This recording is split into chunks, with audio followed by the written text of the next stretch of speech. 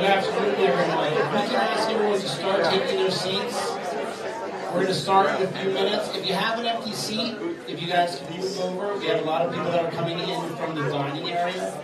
So if you can, like I said, just move over. We'll be getting ready to start in a few minutes. Thank you.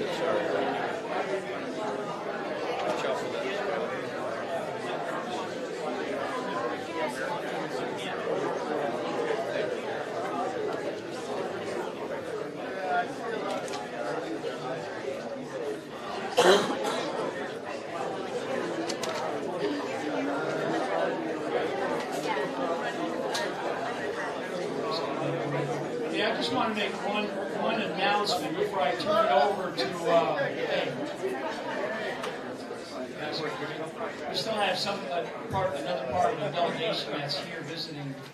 That's really helping us put this on from Korea. They're here. They're just using the facilities. Once we get started formally, we are live streaming this. Okay, so we're going to live stream this, and it's going to be live streamed to quite a few people. So even like sidebar conversations or whatever you're doing, so enjoy the day.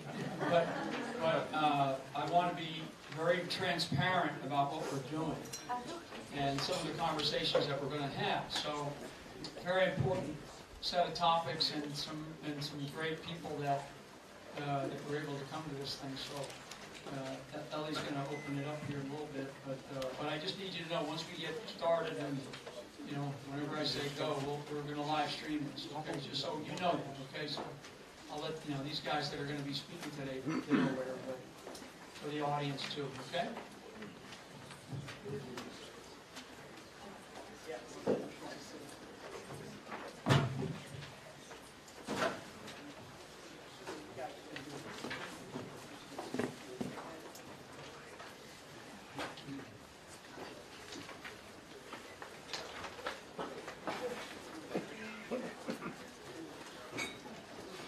저기 자리.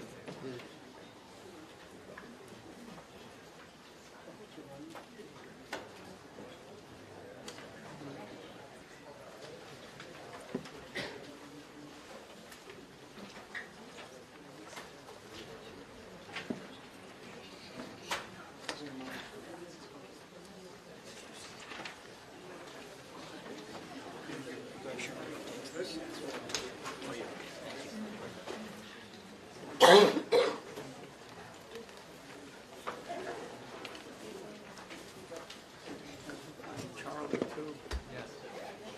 Lara. Charlie.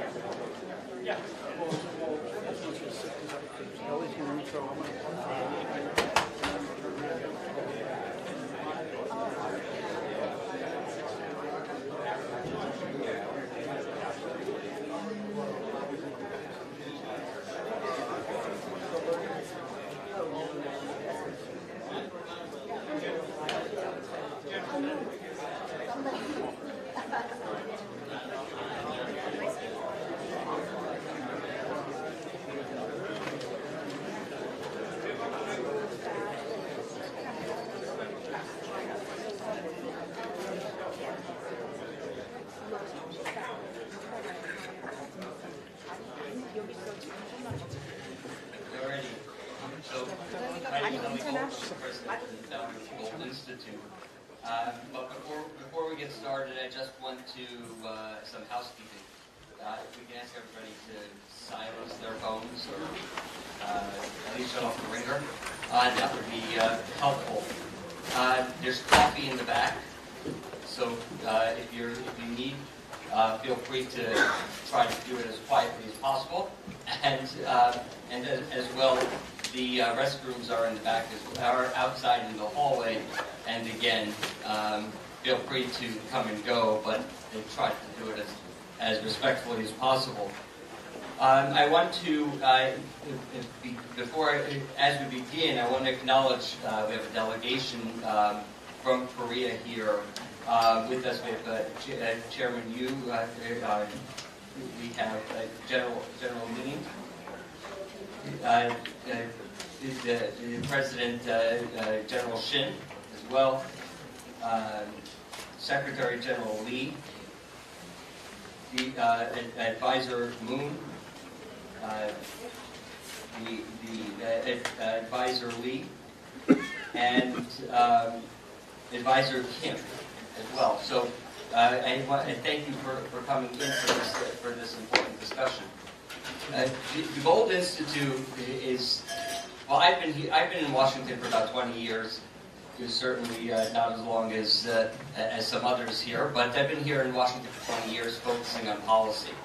And about 6 years ago, what I noticed was there's a chasm between academic solutions and actionable solutions. Well, when you take a look at whether it's on Capitol Hill or in many think tanks, the people who are actually advising members of Congress and writing white papers on foreign policy are, I believe, the average age is probably about 28. People who've never been outside of the state that they grew up in, the university that they went to, and Washington. And what I noticed was we have a lot of policy solutions, policy prescriptions coming from Congress, coming from think tanks, and so on, including some of the think tanks that I've been part of.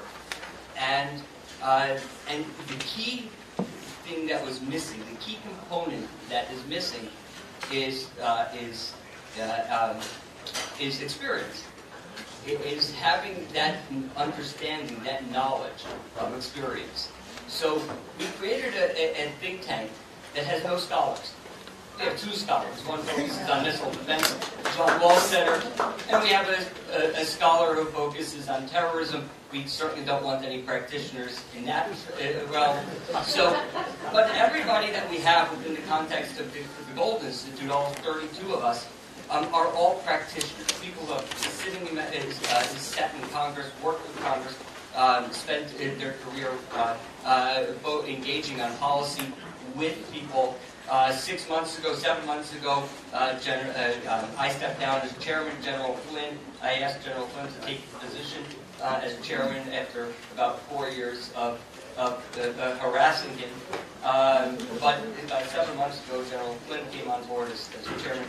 And we have, and everything that comes out of the Gold Institute, including the discussion here today, is not an academic discussion. It is all practical. It is all actionable. And everything that you hear today, you learn from today, is something that you are going to need in order to produce actionable policy. The other thing that I found and this is very important, and part of the conversation that we had today about the Indo-Pacific, is the one thing that's lacking out of U.S. foreign policy is a cultural dynamic. Understanding the culture. If you don't understand the culture, you're not going to be successful. And we see that throughout the globe when the U.S. gets involved. So what we have within the Institute, which makes us unique, is we have 10 countries represented from various parts of the globe. So therefore, when it's time for the Gold Institute to engage and produce policy, we can understand and take into account the cultural dynamic. So therefore, we can create the most robust policy and robust discussions. I think that leads precisely why we're here today. When we take a look at the Indo-Pacific, there is very, very little engagement, discussion here in Washington about the Indo-Pacific. When we don't, people, whether it is congressional members, whether it is within administrations, and so on, really don't understand the impact and the importance of the Indo-Pacific, specifically to the United States itself, not to mention to the rest of the world.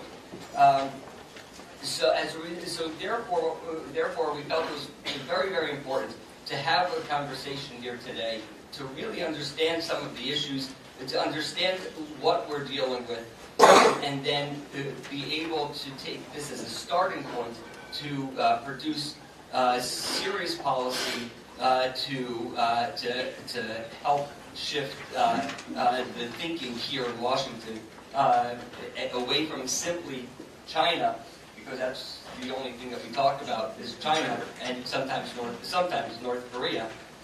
Here it's important, and this is an opportunity to bring this front and center, this region, and put it and start engaging on that. So now that you know who we are, what the Gold Institute's all about, let me ask our chairman, General Flynn, to come up and for his thoughts and remarks. But I do want to mention one other thing, and that is that aside from the partners that we have that helped us put this together, it is important to acknowledge all of the staff at the Gold Institute who has worked tirelessly, sitting in the front of the room, sitting in the back of the room, but tirelessly to put this together. So thank you for that as well.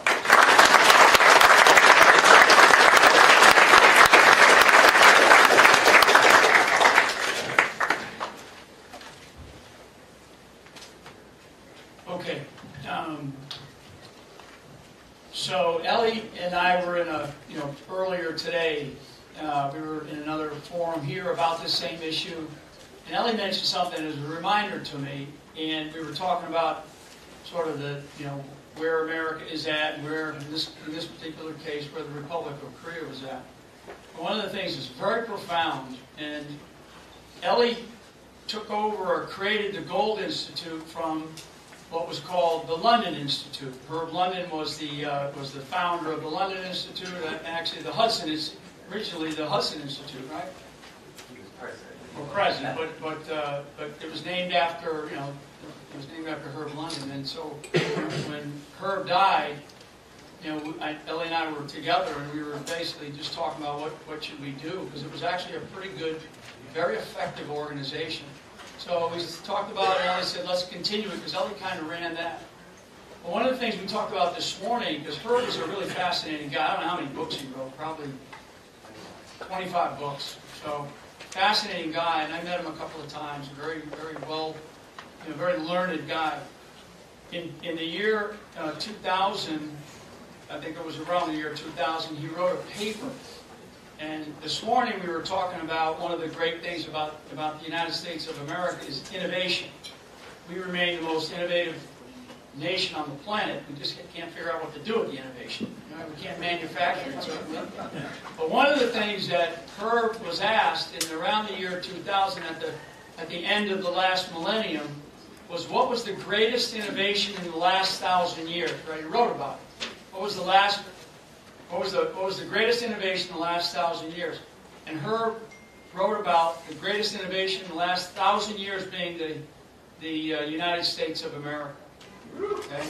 That's a pretty powerful statement. I mean, that's a really, really powerful thing.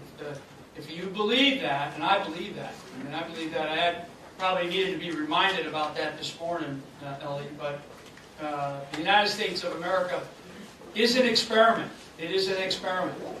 And for us to continue on with this experiment at the almost 250-year mark here, for us to do that, we're going to have to continue to sacrifice, and we're going to have to continue to do really smart things, and we're going to have to be really honest with each other and honest in our country, in the United States of America, with our elected leaders, right? And we're still able to do that.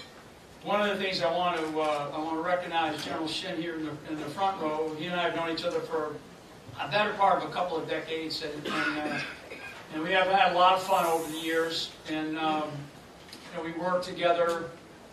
We've become friends, and we were friends then. We're still friends now, which is a good thing. And about a year or so ago, we started to talk about the lack of it's not just the lack of attention that we, the United States, does not pay to probably an area of the world that presents us the greatest adversary right now, certainly this century, but also some of the greatest challenges. And my brother's going to get up here in a minute and talk about some of those things from a very strategic and actually very tactical level, but not just from a military perspective, but from a sort of a a geopolitical perspective. And we don't even talk about it. You won't find in any major newspaper, you won't find in any major cable news network or any major Asia-Pacific region, the Indo-Pacific region we call it now, right? You won't. You're not going to find it on the headlines. You're going to find some other stupid thing that we're talking about that has, that's meaningless. And, or you're going to hear talk about, a fool's errand over in Europe. What is going on in the Middle East. And God, Middle East, Central Asia, you name it. I spent, half of certainly my career, if not my life, there. But I've always known since the time I was probably a mid-grade military officer that the future for the United States of America to continue to get another 250 years out of this experiment is out in the Asia-Pacific basin or the Indo-Pacific basin. And just little things like when we think about India, and I'm going to rattle off a couple things, and I'm going to turn it over to you, Charlie. India has, I think it's like 1.6 billion people. In the last probably 5 years, maybe 10 years, but certainly the last 5, India has taken 200 million people out of poverty. 200 million, right? We think about the size of the United States of America, we think about the size of our military, and we compare it to some of these other countries around the world. We're not that big, even though we feel like we are, and we feel that our way of life is the greatest way of life. But we still have our own internal challenges, and I do believe that. I do believe what I said about the United States being the greatest innovation, because I totally agree with her, and who we are as a nation. But if we don't pay attention, again, to use two words that Ellie used, because he has schooled me on a lot of things. He used the word, alliances and reliance, right? Alliance and reliance. So you either want to be an ally of us and you are going to participate in this long-term endeavor for freedom, or you might want to be a reliance on the United States of America. And frankly, these days, with the leadership that we have now, and I think the direction that the American people are going to take us, not the people here in the Oval Office, or in the halls of Congress, or in our judicial branch. It will be the American people that will take this country forward, not the elected people. They will come and go, but believe me, yeah. So as I stand here today, I also want to echo thanks to our staff that hustled to put this thing together, and of course the University Club, and I want to thank you, General Shin, again for bringing this body to this forum and allowing us to have this discussion. And we have some great panels that are going to be up here in a little bit here. One last thing, and you all have it, because I'm not sure I even told you, Charlie. Let me borrow that.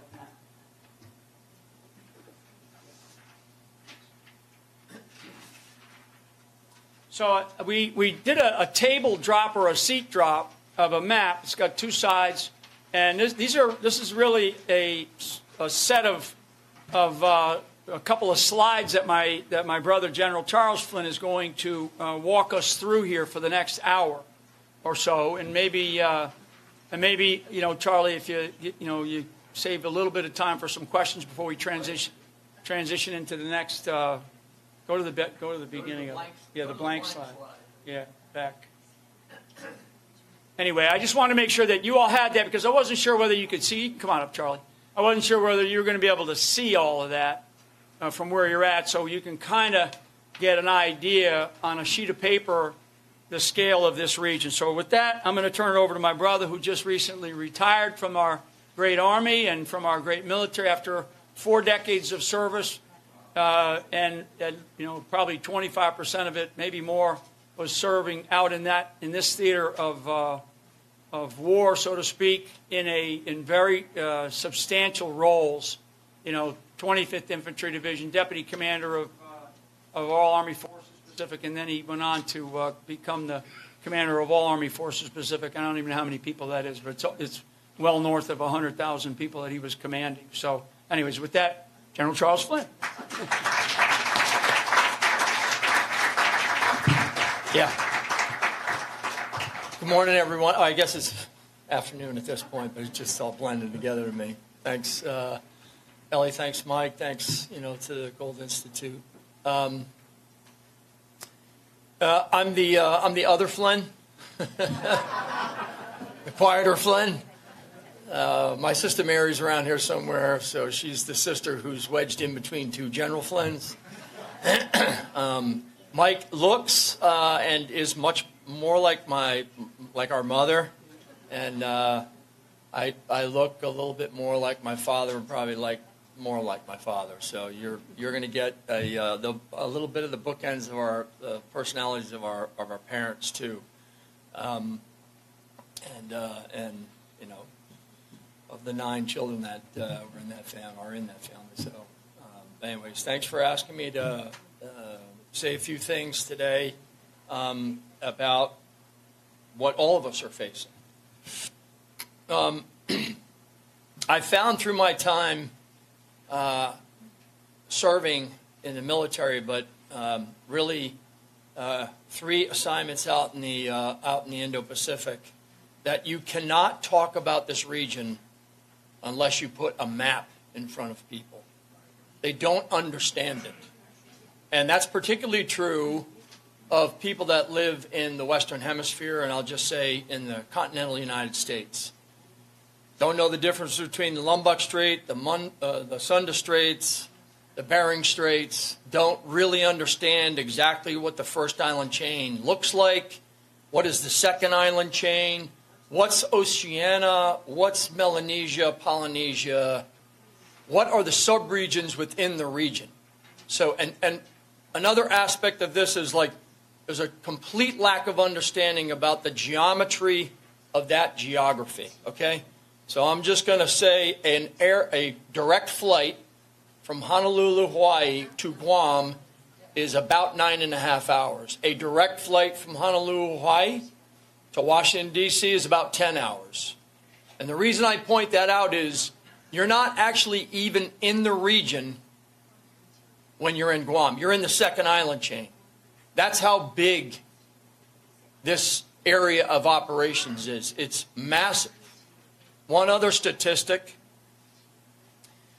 roughly 6.2 of the, or I'll say 60%, north of 60% actually, of the entire globe's population lives in that region of the world, in the Indo-Pacific, okay? And by some estimates, 2040-ish, 7 out of 10 people in the world are going to live in that part of the planet. So the last century was defined by the relationship between the United States and the Soviet Union, and I would say Europe and the Soviet Union and the United States. That's the last century.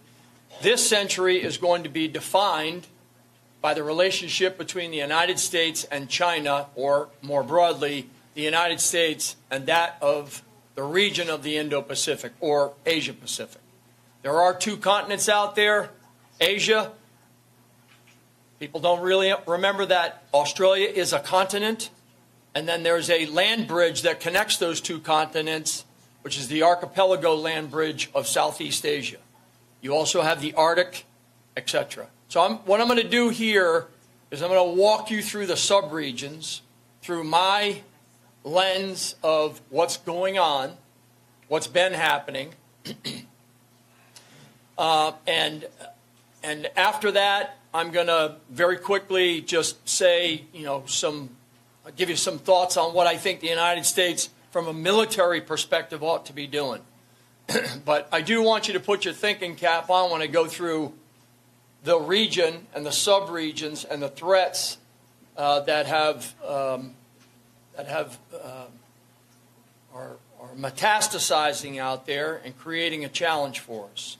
One other point before I get into this, and actually Mike just sparked a thought in my mind when he was talking, and then I also thought about where we are calendar-wise. Just a few days ago was the 7th of December. And on the 7th of December, 1941, at least in U.S. history, there's this deep belief that that's when the Second World War started. That's actually incorrect. What happened in 1931 in the Mukden incident is when a railroad track was destroyed, and what happened was Japan invaded into the Asian continent. Okay, and then there was a series of regional wars throughout that decade. Spanish Civil War in Europe, the Italians and the incursion into Ethiopia and North Africa, the Finns and the Soviet Union in the Arctic. I could go on. You're completely aware of many of you are completely aware of the Sino-Japanese wars, and then of course you get into 39 and later, right? Now Japan's going into Southeast Asia, etc. My point is this. When we say in the United States World War II, that's incorrect. It's actually world wars that were going on. There were wars in Europe. There were wars in Africa. There were wars in the Middle East. There was war in the Arctic. It was a global war. And if you draw parallels to today, there's a lot of regional wars going on. We've got a regional war going on in Europe. There's a regional war going on in the Middle East, and has been. Some might say there's a regional crisis going on in South America. Well, the last thing that any of us, and I'll say certainly the United States, can afford is another war in the Indo-Pacific, in that region. Because if that region has a regional war breakout, we are in essentially a global war, in my view. So we all collectively, and I mean mankind, has to do everything that we possibly can do to prevent a war from breaking out in this region. And on top of that, we've got to temper, tame, stabilize, create conditions to bring down the temperature in these other regional wars. Otherwise, we're going to not appreciate that outcome. So if that's a stark warning to everyone in here about the state of affairs where we are globally, I hope it is. Okay, so now to the map. And you have one in front of you. You can watch the visual, and maybe as you're watching the visual and you're hearing my words, I'll just outline to you what's unfolding. Okay, first build. And again, I'm going to go by sub-regions here. And I have no idea who's on the... Right here. Okay, great. I don't know if it's coming up or not. But the first one will be out in... effectively, I'm talking about South Asia, okay?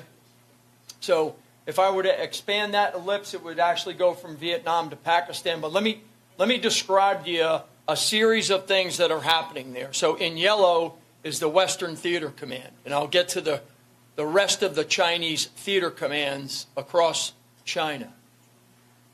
But the red lines to the west, going through, I'll say, the stands into Central Asia, and then the line going through Pakistan are ground lines of communication that the Chinese are building as part of the Belt Road Initiative.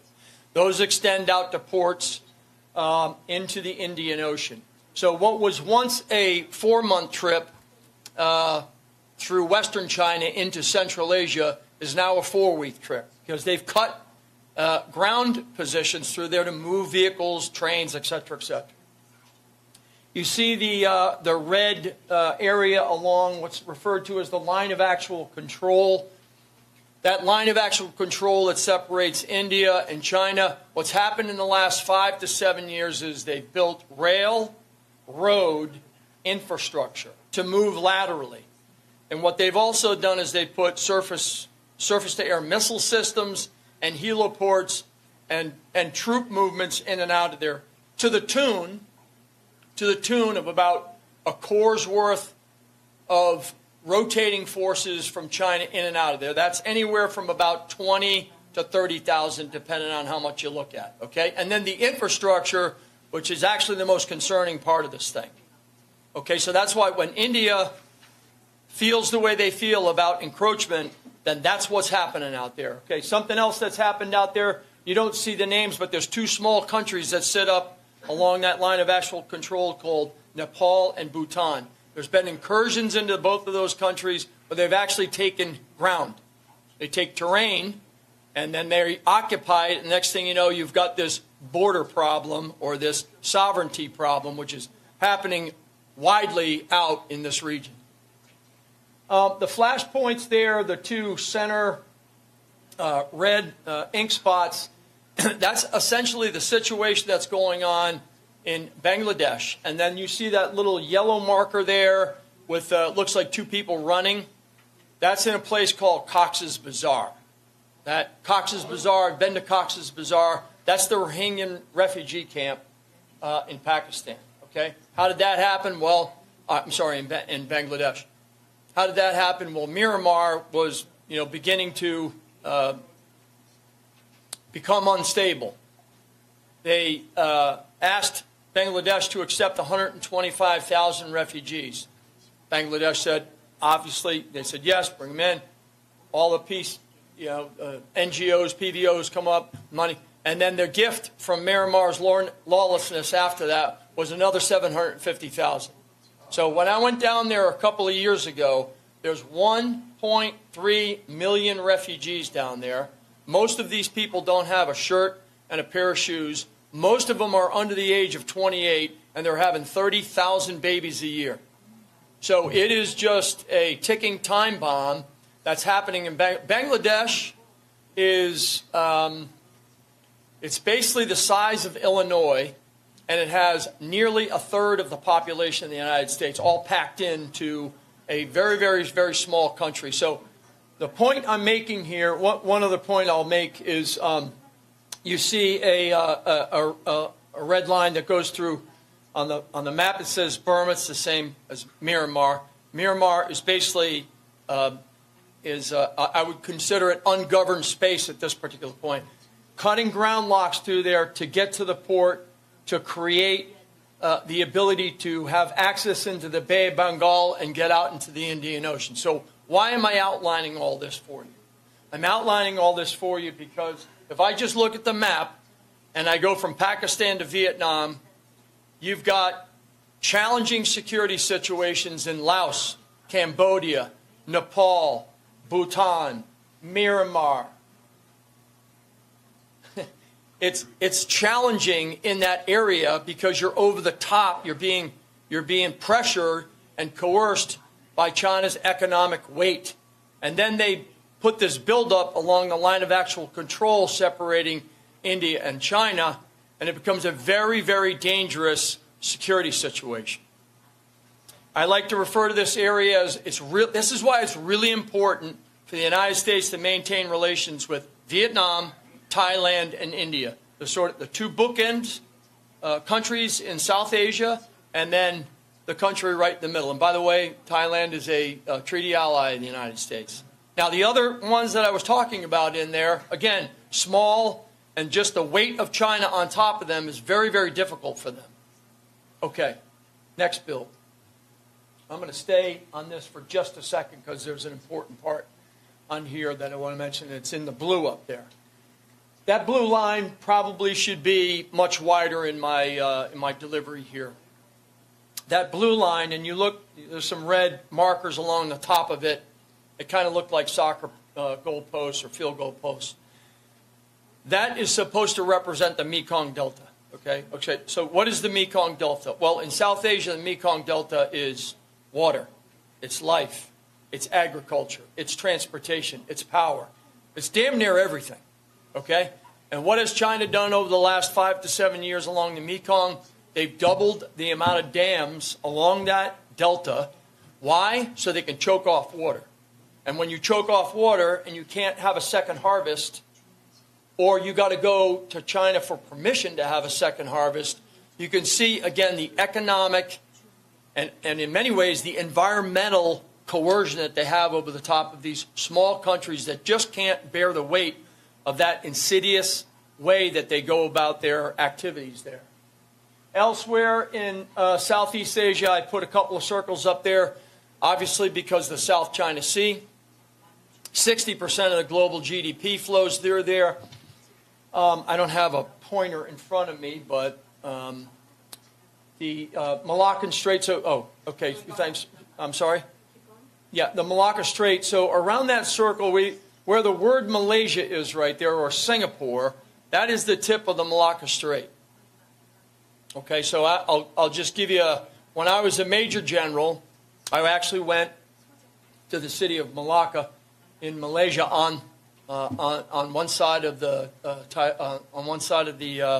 Malacca Strait, and I sat there, and I'm an infantryman by branch inside my army, and I thought to myself, wow, if I had a pair of binoculars and I had an artillery battery of 105s, not a very, they're still formidable, but they're small, and I had a forward observer, I could shut down the Malaccan Straits very, very easily. It's probably 2.5 miles at its widest spot. Not hard to pinch off. But anyways, the South China Sea, that's why it's so contentious, amongst a number of other reasons. But the fact of the matter is, and I put those circles up there because if I go back to my time re-entering back into the Indo-Pacific as a 2-star commander in 2014, if you recall, they were building islands in the South China Sea. And what did the United States tell them? Don't build the islands, and they built them. And then the next line was, don't militarize the islands, and they militarized them. And then we said, don't arm the islands, and they armed them. So they built them, they militarized them. What do I mean by that? Barracks, airfields, piers, ports, warehouses, a couple of radars, and then they put weapons on. So we have this repeated pattern of don't do that, don't do that, don't do that. And they may say, yeah, we're not gonna, but they just keep on marching on. And so now what do they have there? They have features. Now what do they have? Lawlessness. Now what do we have? Lawfare going on. And all you need to do is watch the news and see the pressure that each of those countries that own and territorially, by law, have property and their territorial sovereignty and their national sovereignty and their territorial rights are being violated. Next build. I'm going to kind of go back to that last build. Again, just the geometry of the geography here. Asian continent. Archipelago land bridge that connects Asia to Australia. This is Oceania. 3 plates come together of cultures. Melanesia, Polynesia, Micronesia, all out here in Oceania, okay? So what is China doing out there? Here's what they're doing. They bring money. They get into a loan with a tribal leader, a business leader, a military leader, an elected politician. They can't pay the loan back. And when they can't pay the loan back, they take terrain. What's that terrain look like? They go and get an airfield. They go and get a warehouse. They go and get pier positions. They go and get access to a port. And then they get into their IT backbone. Then they get into their electrical grid. And then we have one hell of a time getting them out. Okay? These small countries, those blue waves on the map there, those indicate natural disasters. They don't care about near-peer competition. Heck, a lot of them don't even have armies. There's only 2 or 3 armies out in Oceania. Most of them just have a police force. They only really care about being able to recover from a natural disaster because those islands can get wiped out. Okay? So, and what do they need from us? Not much. I'll go to that later. There's another, so there's money bags up there, and then there's some police shields. Here's another tactic that China has taken in these small islands. So the loan activity goes on, the corruption that goes from that, et cetera, and then they deploy the People's Armed Police. By the way, the Chinese army is the largest army in the world. It's 1.4 million people in uniform. That's just their active force. The People's Armed Police is actually bigger than the army. The police go out into these islands and they bring police equipment and they bring police training, and then they get into their judicial system. Then they get into their law enforcement apparatus. Okay, so the point I'm making here is like, we cannot cede that terrain. We were enabled by it in extraordinary ways during the Second World War. That was the whole island hopping campaign. In fact, that's where MacArthur lived and operated down there, and many of the old units that I were in. But the point I'm making here is these are not insignificant. These are incredibly significant. And the way I always describe that particular ellipse is actually the doorstep to the homeland, to the U.S. homeland. And you may say, well, what do you mean by that? Well, go to the next build. Because the next ellipse is the one that goes out to the second island chain. And I remind people all the time, America's day starts in Guam. It starts in the second island chain.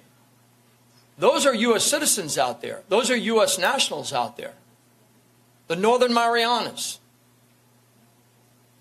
the Federated States of Micronesia, the Marshall Islands, Kwajalein. We cannot forget about this part of the homeland. The United States is not just a Pacific nation because of our history projecting into the region. It's that we have skin in the game. Why? Because the United States homeland goes all the way to the second island chain. So we have responsibilities all the way into this region. And again, I think if you live in the lower 48 sometimes, you just simply, this is not something on your mind. And again, I pointed out the air travel part of this thing in the beginning to point that that's how far this is away. It's on the other side of the date line. Next build. I can't give this briefing without talking about the Arctic. Okay? Because again, the Arctic is part of this region. That's why this area of the world is so complex. It's got so many things going on in it that it requires our attention from start to finish in the United States. We have to understand what is happening out here. Okay, now to the Arctic. This is the way I describe the threats in the Arctic. In the Arctic Circle, Russia is inside the Arctic Circle looking out. They've been in it for a long time. China is outside the Arctic Circle looking in. They're trying to get in there in various ways. A lot of it's through research, a lot of it's through tests, a lot of through science and technology, and a lot of it's just from spying. But a lot of it is to also gather an understanding of what that means to be able to operate in those conditions there. And then the United States, if you were to take that line, I'd say we have a foot on one side and a foot on the other. Sometimes we want to be an Arctic nation. Other times we don't want to be an Arctic nation. I'm just going to point to my own service. For more than 20 years, we had forces, when Mike and I were younger, we had forces that operated in the Arctic, and they were very good in the Arctic. And then we went to war during the global war on terror, and that was almost primarily in the Middle East. We changed the color of our vehicles to desert, and everything we had could operate in an arid desert environment. Nothing was able to survive in the Arctic, okay? So when I was in command, I made the case to create the 11th Airborne Division, which has a deep history in the Pacific from the Second World War, and we converted the forces in Alaska to an Arctic Division. Why? To regain our proficiency and our skill to operate in the Arctic. The Air Force also moved, I'm not sure the number, but there's a number of F-35s up there. I know it's more than 25, but they also poured more into the Arctic. That to me there's goodness there.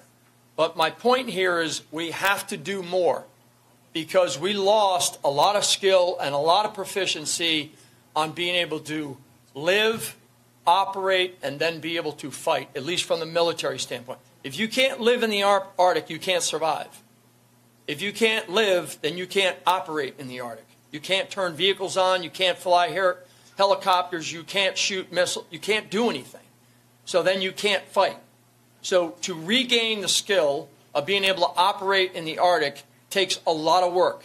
And ours was nearly zero just as recent as 4 or 5 years ago. I'm happy to report that that is being regained, but it is going to be slow, and it's going to be hard, and it's going to be challenging, but we have to be in the Arctic. We can't have a foot astride of the Arctic Circle. We have to commit to it. Why? And I'm going to tell you, over the top of the globe, if you can shave off 14 to 21 days of transit for fuel, minerals, you name it, you open up all kinds of markets that you previously didn't have. Okay? We have to be in the Arctic. We are an Arctic nation. The amount of resources that are in the Arctic are massive, and we have to commit to it. I think that I may be off a little bit on the numbers because I haven't studied it in about a year, but I think we had 4 icebreakers. I actually think the administration just got into a deal to pick up 20 from countries over in Europe that already have those icebreakers that we need, to get into our. But again, that's just another indicator of we kind of walked away from it, and we can't walk away from it. We have to be in the Arctic. We're an Arctic nation. We have forces up there. We have to learn how to operate. And we can regain some of these skills pretty quickly, but it's going to take an investment. Next bill.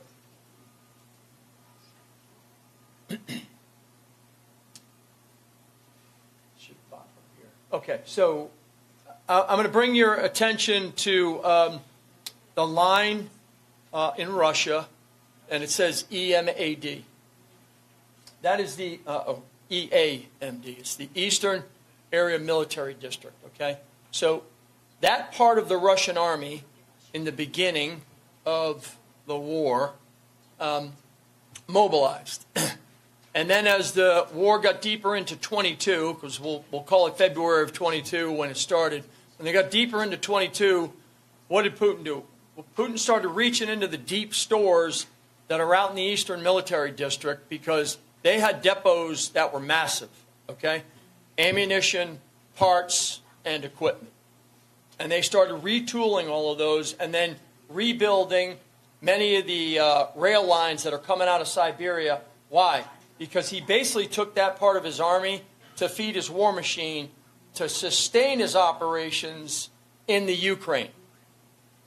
So when people say they're running out of this and they're running out of that, they got plenty of people. They don't care about their people, but they got deep stores out there. And, Putin may be evil, but he's not stupid. And he's been doing this now for many, many years. And the point I make here is that he basically gutted his army in the east. He kept other things out there, but he gutted his army in the east to feed his war machine. That's why that is so important to him. Now, there's a little bit of a vulnerability out there with his army, okay? But the fact remains there's deep stores up in eastern Russia. There's factories out there that they retooled, and they're using them. The rest of this ellipse points to the rest of the theater commands inside of China. The Northern Theater Command, Central Theater Command, Southern Theater Command, and the Eastern Theater Command. And then, of course, I have the depiction of the missiles coming out of North Korea, and then a tension there between Russia, Japan, North Korea, and the United States, really, in the northern tip of the first island chain. If you look at the Aleutian Islands, I refer to the Aleutian Islands as part of the first island chain because the Aleutians run all the way down into Japan, Southwest Islands, Taiwan, down into the Philippines. I go across what is Indonesia and Timor-Leste into Australia. Okay, to me, that's the first island chain. It's not just Japan, Taiwan, and the Philippines. It's much bigger than that. But anyways, there's 5 regional theater commands inside of China. I'll just very quickly say, in an interview earlier today, I think what's lost often is this, is that Xi came into power in the 12-13 time frame. By 2015, there was a modernization effort. There was a capability, advanced capability effort as part of that modernization. There was a reorganization of his military. And then there were training reforms that they put in place. Many of those they copied right from us. Okay? That all started to coalesce in 2015. Okay? I arrived out there as a 2-star in 2014. And the way I would say it is this. that what I have seen from 2014 to 2024 is that is a very, very dangerous trajectory of exercising and training and, I would say, rehearsing the invasion of Taiwan. There may be discrete parts of it, but they are certainly preparing a force to do what President Xi has directed them to do, which is not invade by 2027, be prepared to invade by 2020. And military people, be prepared means get ready. Okay? 2035, he wants a modernized army. First-class, world-class, modernized army by 2035. Those are his stated goals under his national rejuvenation. So these theater commands were reorganized. He modernized. He baked in his training reforms, and they have created a anti-access area denial, so A2AD arsenal that is historical and very, very dangerous. And it was created to defeat the two strengths of the United States, our maritime supremacy, our naval arm, and then our air supremacy, our air arm. Okay, that's the primary reason why this anti-access area denial arsenal was created, to push us back and to be able to defeat, deny, delay, destroy, if you will, parts of our two strengths, our air and naval power.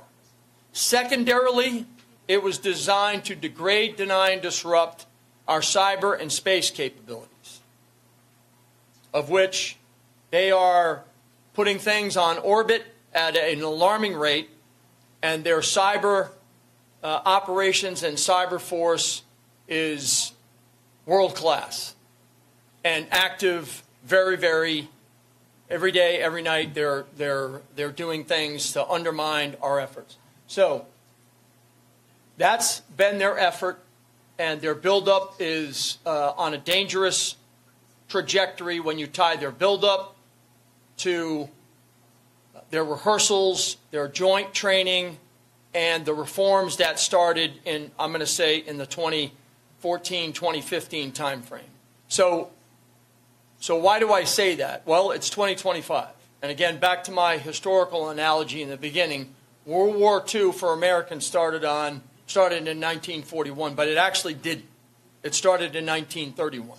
So really the question is, where are we in that 10-year window? I don't know, but I don't think it's year one. Okay? And President Xi is 71 years old. And you can see the other markers he's given his force. Now, much of what I just talked about is the military instrument. Why? Because every day that I woke up when I was out in that region, that's all I really thought about was the military instrument to do this. But in that picture, you have three major threats against the United States: China, North Korea, and Russia. So when I say that this century is going to be defined by the relationship between the United States and China, I mean it, because that's what is going to happen this century. It's going to either be to the benefit of the freedoms, prosperity, and stability and peace of that region and the globe, or it is not. It is not, because those regional wars and another regional war out here will turn into something that none of us and mankind are going to want to see or be a part of, because it's going to be not very helpful for progress and peace. If you could just hold there for 1 second. A couple of points I want to make before I go into the backside of that slide, which is kind of, what do we do? There's some areas that I haven't talked about, but I need to talk about before we go into this part. I'll just pick two because they're of great interest to me. Well, actually, I'll pick three of great interest to me, but I'll just say they're sectors that the Chinese have taken action over years and years to dominate. What is China's near-term goal? Regional hegemony. what is China's long-term goal? Global dominance, okay? That is their aspiration. The first thing we can't allow to happen is regional hegemony. What have they done? I describe it through 3 words that start with the letter I. The first is incremental. They have been at this for a long time.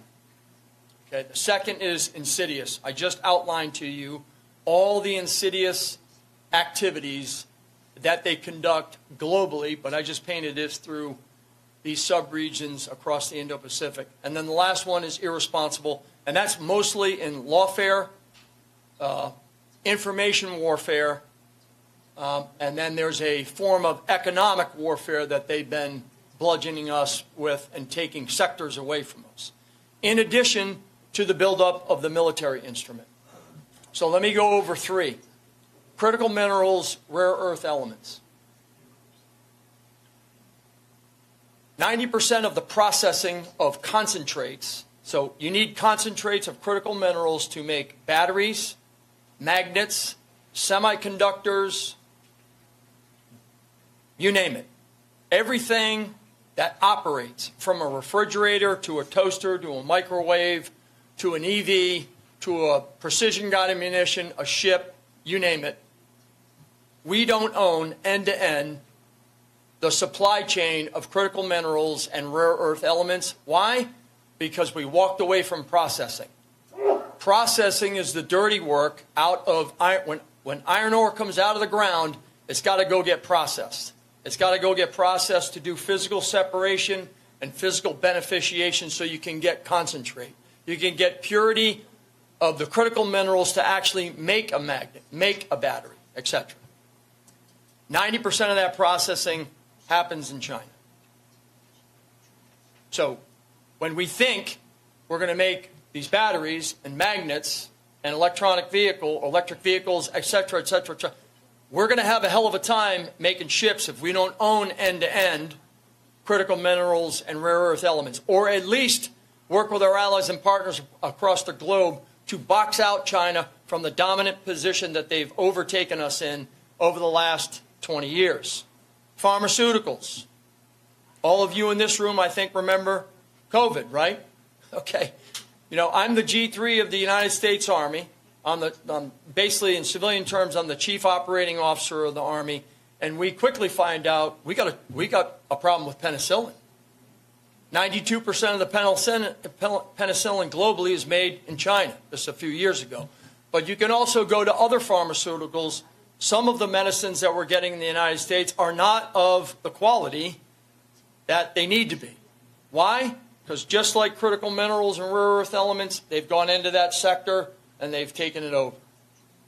And the last one, I'll just say, is the information warfare and lawfare that's going on. This is active every day out there in cyber and in country. So let me give you an example of how this works. Some of you are probably aware of farmland in the United States being purchased. Some of that land is not necessarily farmland, but it might be land near military installations. Okay. So I'm not going to go any further on that side, but I'm going to tell you what's happened out in Asia because I saw this. They go into countries, and there are areas in countries that we operate in routinely, training bases, et cetera, live fire areas, and they buy land near those locations. But they go further. They own 85, 90% of a telecommunications company, and on that land they put up a tower. And on that tower there's things. And then they own 70% of a media company.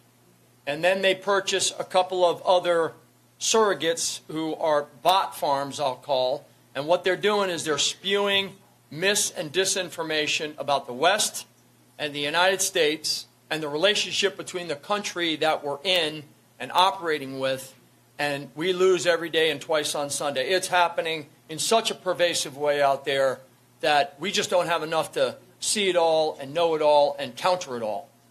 And until we get into the place where we're going to begin to call some of these activities out, we're going to be losing every day and twice on Sunday. So that's just 3 areas critical minerals, rare earth elements, medicine, pharmaceuticals, and then information warfare, and then the lawfare associated with, whether they're doing that legally, illegally, or all the things that they conduct that are just nefarious or, as I said earlier, insidious.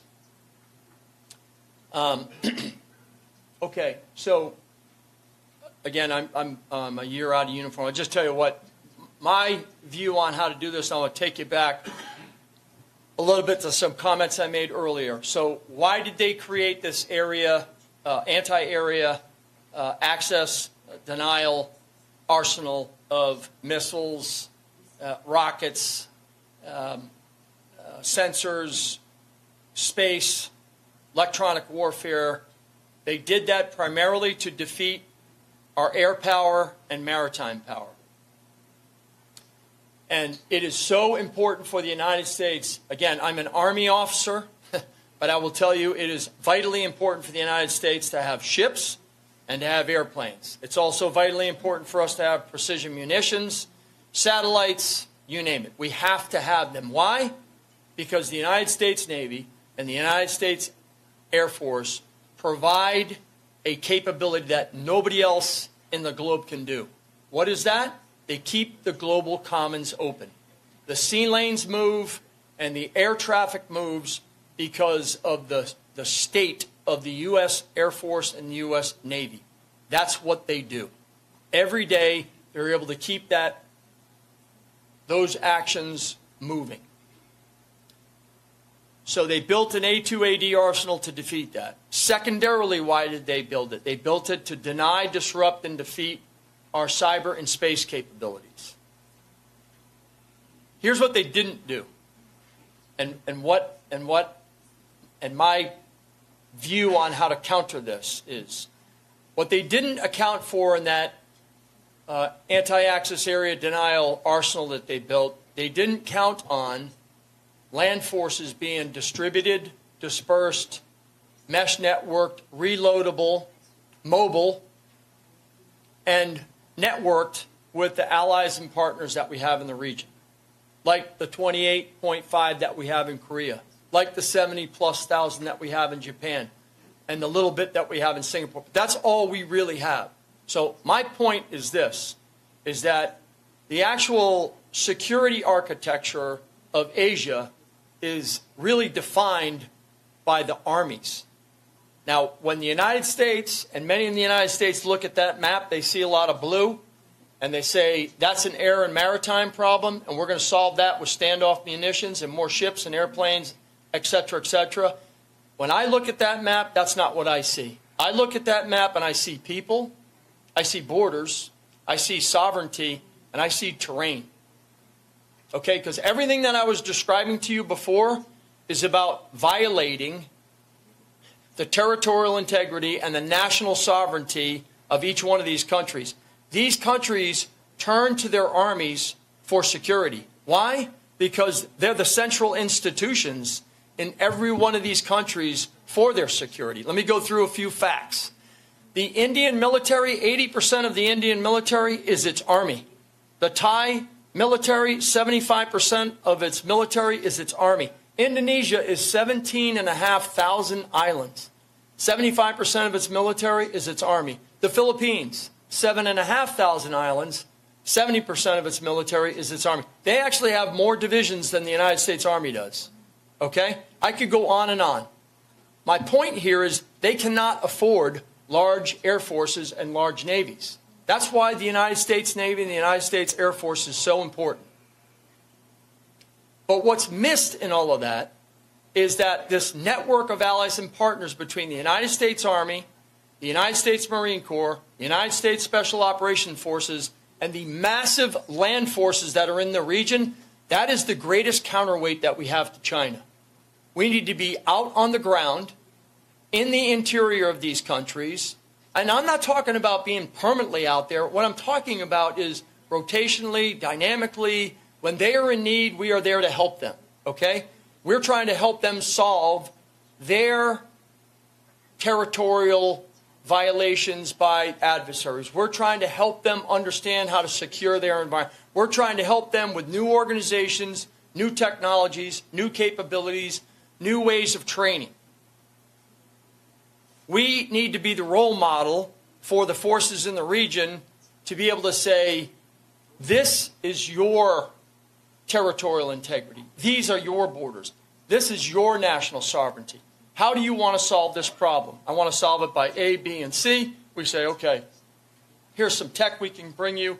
Here's some consideration for training. Here's some reorganization you might want to consider, and help them solve these problems. Not be there to be the only thing that's going to solve the problem, but to help them solve the problem. Because these are their challenges, it's their neighborhood, and we need to enable, assist, and augment them. So I know Mike started in the beginning, large group from Korea in here, 70 years ago, right? The peninsula, Korean peninsula, was flattened from a war, okay? You're the 10th wealthiest nation in the world today. 10th wealthiest nation in the world today. That's an example, and I could go through Japan, the Philippines, etc. That is an example of what we can do and what we have to get back to doing. I know I'm on a short leash here. I'm just going to go very quickly, hit all three of them.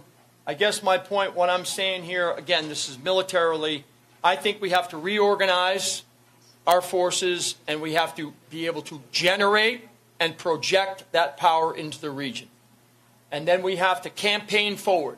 And what I mean by that is the United States has national security objectives. And where those national security objectives align and match with the security objectives of our allies and partners in the region, then we need to be there to help and assist and enable and provide confidence to this region. And then the last one is positional advantage. We are not in a position of advantage right now. I'll just go to the sectors that I talked about, from rare earth and critical minerals to oil and gas to pharmaceutical to informational. We are also not in a military position of advantage, and we have to be very active in getting forward and being out there with a network of allies and partners that we have, because in my view, the greatest counterweight that we have to China's incremental, irresponsible, insidious activities over the last 2 decades is this network of allies and partners that can operate in a very asymmetric way and run plays that are different than the plays that we've been running for the last 20 to 25 years. Thank you very much. I probably didn't leave any time for questions, but...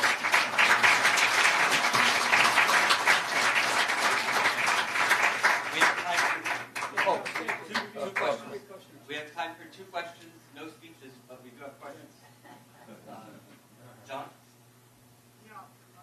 What possible benefit would be had from either Taiwan or Korea or both, or even Japan, having a doomsday weapon to deter all-out war? Namely, the fire, if you could put a nuclear warhead or two on the Three Gorges Dam, you could have, I've seen numbers that could create tidal waves that would wind up in Shanghai in 24 hours, put it under 10 feet of water.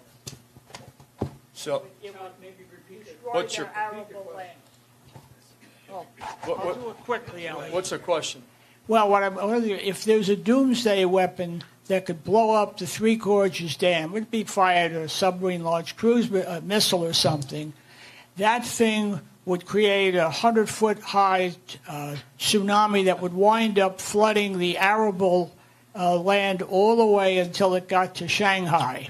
And it could lead to 400 to 600 million fatalities in China. I don't know. What's your question? Well, I'm asking, what do you think What do I that think? kind of deterrent value would work?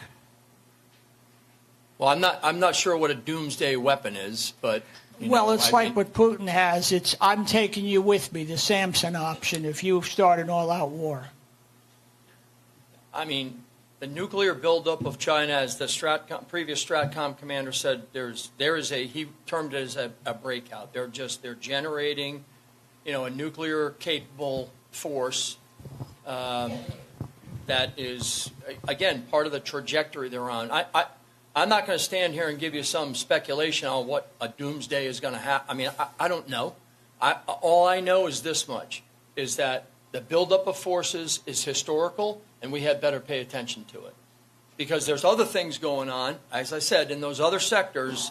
When you look at the sum total of the activities, this is not the time to sit back. This is a time to be urgent and have focused attention on these areas. And it's not what we say, it's what we do. We have to do things now to get out from the pinch that we're in all of these areas.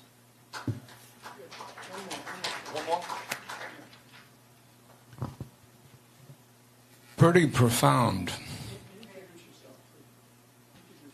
I'm Dr. Michael Krause. I'm a soldier no longer young.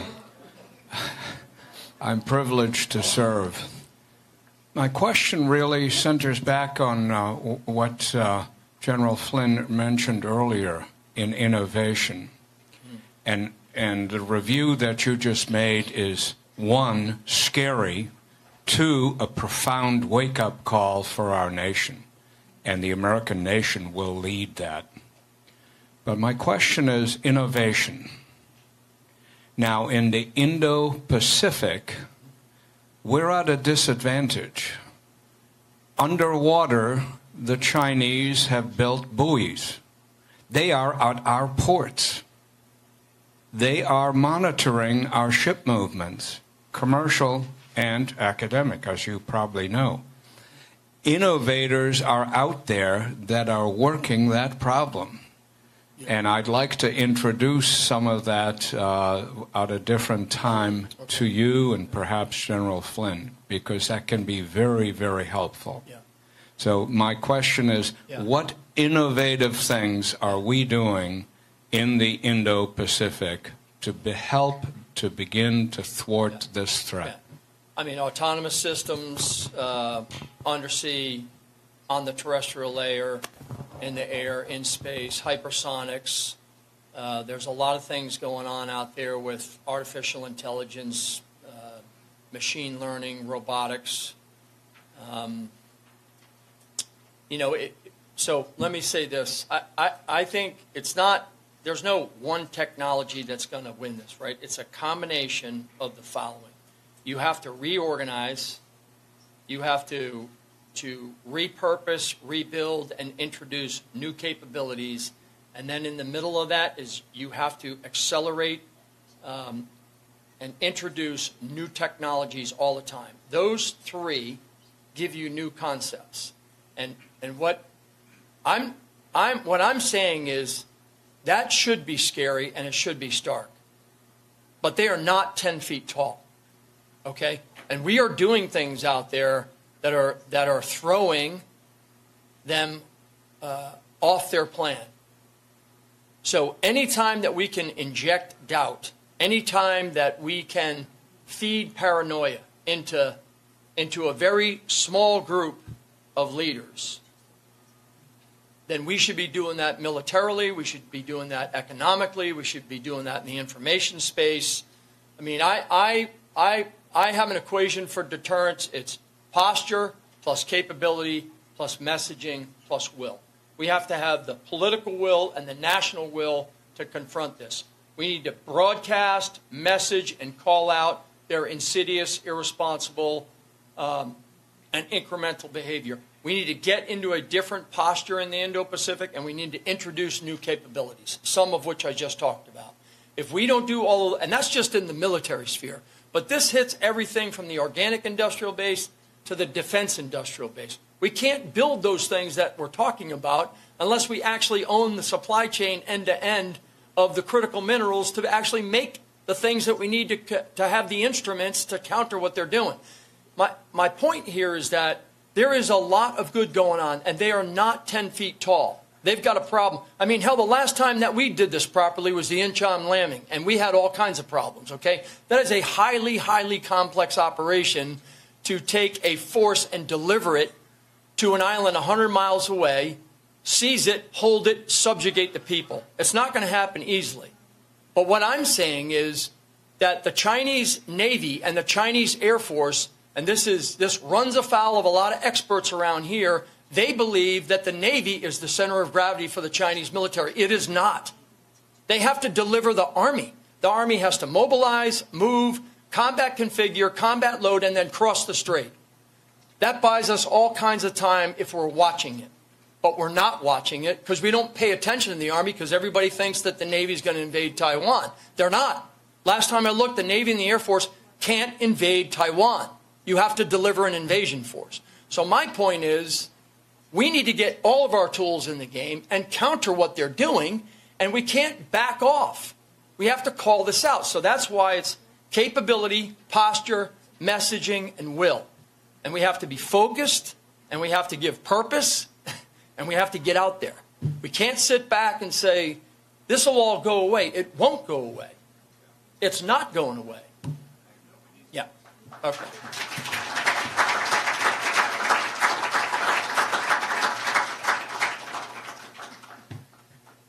Fantastic.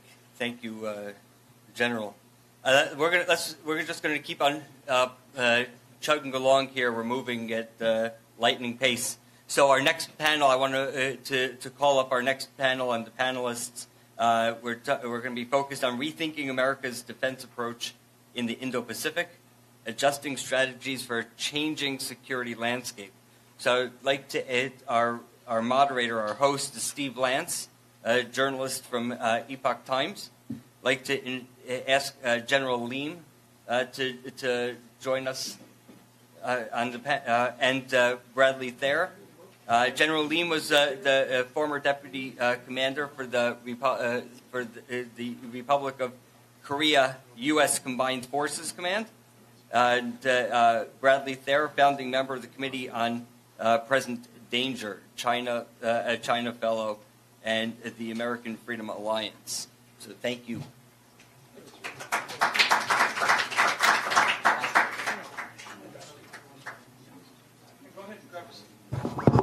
Hey, while we're doing this little adjustment here, if you have to use the restrooms, there are restrooms right out here, but there's also some downstairs too. So if that is too crowded in there, and just as we're going through the panel, what we're going to try to do, like we just kind of did with my brother, we're going to try to have a little bit of time for some questions at the end, not too much. So be careful of statements and stuff if we do have time for questions, because I want to have a little bit, okay? And we are interpreting. So there's some interpretation going on up front here. So if you heard a little bit of murmuring, there's interpretation going on. Yes, sir.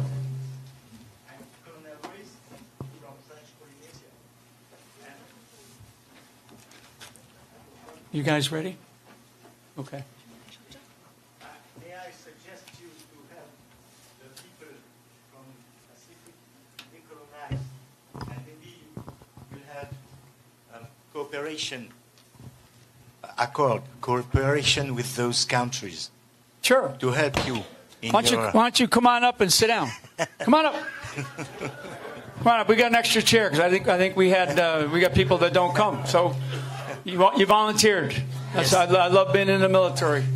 No, not right now. You go sit down. You go grab a seat. That's what happens when you volunteer. Okay? Okay.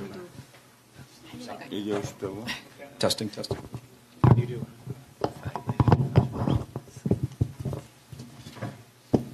So I have a brief speech prepared for everybody, and I think we just need to give General Charles Flynn another round of applause. Really unbelievable.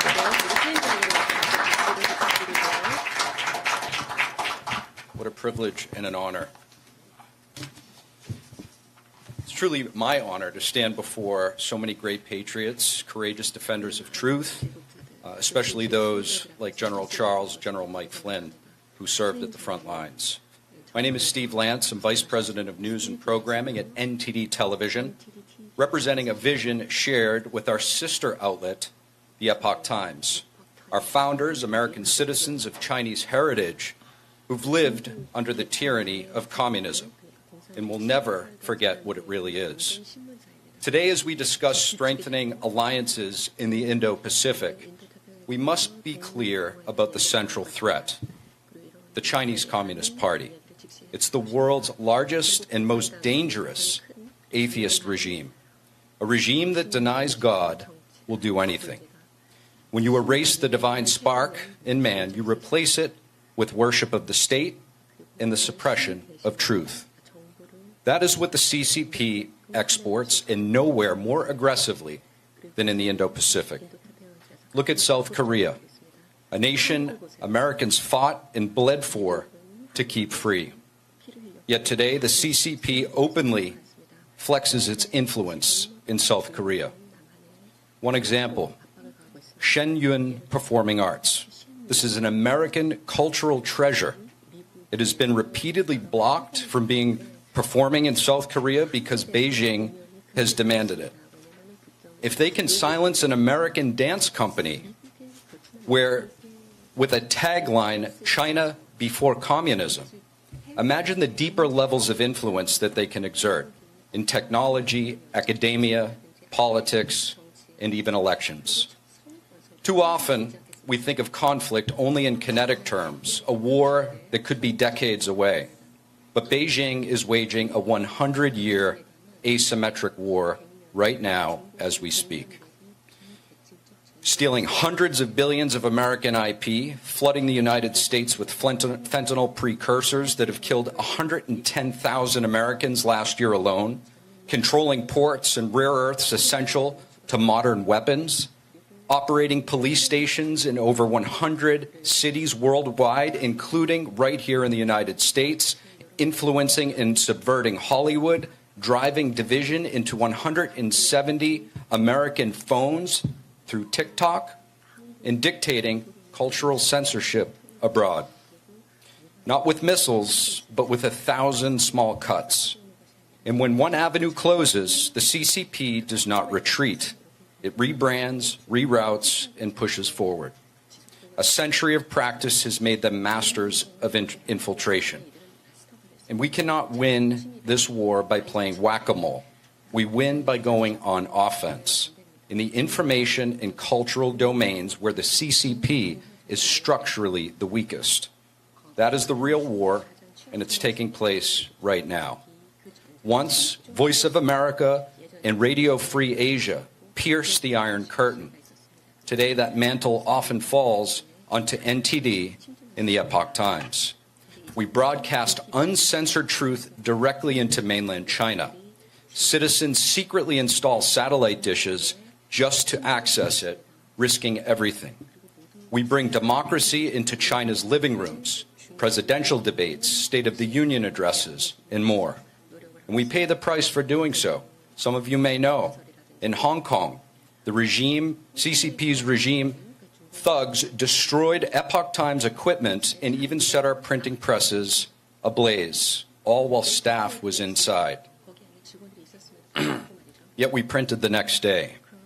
Here in America, our satellite providers caved to CCP pressure, dropping us at the behest of the CCP. NTD is now on its 14th satellite provider, if I'm correct.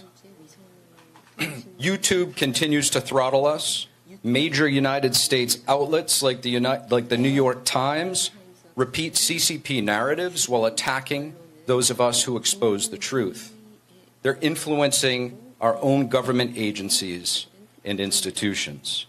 The CCP fears nothing more than truth and beauty because its power depends on lies and ugliness.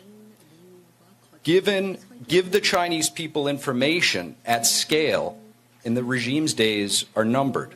Real change is only, and I repeat, only, going to come from the Chinese people, but only when they know the truth. We're not going to win this fight, as the general said, with military might alone. We win or lose in the information and cultural space. It's time for governments and allies to treat independent media and artists as strategic assets. President Kennedy understood this very well. There's an exhibit at the Kennedy Center on the second floor. I encourage everybody to go there and visit, that shows how the United States of America used culture as a form of soft power to confront the Soviet Union. We must do the same. Amplify platforms breaking through censorship, protect them from deplatforming and financial pressure, The Epoch Times has been debanked because of lawfare. Fund information and cultural operations with seriousness equal to military assets, because this is not merely a contest of power or GDP. It's a spiritual battle between a regime that mocks the Creator and those who believe rights come from Him. Close with this truth as old as Scripture. A leopard does not change its spots. We learned that in the 1930s when the free world chose appeasement and paid for it with the most destructive war in history. Today, the CCP is taking the South China Sea, the Taiwan Strait, the rare earth mineral supply, and the information sphere. One concession, one canceled performance, one silenced voice at a time. History will not forgive a second age of appeasement. Strengthen the alliances, sharpen the soft power, and pierce the darkness with truth. Let us be clear. The threat in the Indo-Pacific ends when the CCP ends, and only the Chinese people can bring that day. Once they finally have the truth the regime hides from them, give the Chinese people truth, and the future changes. Give them information, and tyranny collapses under its own lies. Then and only then will freedom rise again in the Indo-Pacific and beyond. Thank you.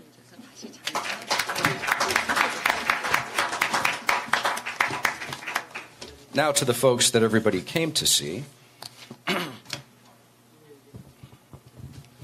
Just bear with me here while I get my ducks in a row.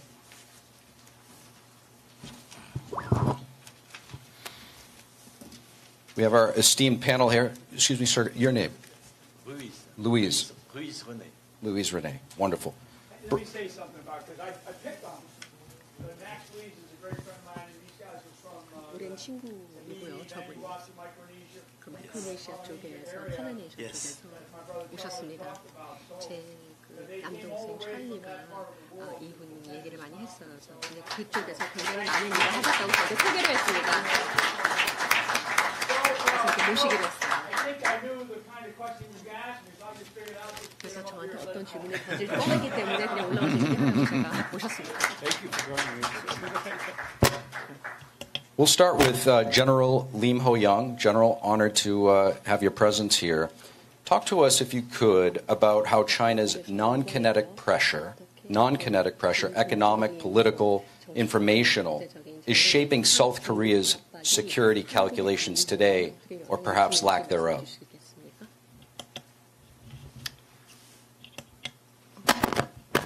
먼저 제가 영어를 못해서 통역을 사용하게 돼서 대단히 죄송하게 생각합니다.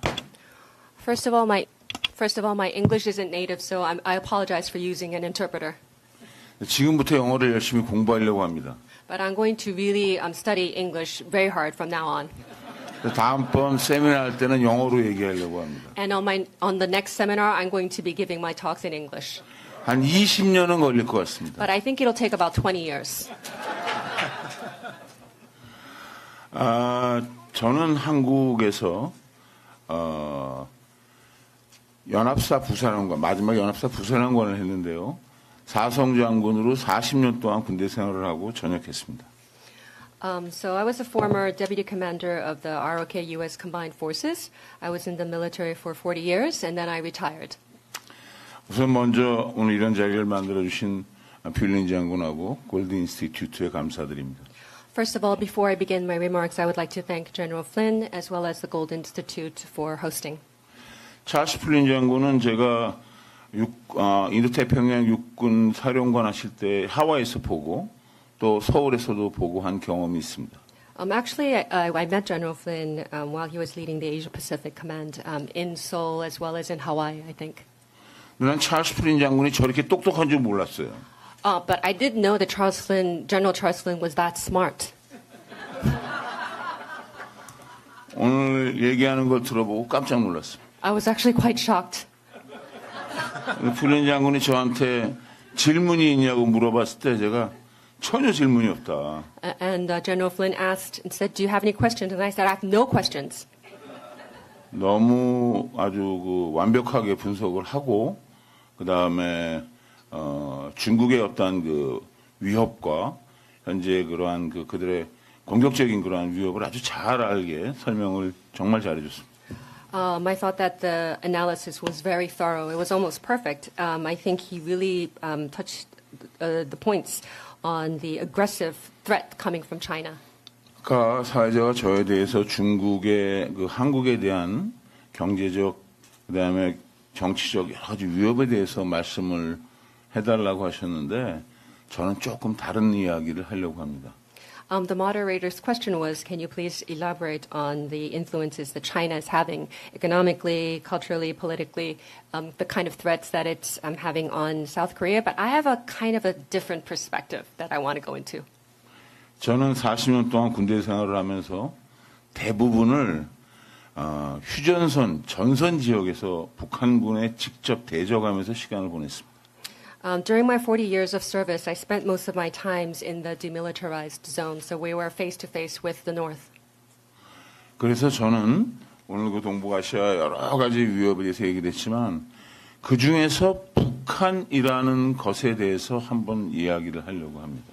So many of the threats in Northeast Asia was discussed just right before, but I would like to focus on the issues surrounding North Korea.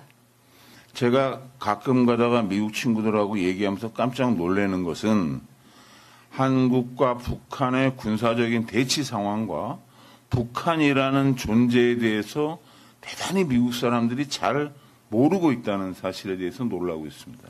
Sometimes when I talk to my friends in the U.S., I'm kind of shocked and surprised that they're not as aware of the confrontation that exists between the two Koreas, the North and the South.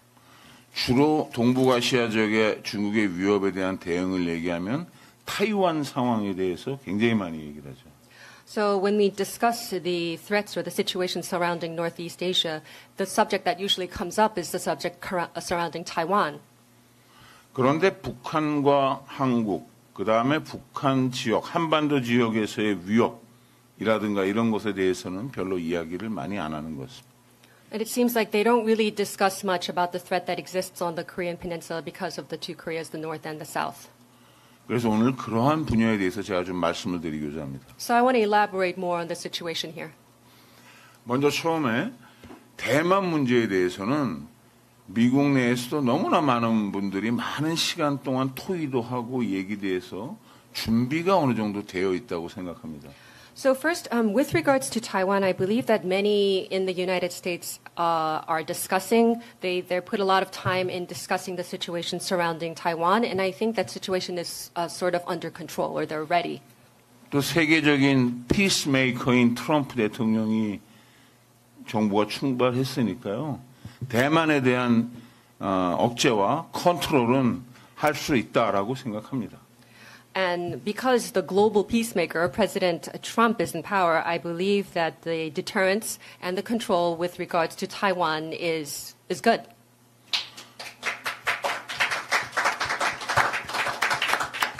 한국에 이런 말, 박수를 치려면 좀 더 크게 치고 안 치려면 치지 마라. Okay, there's this expression in Korea: if you're gonna clap, you gotta do it loud, or you not do it at all.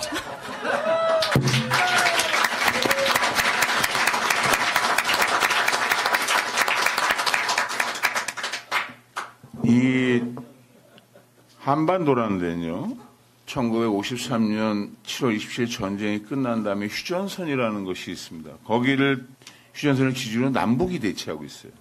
So the Korean War ended on July 27th of 1953, and after the end of the war, we have the demilitarized zone that divides the North and the South. 북한의 병력은 110만 명입니다. 군대가. North Korea's army currently stands at 1.1 million. 대한민국은 50만입니다. The number for South Korea is 500,000. 그럼 대한민국 굉장히 군인이 적은 것 같잖아요. That sounds like South Korea doesn't have enough soldiers. 그런데 대한민국은 20살 넘은 남자들이 군대를 전부 다 갔다 오기 때문에 20살 넘은 남자부터 90 먹은 할아버지까지 전부 다 총을 쏠 수 있고 비행기를 몰 수 있고 배를 몰 수 있고 탱크를 몰 수 있어요. However, if you're 20 or older, you have to go to the military if you're born a male in Korea. And therefore, if you're a man between the ages of 20 and 90, even if you are a grandfather, you either know how to shoot a gun, fly a plane, drive a boat, or drive a tank. 이런 나라는 전 세계에 딱 세 나라 있습니다. 이스라엘, 북한, 한국. There are only 3 countries that can do this, and that is Israel, North Korea, and South Korea. 그러면 그러한 부분에서 대한민국은 예비군을 포함하면 얼마만큼이 당장 동원이 가능하냐? 700만 명이 동원 가능합니다. So if you include all the reserves in Korea, the total number of soldiers that we have is 7 million. 그러면 북한과 한국에 있는 군사력은 대략 800만 명이 넘는다는 거예요. So just the military power, if you include both North and South Korea, the number of soldiers amount to 8 million. 지금 현재 휴전선을 기준으로 현역만 북쪽으로 50km, 남쪽으로 50km 내에 100km 내에 100만 명 이상의 병력이 실질적으로 총을 겨누고 오늘 밤에도 대치하고 있습니다. So surrounding the area where the demilitarized zone is, so 50 kilometers to the north, 50 kilometers to the south, there are about 1 million soldiers there pointing the gun at each other and still in confrontation. 거기는 대만같이 바다도 없어요. And there is no water that like Taiwan. 그런데 이러한 대치하고 있는 상황에서 그럼 북한이라는 나라는 어떤 나라인가 하는 것을 말씀드리려고 하는 겁니다. So under such circumstances, I just want to go over with you what kind of a state North Korea is. 북한은 공산주의 나라입니까? Is North Korea a communist state? 그렇게 생각하시죠? You think so, right? 네. 그리고 김정은 1인 독재 체제잖아요. 시진핑이나 푸틴 같이. And it's a dictatorship of Kim Jong-un, just like Xi Jinping or Putin, right? 그게 아니라는 겁니다. But that's not the case. 북한은 왕조입니다. North Korea is a dynasty. 북한에 있는 시민들은요, 1910년까지 500년 동안 온 조선 왕조라는 왕에 의해서 통치를 받았고, 1945년까지는 일본 천황에 의해서 왕조에 의한 통치를 받았고, 1945년 이후에 공산주의가 들어오는 줄 알았는데, 공산주의가 아니라 김일성으로 시작된 김일성, 김정일, 김정은으로 이어지는 그러한 왕조에 의해서 살아왔던 겁니다. So the people of North Korea have actually only experienced living under a dynasty. Until 1910, they were a part of the Joseon dynasty. The Joseon dynasty ruled Korea for about 500 years. And then when that was over, it was ruled by the Japanese emperor, which was also like a dynasty until 1945. And after 1945, they thought that they were going to become a communist state. But what happened was that Kim Il-sung, Kim Jong-il, and Kim Jong-un's dynasty replaced the communist state that existed in North Korea. So the North Koreans only know of living in a dynasty. 어느 나라도 지금 21세기에 할아버지, 아버지, 손자로 정권이 이어지는데 국민들이 아무 저항을 하지 않는 이거는 굉장히 이상한 거예요. In the 21st century, it's really, really odd that no one opposes a regime of a country that is succeeded by the grandfather, the father, and the grandson. 왜 그러냐? 북한에 있는 주민들은 그게 너무나 당연한 거예요. 계속 그렇게 살아왔기 때문에. That is because for the people of North Korea, this is a fact. This is a fact of life because that's all they know. 그렇게 북한을 바라보아야 합니다. This is the perspective that we need to have when we look at North Korea. 그러면 이 왕조라는 것의 가장 큰 약점은 무엇인가 하는 것입니다. So then what is the biggest weakness for such a dynasty? 왕조의 가장 큰 약점은 그 다음에 누가 왕이 될 것인가 하는 것이 결정되어야 되는 것입니다. It is for the dynasty, the biggest weakness is how they pick or who they pick as the heir, the successor of the throne.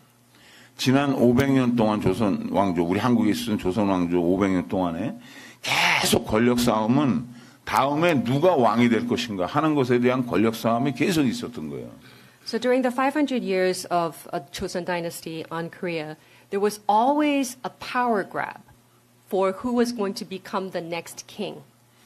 김일성 다음에는 김정은, 김일성 다음엔 김정일, 김정일 다음엔 김정은 이렇게 후계 구도가 그동안 북한은 완전하게 잡혀 있었기 때문에 왕조가 유지될 수 있었습니다.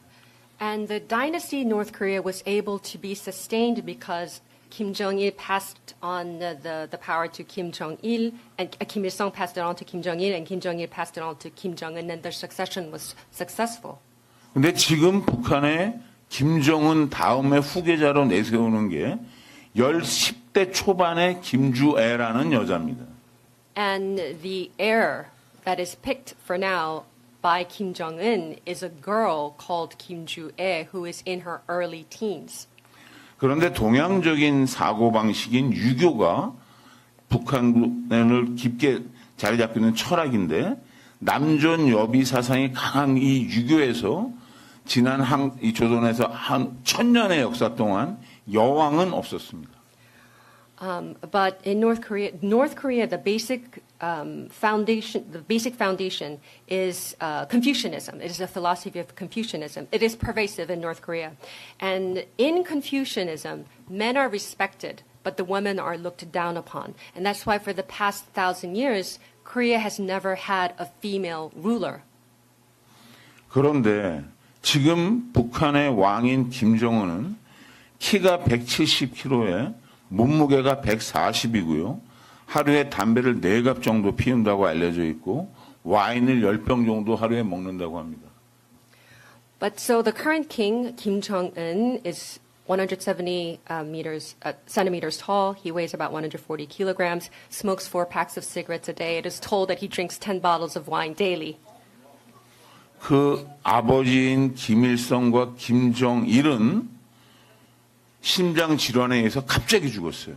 And both his grandfather, Kim Il-sung, and his father, Kim Jong-il, died of a sudden heart condition. 유전적인 병적 내력이 있는 거죠. So it's in the bloodlines.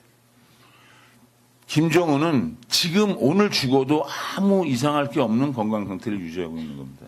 So basically what I'm saying is that Kim Jong-un's health tells us that it should be not surprising at all if he should drop dead today.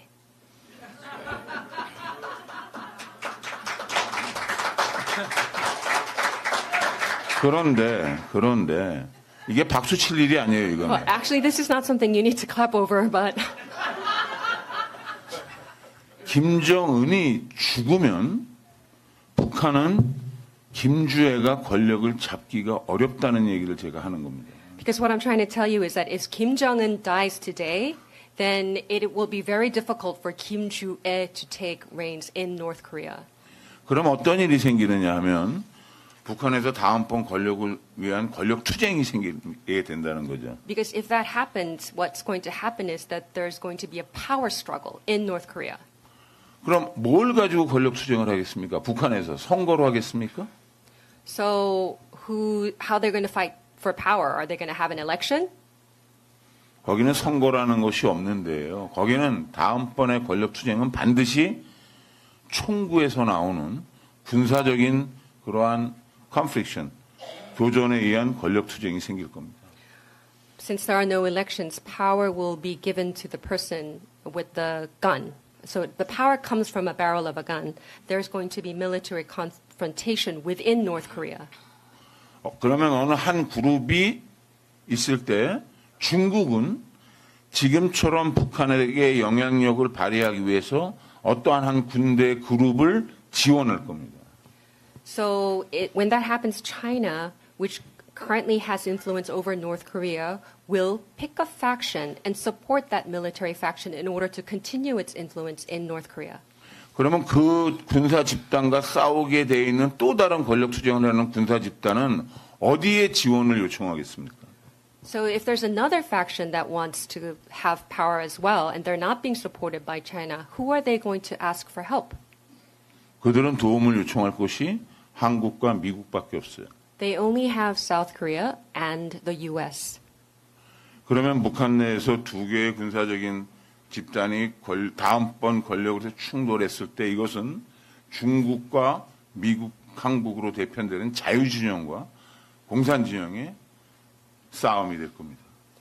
So if that happens and there are two different military factions in conflict in North Korea, then this will lead to a conflict between China, which represents the communism, and the U.S. and Korea, which represents the powers of freedom. 그런데 처음에 이야기한 것처럼 북한이 가지고 있는 군사력과 한반도에서 있는 군사력이 얼마나 어마어마한가를 한번 생각해 보십시오. But think about it. I mentioned it in the beginning. Think about the kind of power the military power that both Koreas possess right now. 그것은 대만과 중국, 대만에 의해서 벌어지는 그 정도의 문제가 아닐 겁니다. Taiwan, the issue surrounding Taiwan will seem small in comparison. 한반도는 그러한 군사력이 바짝 마른 장작과 같은데 거기에 만약에 어떠한 문제가 생겨서 불꽃이 확 튀었을 때는 누구도 그 불꽃의 이 진화되는 방향과 범위와 이런 것들을 알지 못하는 엄청난 상황이 생길 수 있어요. So the military tension situation in the Korean Peninsula can be compared to a very arid area. So if sparks should fly, it will escalate into a situation where no one can predict how high it's going to escalate, how far the ramifications will be, etc., etc. 여기에 대한 준비를 미국과 한국은 충분하게 하고 있는가 하는 게 저의 질문입니다. So my question here is the U.S. and Korea, South Korea, ready should such a scenario unfold? 주한미국의 전략적 유연성에 대해서 엄청 많이 얘기를 합니다. The U.S. talks about strategic flexibility with regards to the U.S. forces in Korea. 그런데 그 전략적 유연성을 고려하는 그러한 부분에 한 고려해야 될 중요한 요인이 제가 말씀드린 한반도에서 발생할 수 있는 상황에 대한 대비도 거기에 확실하게 포함되어야 한다는 겁니다. So within this strategic flexibility, what I'm saying is that there has to be readiness with regards to the Korean Peninsula. That's a very important part of this strategic flexibility. General, we do have a slight time limitation. We have to get to the other panelists. If we could close out so we could get to them. I will do my best. Thank you.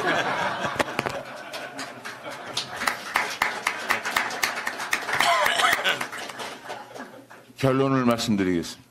Okay, so I'll give you my conclusion. 만약에 이런 상황이 생겼을 때 아까 필린 장군과 통일의 관계에서도 이야기를 했습니다. Yes, so if such a circumstance should unfold, and I discussed this already with General Flynn, 위기는 곧 기회라는 말이 있습니다. every crisis is an opportunity. Pinch is chance. 만약에 북한이 중국으로부터 떨어져 나와서 미국과 자유진영 편에 서게 된다면, 아까 말씀드린 그런 상황에서 된다면 중국은 자기 뒤통수에 강력한 칼을 하나 대고 있는 것과 똑같은 상황이 될 거예요. So if North Korea should join the powers of freedom, that is the U.S., then for China, North Korea will seem like a sword that is poised to strike the back of China's neck. 결코 그래서 북한은 포기할 수도 없는 그러한 존재이고 우리 한국과 미국은 동북아시아 문제를 생각하는 데 있어서 이러한 북한의 돌발 가능성에 대한 준비를 충분하게 해야 된다 하는 것이 제가 말씀드리고자 하는 것의 결론입니다. And so the conclusion is we can never give up North Korea and U.S. and Korea. When we think about the situation in Northeast Asia, must be ready for any contingency with regards to the North. Thank you. I am very sorry. Thank you, General.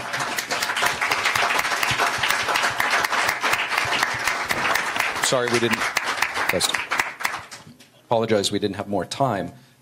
Bradley Thayer, founding member of the Committee on President danger China. Bradley, if you have prepared remarks, by all means, but would also like to get your thoughts on what you think is the most underestimated aspect of China's long-term strategic play with our allies in the Indo-Pacific. Well, thank you, Steve. That's a very important and excellent question. And I'd just like to thank General Mike Flynn, of course, and the Gold Institute for inviting me to address these topics today. When we think about that, Steve, we need to place the Indo-Pacific in some context. And why does it matter? It matters, of course, for many reasons, for cultural reasons, ties that many Americans have to the states of the Indo-Pacific. It also matters because it's a center of tremendous power in international politics. Its power is rooted in its skilled population.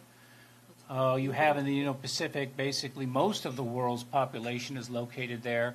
Secondly, it matters because of its economic might.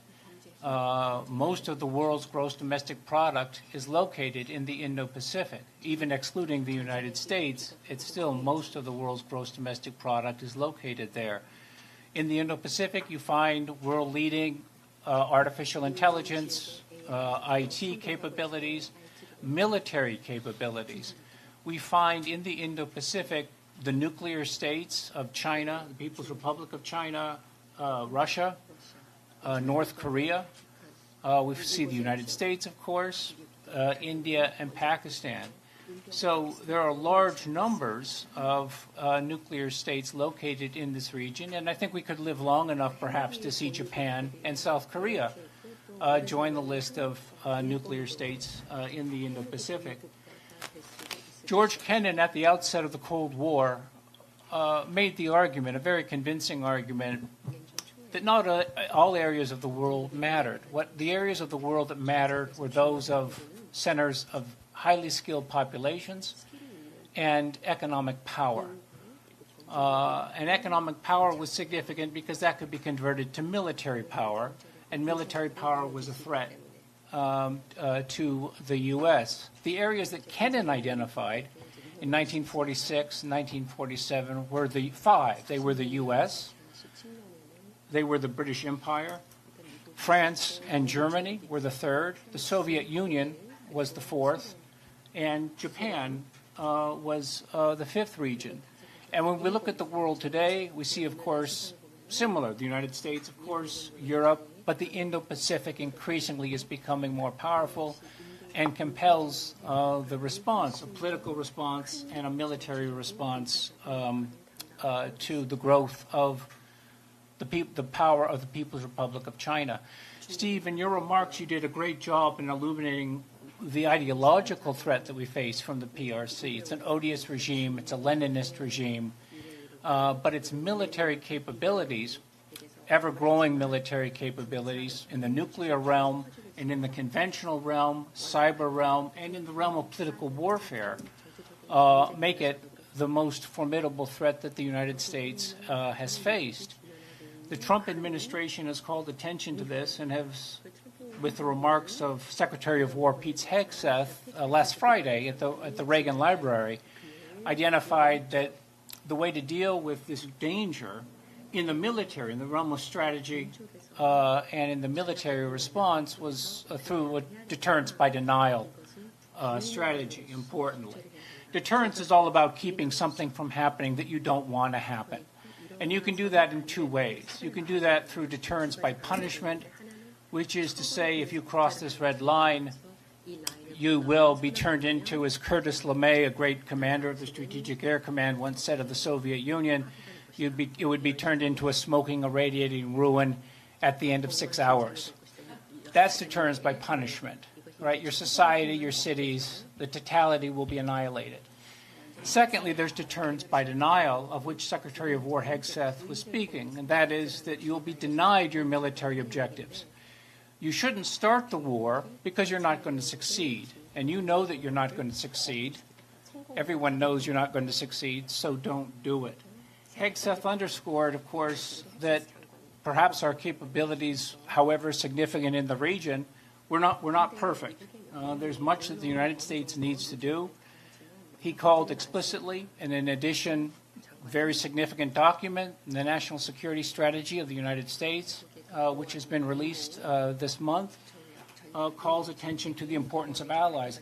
Like South Korea, as the general referenced, like Japan, the Philippines, Thailand, as General Charles Flynn referenced, Australia, New Zealand, and other states of partners like Taiwan in India. Our allies' military capabilities are significant, but there are still going to be problems that we need to address. One of the most important problems is nuclear capability in the region. The U.S. has a very modest number of tactical nuclear weapons, and those are deployed in Europe principally. It might be time to rethink the deployment of U.S. tactical nuclear capabilities into the Indo-Pacific, perhaps returning them once again to South Korea and to other states. Theater nuclear capabilities for the United States, sadly, are not existent. We're doing our utmost with SLCM-N, with other capabilities that the Air Force, the Army, the Navy are developing, but they're not there yet. So it falls to the broad shoulders of the U.S. strategic nuclear arsenal, really, to carry the weight of that. You can also deter through denial by conventional means. And Hegseth was mentioning this, stressing this in his remarks. A lot needs to be done in terms of augmenting the U.S. Army capabilities, as General Charles Flynn mentioned today. The capabilities in the Arctic, capabilities with our friends, our allies, our partners in the region need to be augmented, and greater aid, as well as the Taiwanese stepping up in terms of their defense spending and their capabilities, also needs to be increased. The problems that I see, Steve, though, really are the following. First, the capabilities in political warfare that the Chinese Communist Party has are formidable. We see this in South Korea, the recent election, presidential election in South Korea. We see this in operating in Japan, in the Philippines, Taiwan. Every country around the world is negatively impacted by the political warfare strategies of the Chinese Communist Party. They've done that very successfully, and that's a very important strategic asymmetry for them.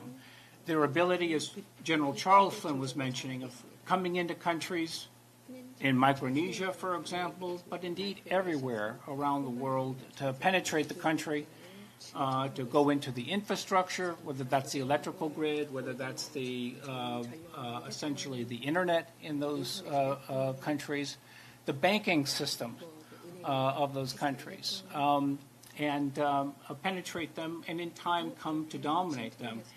And Steve, we have not done an adequate job yet of addressing that. Our responses on the political warfare front, as the CCP has undermined our allies, our partners, and other states around the world, have not been adequate, which is ironic because the United States has, of course, in the realm of political warfare, the greatest strengths.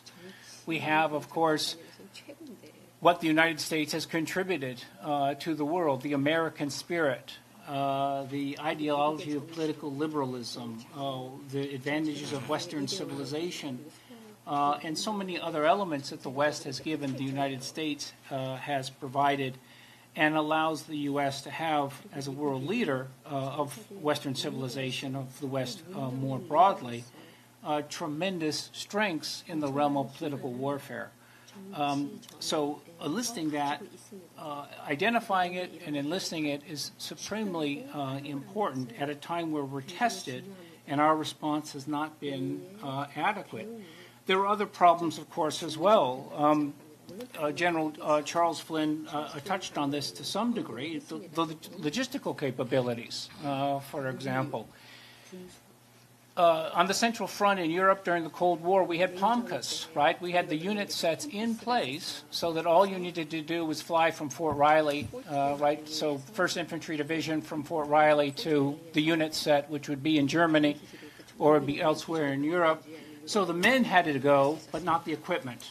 equipment weighed a lot, men weighed relatively less, so it was very easy to wed men to their unit set. We don't have that in the Indo-Pacific.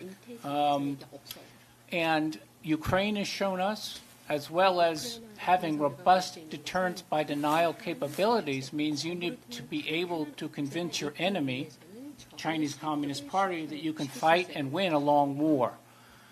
And that war is going to be an attritional war. Now, the Duchess of Windsor said, you can never be too rich and you can never be too thin. If she lived long enough, she might have said you can never have too many submarines, SSN capabilities, you can never have too many Patriot and THAAD batteries, you can never have enough military capability in region. And it's important to think about that the logistical capabilities, the sets, may not be what we need to have that robust deterrent by denial in region.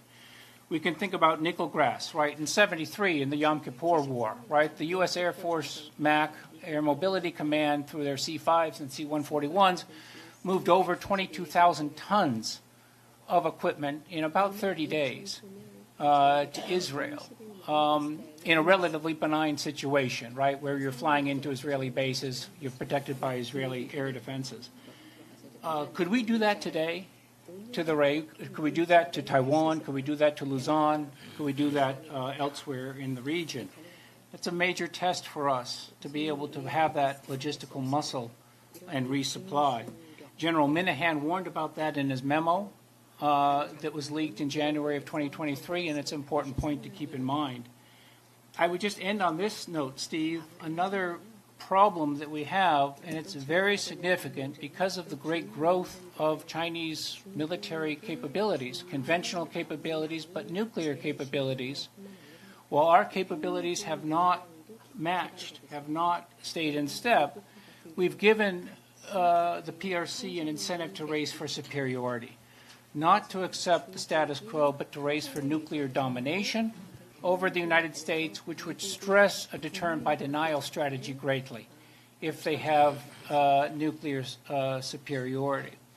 Robert McNamara, after he left office, after obviously Secretary of Defense, and then after he left the World Bank and he was a civilian again, was asked, does nuclear superiority matter?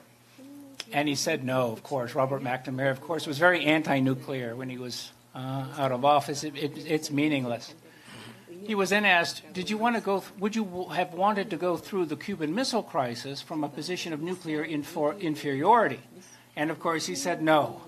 Right? Nuclear superiority, U.S. nuclear superiority in the Cold War helped ensure that the Cuban Missile Crisis ended in the way that it did and not in a nuclear conflict. So it's an important point to keep in mind. In addition to the weaknesses that we've discussed, that General Charles Flynn mentioned, and that the General mentioned as well, logistics, political warfare, and in the nuclear realm really serve as great dangers that we need to address immediately. Thanks very much, Steve. Thank you. Thank you, Bradley. Louise, is there a regional partner in the Indo-Pacific that you think is punching above its weight that could serve sort of as a model? We know that the CCP tends to use economic coercion in toward many of those countries. Korea is a great example where the sky's falling if certain partnerships are cut off or restricted. They tried to do it with Taiwan when they restricted tourism, and Taiwan freaked out for a little while and then said, oh, hey, the Koreans and the Japanese, they, tend to pay more when they come here, less people, but more money. And so there could be other avenues. Are there regional partners there that we should be looking at as an example? Excuse me for my poor English, but in French Polynesia, China tries a lot to go into our country, French Polynesia. But to be the French President Macron refused that introduced China into French Polynesia. And what I have to tell you is French Polynesia is a group of 118 islands. And on 5 million square kilometers. It was so small on the map, but it's a very large country. And the problem now is the French colonialism from quite 2 centuries. And not any country colonized will be developed. You have not that in the history. No colonized country is economically developed. Nowhere, not in the history. And the Polynesian people want to return to his own and entire sovereignty. So that's the reason why with the UN we ask so often to be free. But the French authority will not hear. From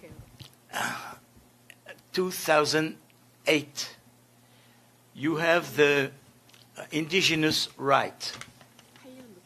And France didn't act on this indigenous act, neither for Caledony, for the Kanaki people, neither for the Maori people in French Polynesia. That's the reason why we can make a deal for this little country to your big state, is to help us to recover our full and entire sovereignty, and after that we can deal for cooperation agreements. That may help you also to counter a China advance. That's all. Let me ask you just one follow-up. What role does France have in the Indo-Pacific, and are they fulfilling their role as a U.S. ally? The role of the France, the importance of those 2 countries is geostrategic importance for France. But first, in the history, as General de Gaulle knew that the nuclear trail in Algeria will end in the beginning of the 60s, he foreseen to do that on another part of the world. So he chose Polynesia in the Pacific.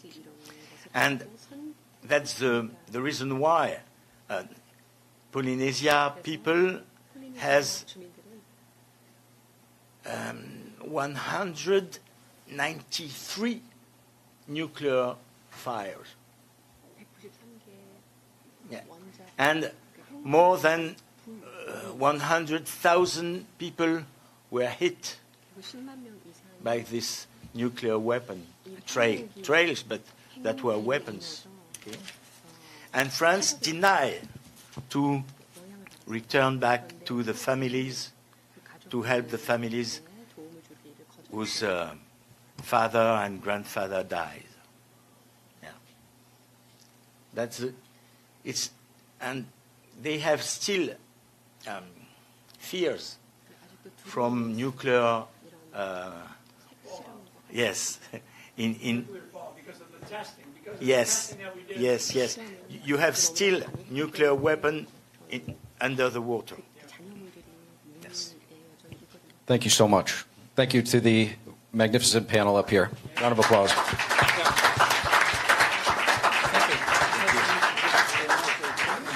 Thank you. Questions? Oh, wonderful. Okay, so we do have time for questions. Anybody have any questions for the panel? One here.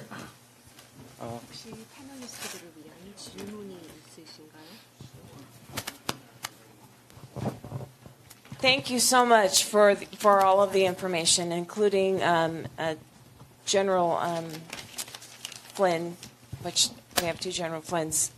Wouldn't the approach be more aggressive if we could get as psychological warfare started with all of us as an alliance to attack China like they've attacked us in the mentality portion, since we don't have all of the assets to start building the infrastructure that we need to fight them. So my question is, do you feel like doing this psychologically first as a first approach to be preemptive and turn their own tools against them? 저한테 질문하시는 건가요? Is that question for me? Yes, 네. for any of you. 군대에서 심리전은 전쟁이라고 생각합니다. Yes, a psychological war for the military is war. 지금 말씀하신 대로 지금 말씀하신 것과 같이 그러니까 중국 같은 공산주의 국가나 아주 철저하게 통제되고 있는 그러한 국가를 와해시킬 수 있는 가장 좋은 방법은 심리전이에요. The best way to disintegrate a communist state like China that has tight control would be psychological warfare. 특히 중국은 굉장히 다양한 민족으로 구성된 나라입니다. In particular for China, because it is made up with various kinds of peoples. 예를 들면 신장 위구르가 있잖아요. 그 다음에 내몽고가 있잖아요. 만주가 있고, 그 다음에 밑으로 내려오면은 베트남과 연결되는 그러한 지역에 또 민족들이 있고, 이게 다 티베트가 있고, 이게 사실은 다른 나라였어요. 다른 국가였죠. Yes, especially you have the Uyghurs in Xinjiang, and then you have the Mongolians, you have the people in Manchuria, you have the peoples near Vietnam. There are many different types of people, and also including the people that live in Tibet. But before, they used to be all different states, different countries. 그래서 지금 말씀하신 것처럼 중국을 와해시킬 수 있는 가장 좋은 방법은 심리전을 하는 겁니다. So as you just mentioned, the best way to see disintegration of China is to engage in psychological warfare. 나는 미국이 아마 그걸 하고 있을 거라고 생각을 합니다. I think that the U.S. may be even already engaged in such warfare. 1990년에 소련이 멸망할 때 1950년도에 만든 NSC 68 보고서에 의해서 소련을 계속 군사적인 그러한 경쟁의 구두를 몰고 나가서 민간과의 경제를 약화시켜서 소련을 붕괴시켰던 것처럼 중국을 대응할 수 있는 가장 좋은 방법 중에 하나는 말씀하신 심리전이라고 저는 생각합니다. Yes, in 1990, so USSR collapsed.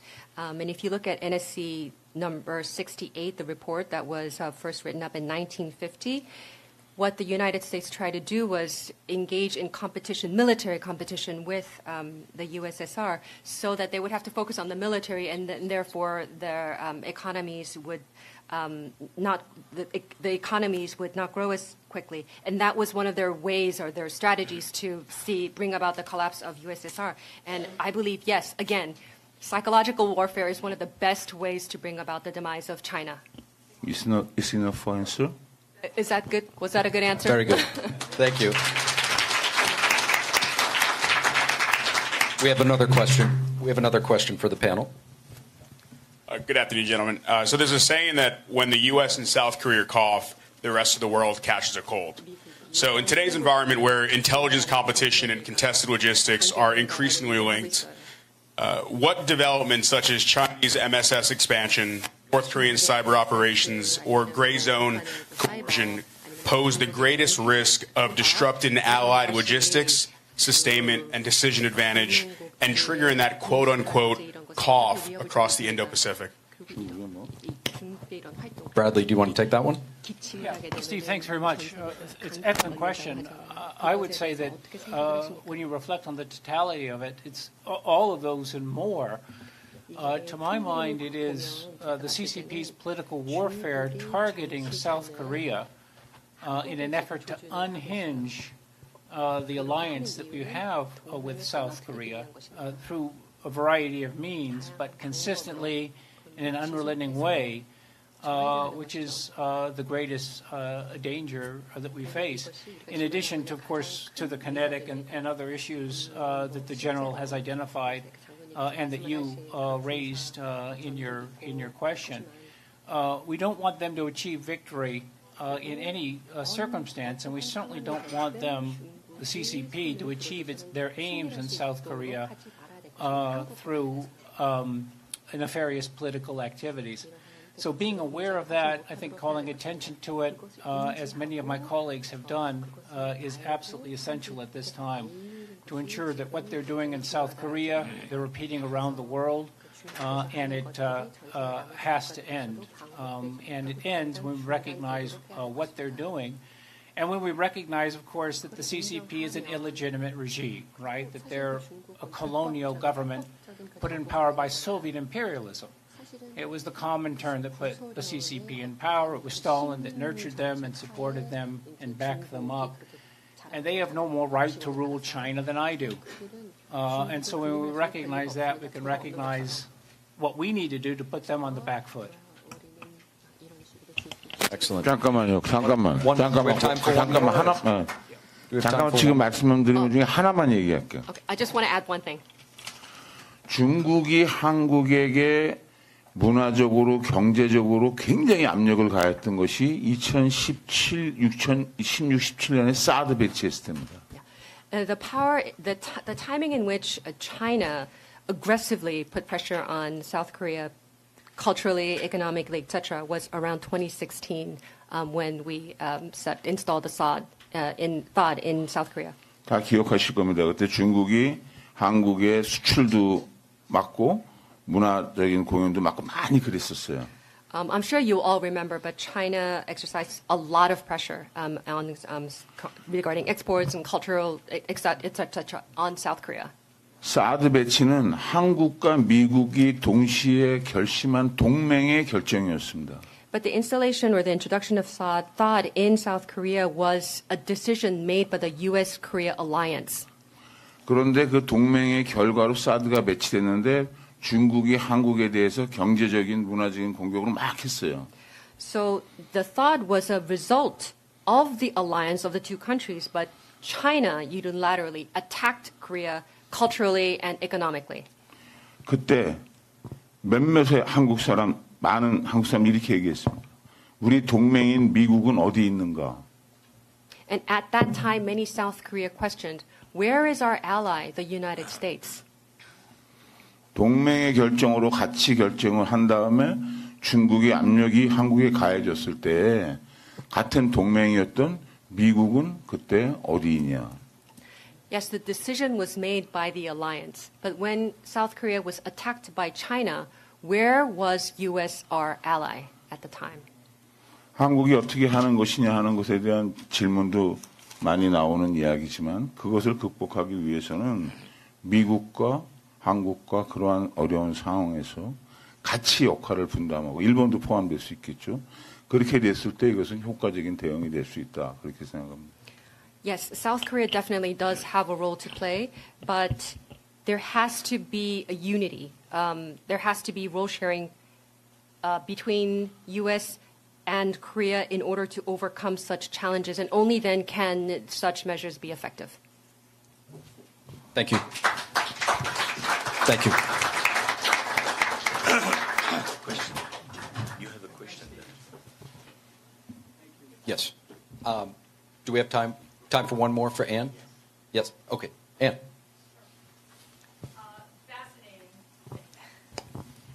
Fascinating. I'm going to pose this question through the lens of the economy. And with the dollar hegemony post the petrodollar in question right now, and the rise of the BRICS nations and the launch of the unit, what role does economics and trade, also in light of Japan, which has made inquiry about BRICS, as well as some of their recent sell-off of U.S. treasuries, what role does that play in the factor of the U.S. and Republic of Korea alliance and the military stabilization of the region?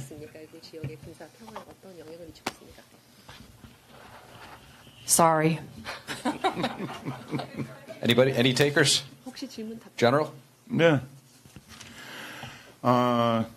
지금 경제적인 그러한 문제에서 중국이 브라질하고 브릭스라고 그러잖아요. 브라질하고 해서 또 다른 경제권을 형성해가지고 미국과 한국의 자유주의 경제에 대응을 하고 있죠.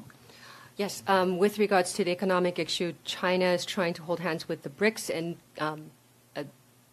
be in an economic confrontation with U.S. and Korea and other allies. 그런데 한국의 경제력도 옛날과 다르게 지금 세계 10위권의 경제력을 형성하고 있습니다. But Korea's economic power has grown so much compared to the past. Is now one of the top 10 largest economic powerhouses. 그리고 반도체라든가 또는 이번에 뭐 잭슨 황도 한국에 와서 했지만 AI나 또 이러한 문제에 있어서도 굉장히 하이 레벨의 기반을 가지고 있고 제조업 기반도 굉장히 강한 나라가 한국입니다. But Korea has developed technologically, and its manufacturing bases also grew rapidly as well. So in the areas of semiconductors or AI, Jason Hwang mentioned it when he was visiting Korea recently. 그것이 트럼프 대통령께서 한국에 일단 조선에 관계되는 그러한 문제에서 같이 가자고 말씀하시는 이유도 하나 되겠죠. And that may be one of the reasons why President Trump suggested that we hold hands when it comes to shipbuilding. 그리고 우크라이나 전쟁은 확실하게 보여줬습니다. 이제 경제나 어떤 군사적인 동맹이나 이런 것들도 값이 싸다고 무조건 쓰는 게 아니라 같은 가치를 갖고 있는 같은 그러한 이념을 갖고 있는 나라들끼리 교역과 트레이드를 해야 된다는 것을 보여줬죠. And what the war in Ukraine really showed us was that the military alliance has to go hand in hand with the economic alliance.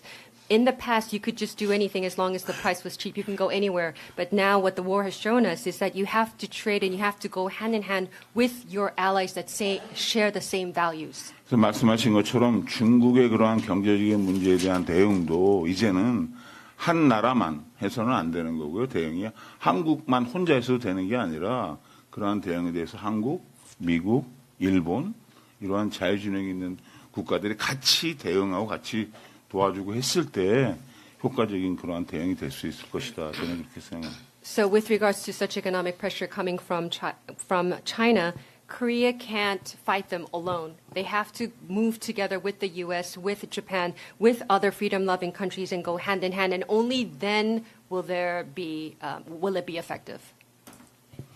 Brad? Yeah, well, thank you. I just wanted to add, excellent question, of course, and to just add to General's remarks that the U.S.-South Korean relationship is a relationship forged in blood. There were 36,000 Americans killed in the Korean War between 1950 and 1953. There were over 500,000 South Koreans killed in that conflict. We stood together in the Cold War against the threat from North Korea, of course, but also from Communist China and the Soviet Union. And that defines our relationship in a way that's not only mercantile. It's the trade relationship is certainly important. The political relationship is absolutely important. But it's a bond between two peoples as well that it's important that we reflect on this occasion. Thanks, Steve. Thanks. Very important point. Thank you. Thank you, panel. Nice to meet you. Nice to meet you, sir.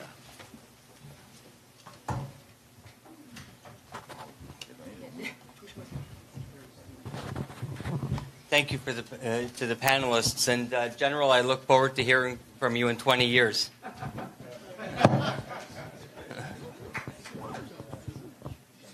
So we're moving forward. We have our next panel, the Indo-Pacific Engine, advancing strategic economic partnerships with the United States. We are going to our moderator. Our moderator is Lara Logan, a journalist going rogue with Lara. We have the Foreign Minister Yu will join us as a panelist. Colonel John Mills is Deputy Assistant Secretary for Bureau of Cyberspace and Digital Policy. Johnson Chang, Deputy Chief of Mission from Taiwan. And joining us shortly is Congressman Tony Gonzalez from Texas. In about 10 minutes, he'll be here. So, Lara, the floor is yours.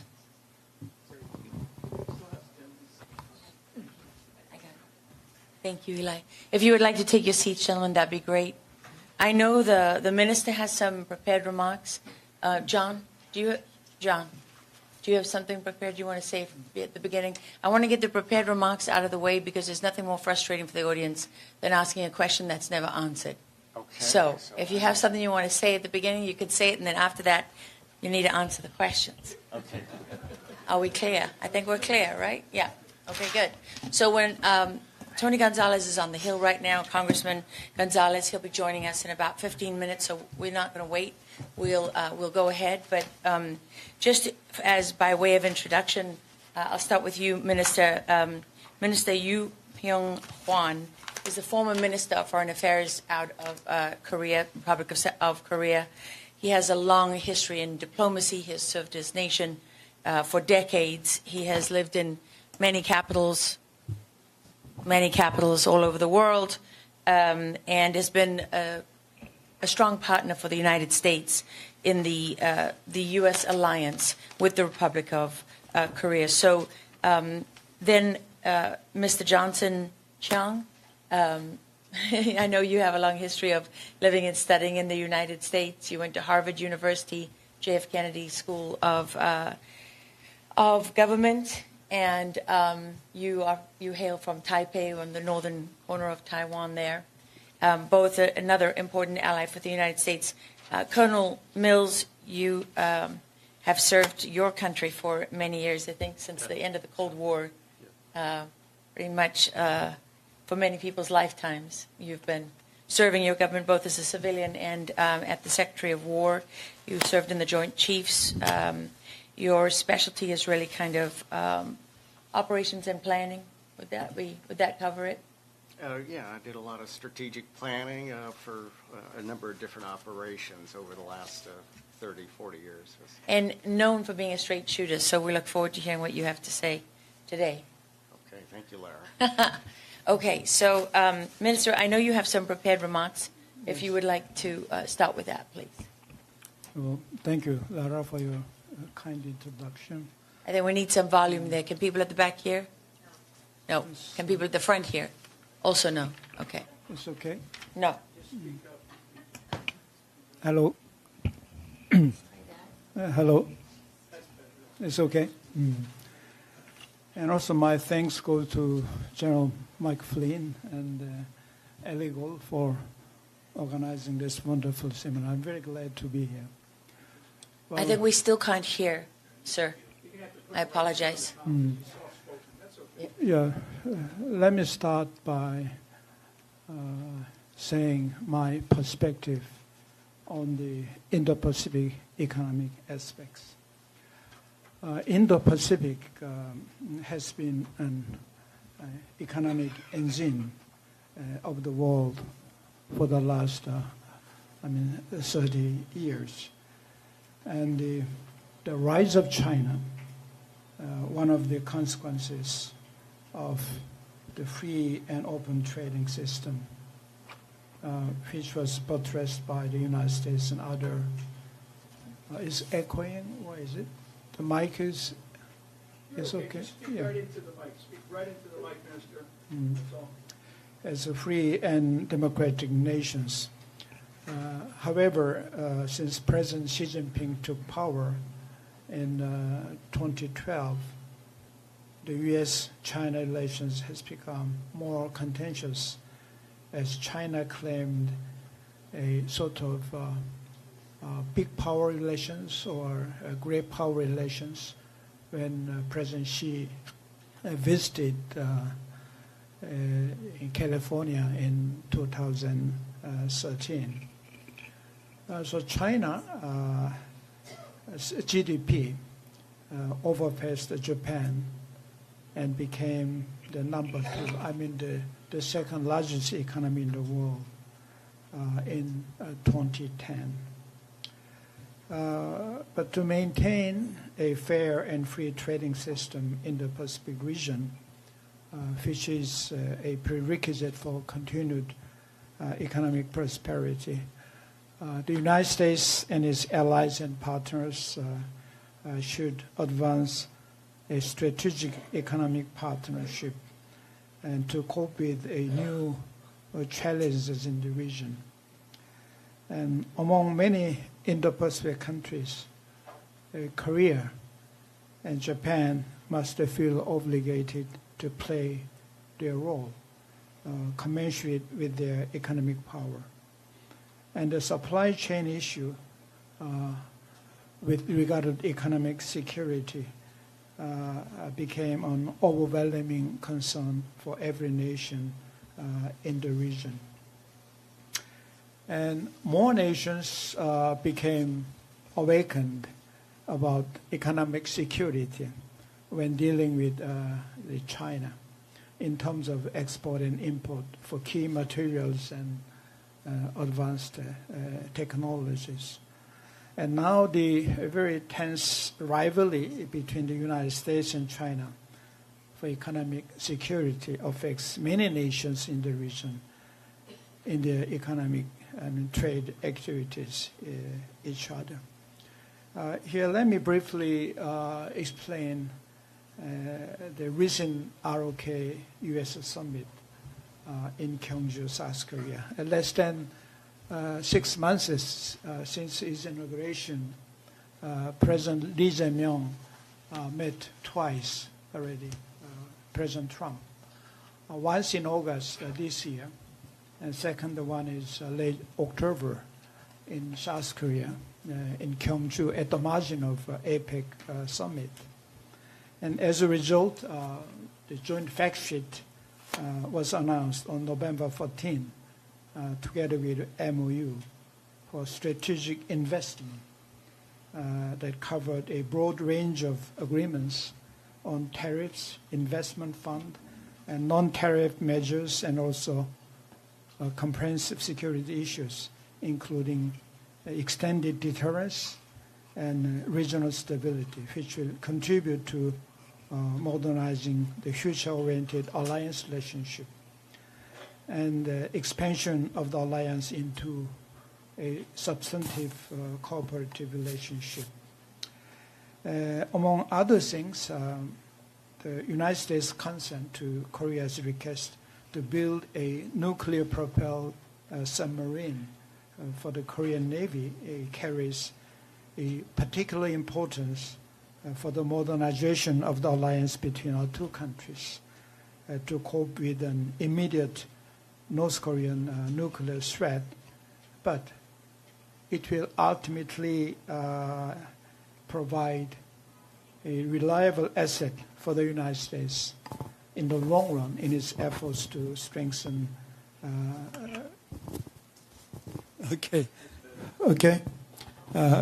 regional deterrence. And in the MOU, which was concluded together with the joint fact sheets, Korea promised to create a strategic investment. Hello? Hello? Go ahead. It's okay. In the MOU, Korea promised to create a strategic investment fund of $200 billion over the next 10 years.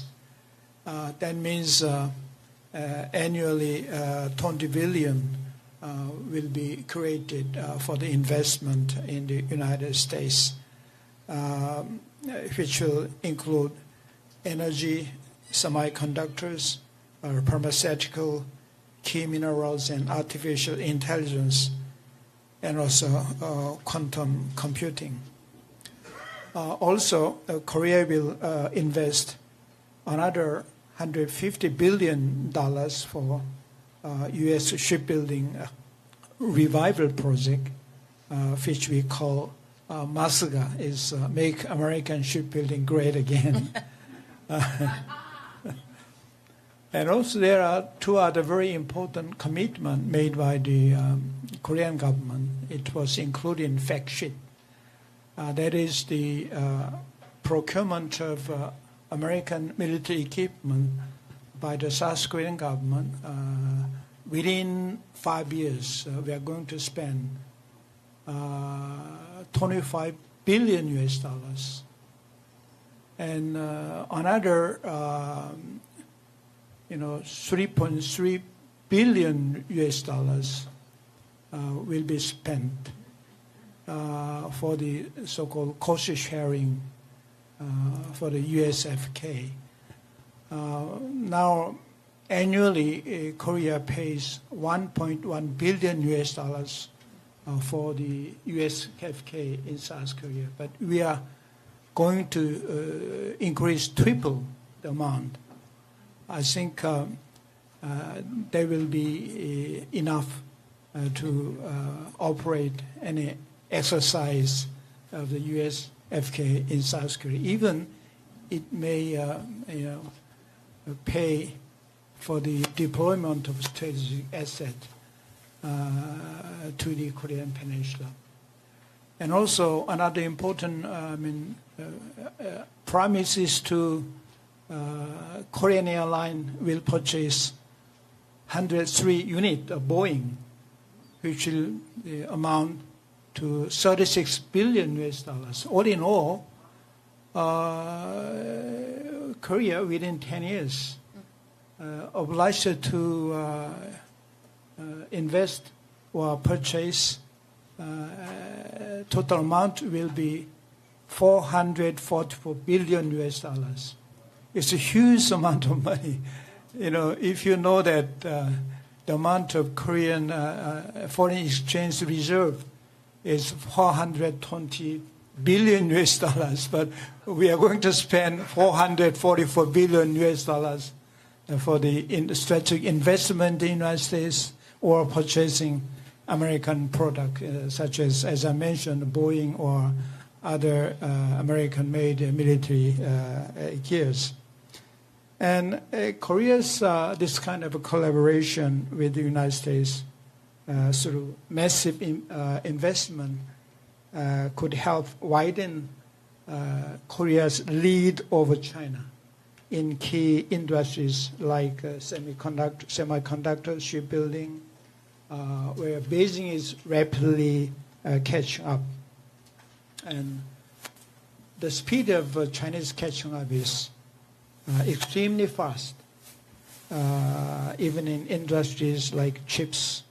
But I think South Koreans' strategic investment into the United States will help Korea to lead our technological edge over China much longer time.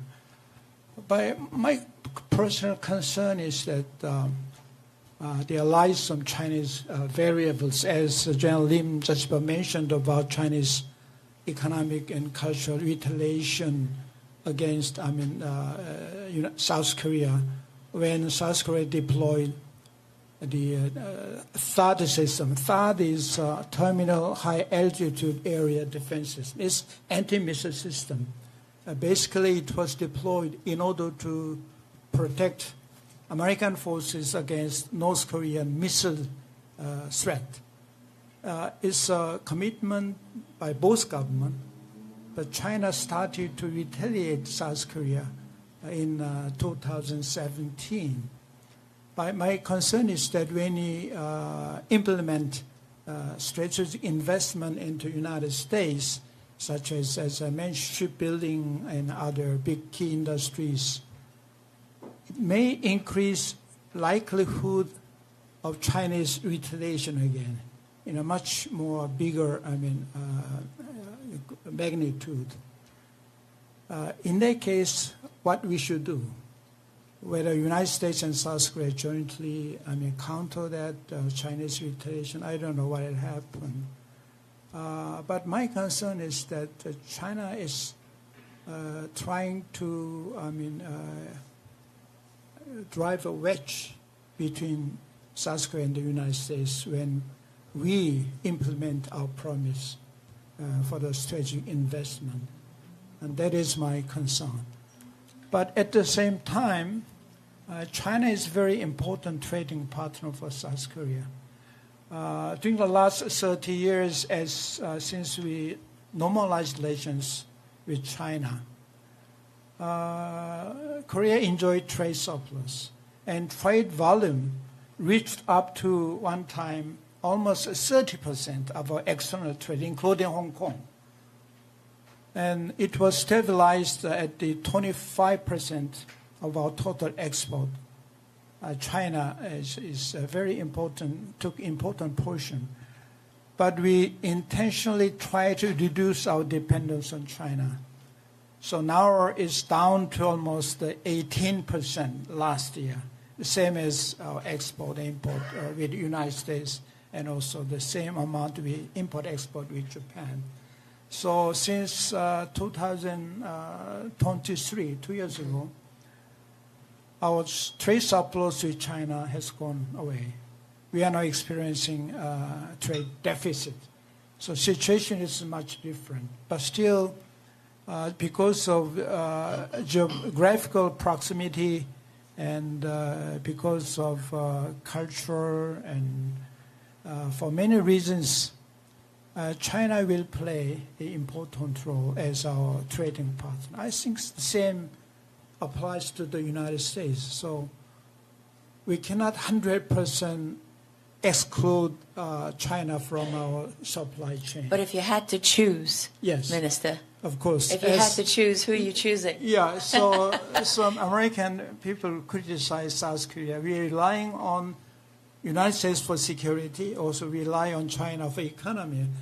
But when President Lee Jae-myung visited Washington in August, he made it quite clear that no longer it will apply.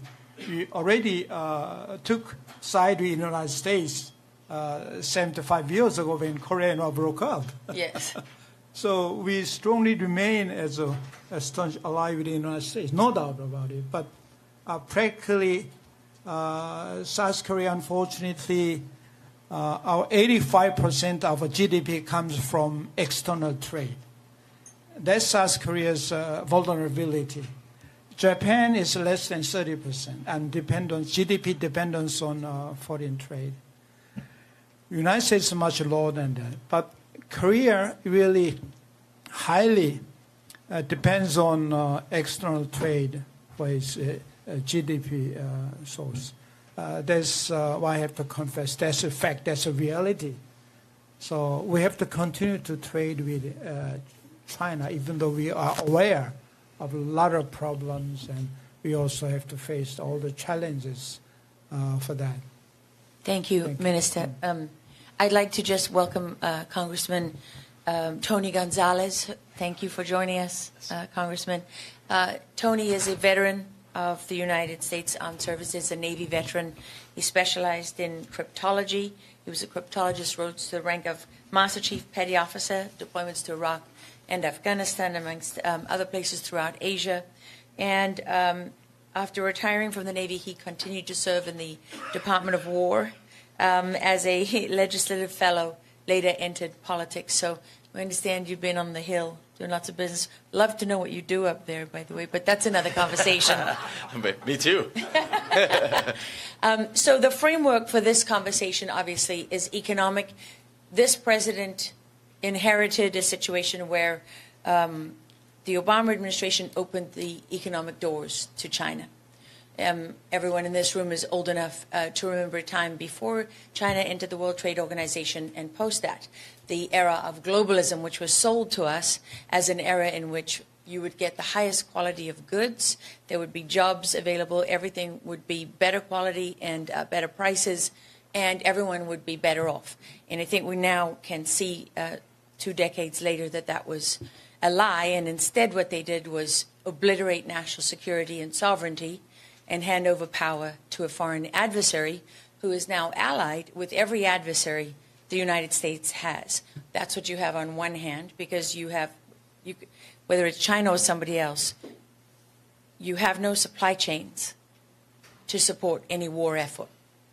And for those of you who say, well, you know, I live in Texas, I got my guns, good luck finding ammo when you don't manufacture gunpowder. Good luck staying in the fight when you don't have access to any medicine.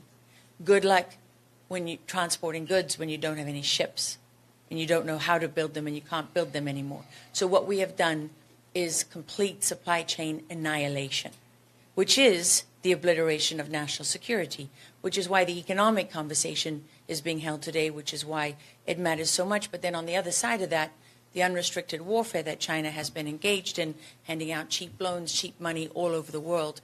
And when those nations can't pay, when those governments can't cough up, China acquiring territory from ports to land, buying up land around military bases is only one part of it. But the actual strategic ground all over the world, increasing China's footprint. And while they're there, by the way, we can help you train your police force. And, oh, by the way, we can help you train your journalists. What is the purpose of that? You're talking about in these islands in the Indo-Pacific where there are no armies, but there is a police force. And then what happens once you train the police force? Well, lo and behold, China has police stations on your territory. So now in a country like South Africa, why are there 27 Chinese police stations? And what do they do there? And what do they do with the hundreds of thousands of Chinese students that they put inside American universities who all report back to the CCP? Because if they don't, they won't be sent in the first place, and their families, if they've left behind, won't make it. So that has put us in an awkward position, and it's put this president in the position where if you're not going to continue the status quo, where you are economically and militarily at a moment of reckoning when it comes to China, then you have a massive task on your hands. And so, Mr. Mills, I'd like to start with you. If you are the president today, and I'm avoiding saying his name on purpose because people get caught up in the the partisan politics of this. But if you're the president and you recognize that we have completely and utterly leveraged out our national security to our enemies, and we have abandoned our allies like Korea and many other countries feel abandoned because the United States' attention has been elsewhere. And also because the United States has taken a number of steps which have strengthened our adversaries and weakened us at home. So it makes we've been sending conflicting signals out of this country for some time. For example, we have a rare earth minerals problem because as we advance industries like technology and so-called sustainable energy, the minerals that we need to build those things, if we're going to rely on them, are not controlled by us, they're controlled by China. And then we give up Afghanistan, we hand it over to a terrorist regime who's partnered with the Chinese, who's now got access to additional rare earth minerals that the U.S. had access to before they did that. So there's conflicting signals, and there is little domestic appetite for a restructuring of the strategic plane because there is almost no understanding of how far we have leveraged our national security to our enemies for no apparent reason that benefits the United States other than a tiny handful of people who've made fortunes of money. Are you done? I'm done. Thank you, So Lara. please. No, it's an honor to be on your panel. Thank you so much, and also to the Gold Institute and General Flynn. And I see so many friends in the room here. And Answer the question. I am getting. Come on, no to time it, for fluff. Lara. Let's go. So you want me to just blow by my I do. prepared Go. statement?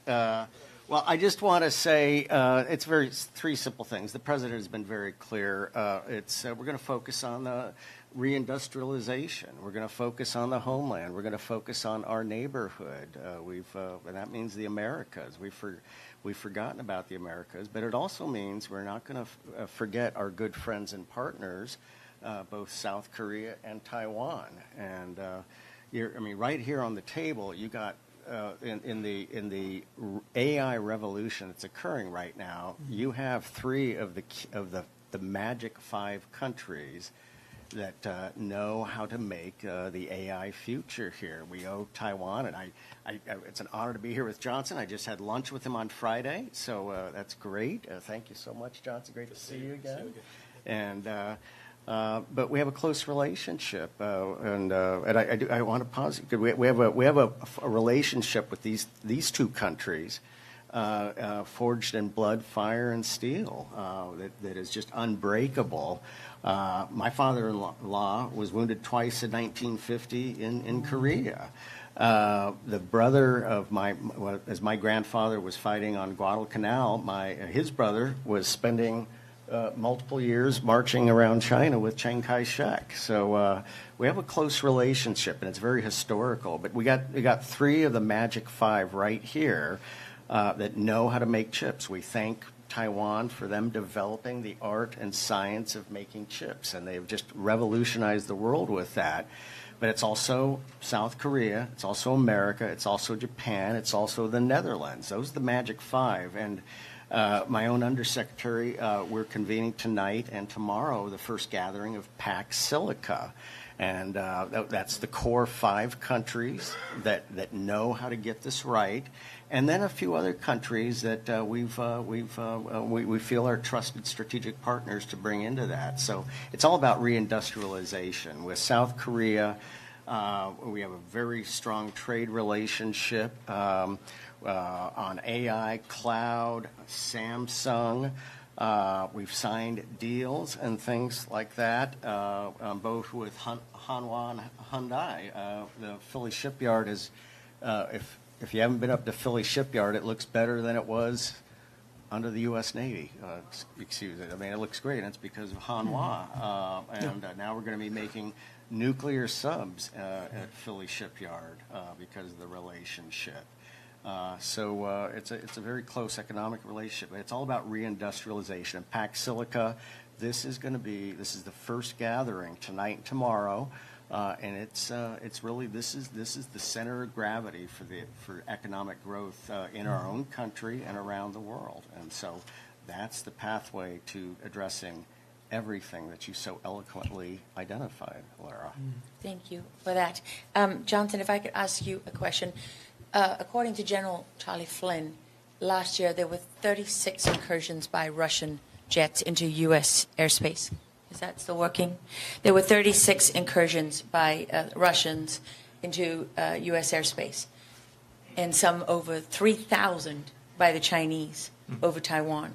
So for your people, that sends a clear message. So I wonder if you could articulate what is the posture and the message that you're getting right now from China, and how much awareness do you find in the U.S.? I mean, are you here really to give a warning to the United States that you really don't have a lot of time?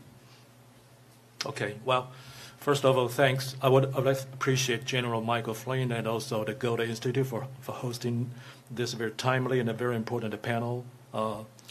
I think all the questions you raised are very important when it comes to Taiwan.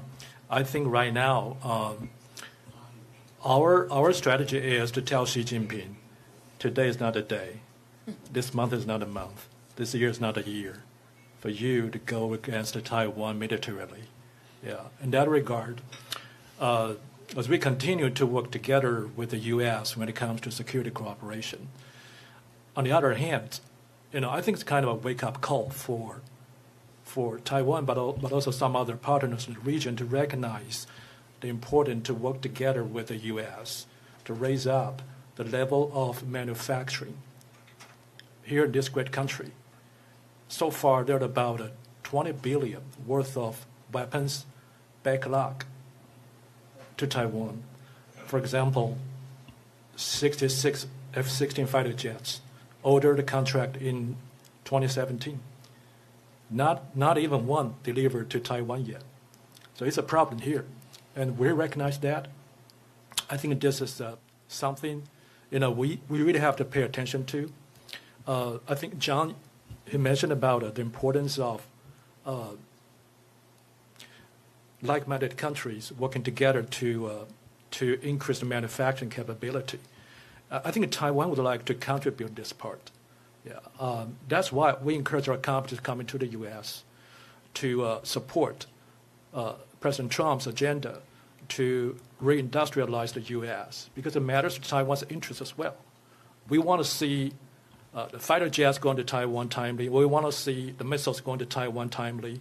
We want to see the weapons we need going to Taiwan timely. This is a huge problem right now. We heard a lot of issues about this, like a supply chain issue, like a shortage of workforce. They don't have enough engineers, But we're gonna continue to build, to make sure that the U.S. continue to build arsenal.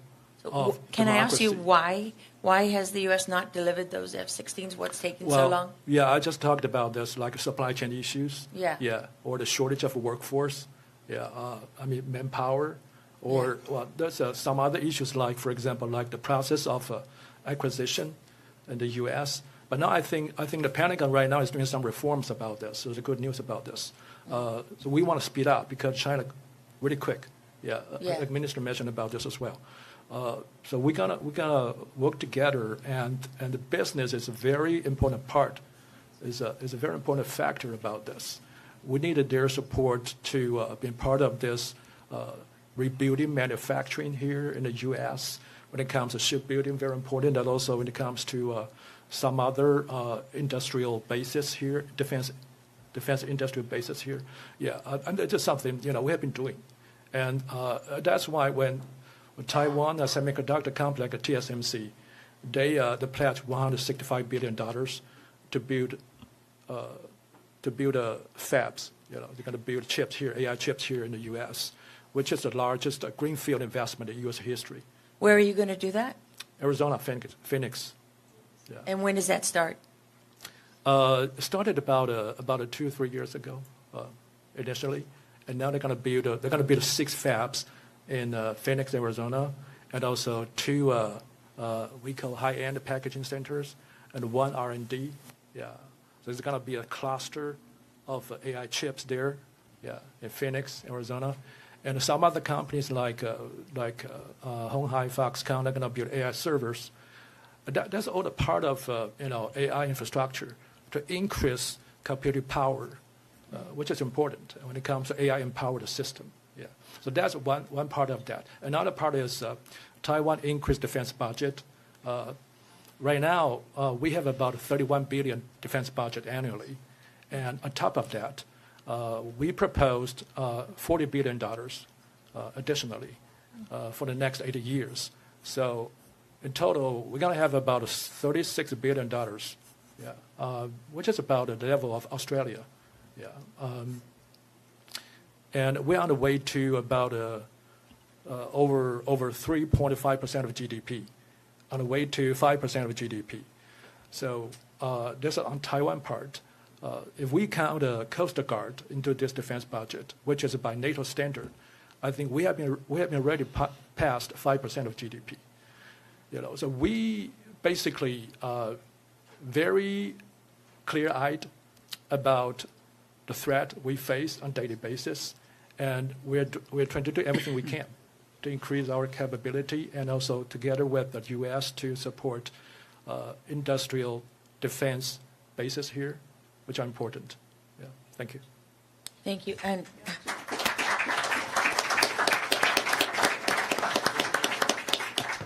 Congressman, with your experience in the military, I know you appreciate how significant the advances in technology are for warfighting, but can you give us a sense of what difference that actually is going to make on the battlefield, but also just in terms of, we hear a lot from the administration about AI, and how important all of that is, and nobody seems to talk about the dangers of AI. Nobody talks about advancing a digital bill of rights. Nobody talks about protecting the American people from AI. It's a very one-sided conversation, which is alarming for a lot of people, because if China's the model, a digital identity and digital surveillance on every citizen is not where Americans want to go. So unless our elected officials start to separate these conversations and tell us what they're going to do to protect us, while also explaining how they're going to advance on the battlefield so that we're able to compete and win in this fight, those 2 things kind of go hand in hand, except they're not presented that way, and there's a big gap for the American people. So can you address that, please? Of course. This one isn't working. Mind if I borrow yours? No, yes. Oh, wonderful. Thank you. His doesn't work either. No, I'm oh, just okay. kidding. All right. Well, I'll just speak with like a Master Chief.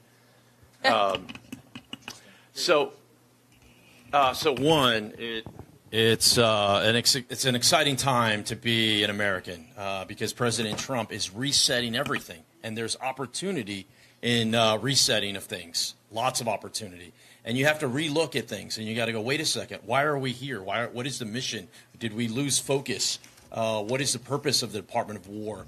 And you don't win wars alone. You need alliances. You need partnerships at all levels, whether it's at the kinetic level or whether it's at the non-kinetic level when you talk about AI. I spent 5 years in Iraq and Afghanistan, but I also spent 8 years in Indo-PACOM. My oldest son recently turned 21, and he asked me, he goes, what did you do for your 21st birthday? And I had to think back. I was like, oh, yeah, I was in a little island called Diego Garcia, where it was filled with chickens for my 21st birthday. It was a little different than his 21st birthday. I say that to go, when you visit my office, one of my four walls is an entire map of the world. And the world is a very small place. We think it's a large place, but it's a very small place. And you need to have strong partners. And you also can't just read it in a book. You have to show up because every place is different. I visited Taiwan multiple times. I visited Korea multiple times. I visited Japan recently. You have to show up to these places because each place is different. Each has its own dynamics, and you need to find partnerships. When you specifically talk about AI, I think a large frustration people have is bureaucracy. It's a bureaucracy that's happening in government, either at the elected office side of us saying all these wonderful things and not fulfilling it, and then also the bureaucracy at the Pentagon. Sometimes within the organization itself, it's this bureaucracy of why we shouldn't do it instead of why we should. And once again, when you're in a conflict, that's not the time to build out the plan. That's time to execute the plan that ideally you've already been training on with your allies and partners. So the last part I'd say, from a technology standpoint, the world is changing. It has changed, right? We've seen that with drone warfare. We're seeing that with AI, with quantum. We have to adapt to it. And we have to, as Americans, realize we cannot go it alone. We need strong partners at all levels, specifically in the Pacific with some of the partners here in Taiwan and South Korea and others. But you see what you did there? You did what every leader does, and you answered only half the question, and you didn't address the concerns people have over AI. Because if I could jump in, Lara, I just came from... Can you just after finish the congressman, of course. Yes, let him finish. You're exactly right. Here's the thing, is sometimes lots of times, you don't want Congress to get involved, and you don't want Congress to put shackles on things. But people want a digital Bill of Rights. We also need guardrails. Right, exactly. Yes, we also don't need have any. guardrails. So what I worry is, this is what I worry the most. It reminds, I've been retired 6 years now.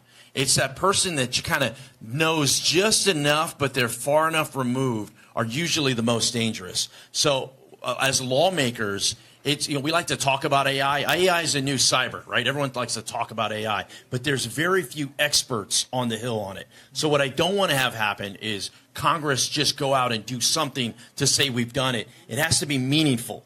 And for that, we have to have the conversation. Let's have the conversation. And we're not. Frankly, we're not. We're not. Are there any experts on the Hill in anything? Probably one thing in particular. I mean, that's a serious question. In what? Not exactly. Not implementing the president's agenda? My expertise is cryptology, is cyber. And that's where I view the world. And but aren't we behind there too? We're way behind. We're way Okay. behind.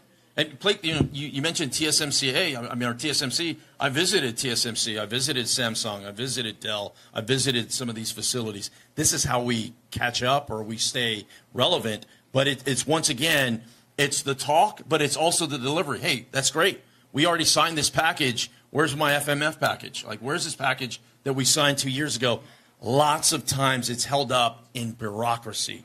And so what I love about the president is not waiting on bureaucracy. He's going, I gave you a task. I gave you a mission. Why isn't it complete? We all should be asking that question and waiting for the answer.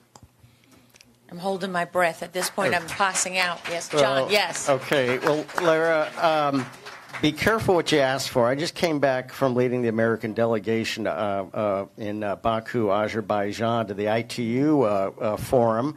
And, you want regulation of AI? Oh, yeah. Boy, the UN was all over that. China was all over that. I don't think we want the UN or China regulating I'm not talking about the UN. I'm talking about a digital Bill of Rights that mirrors the Bill of Rights in the real world, in the US.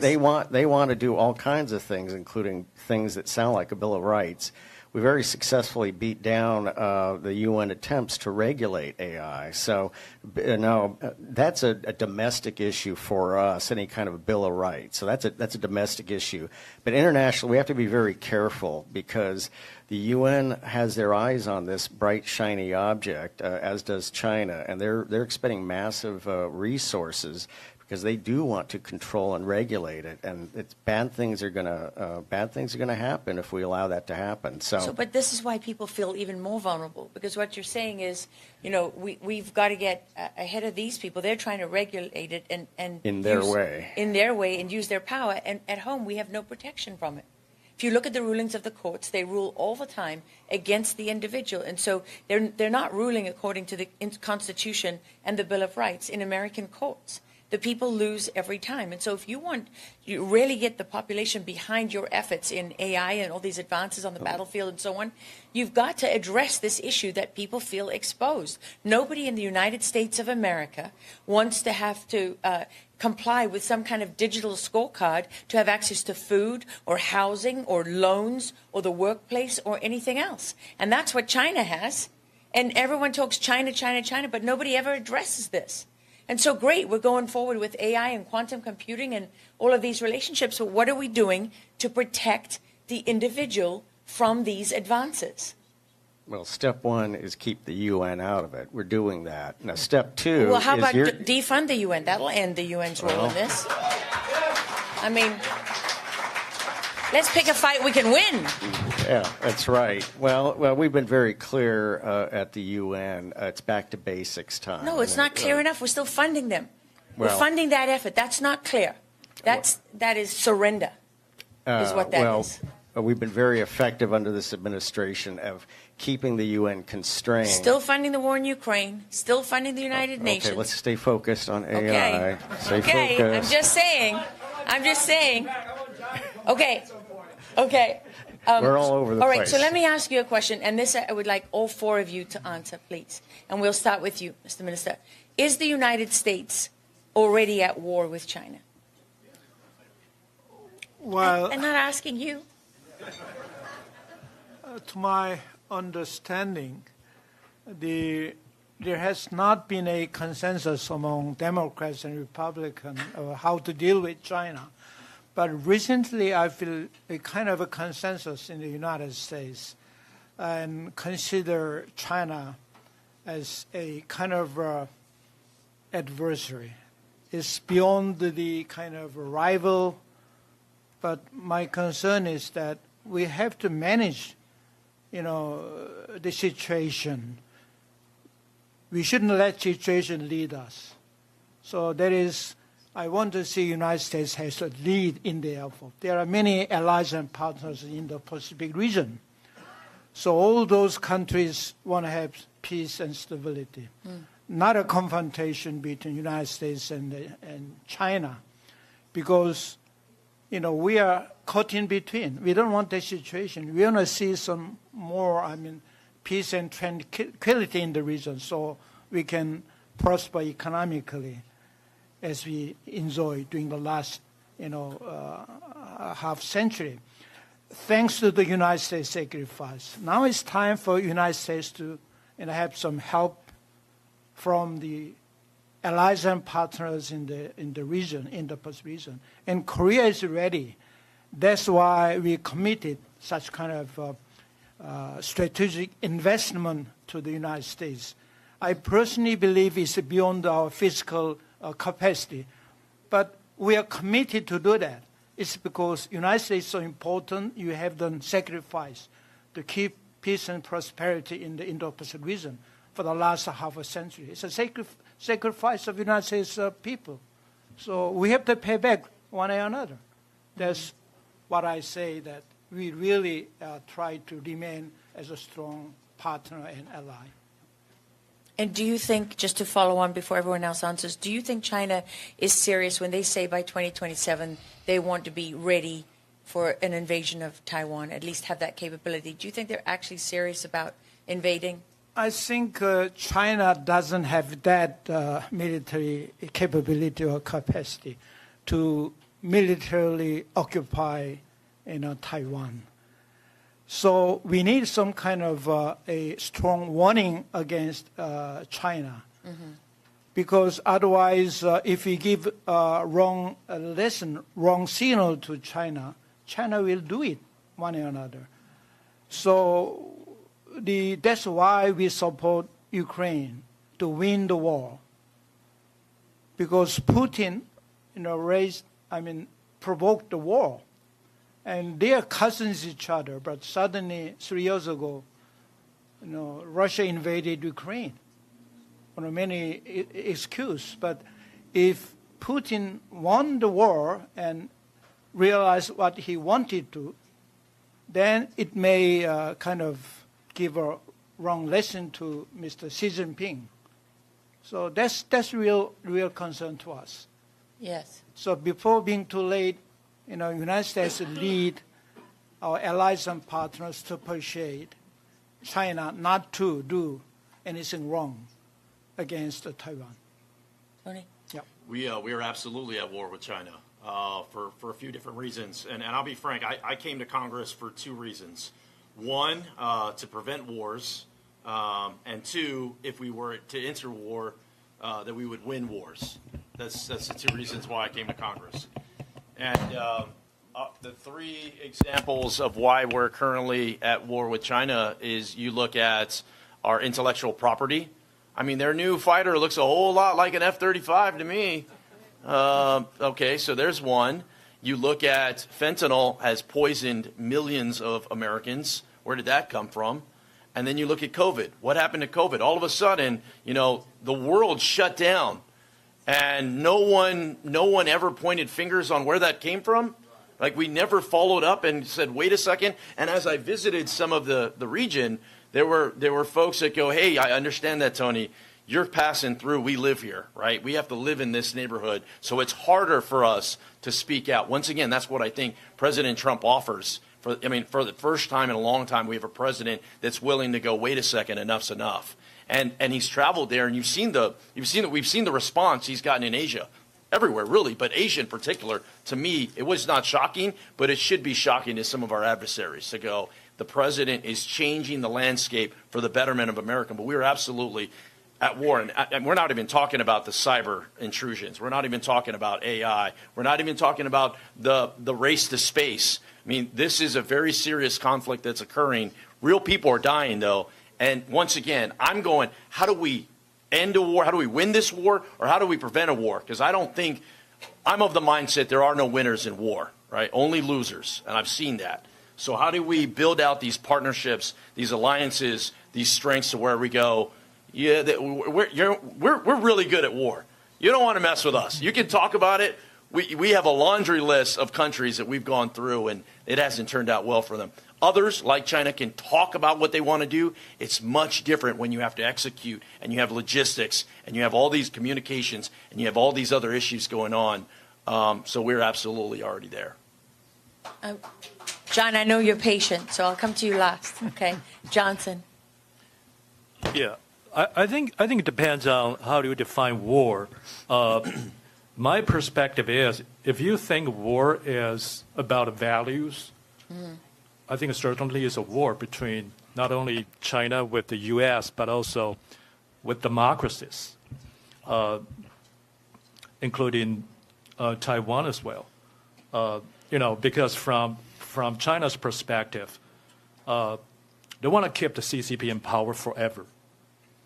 It's totally unthinkable.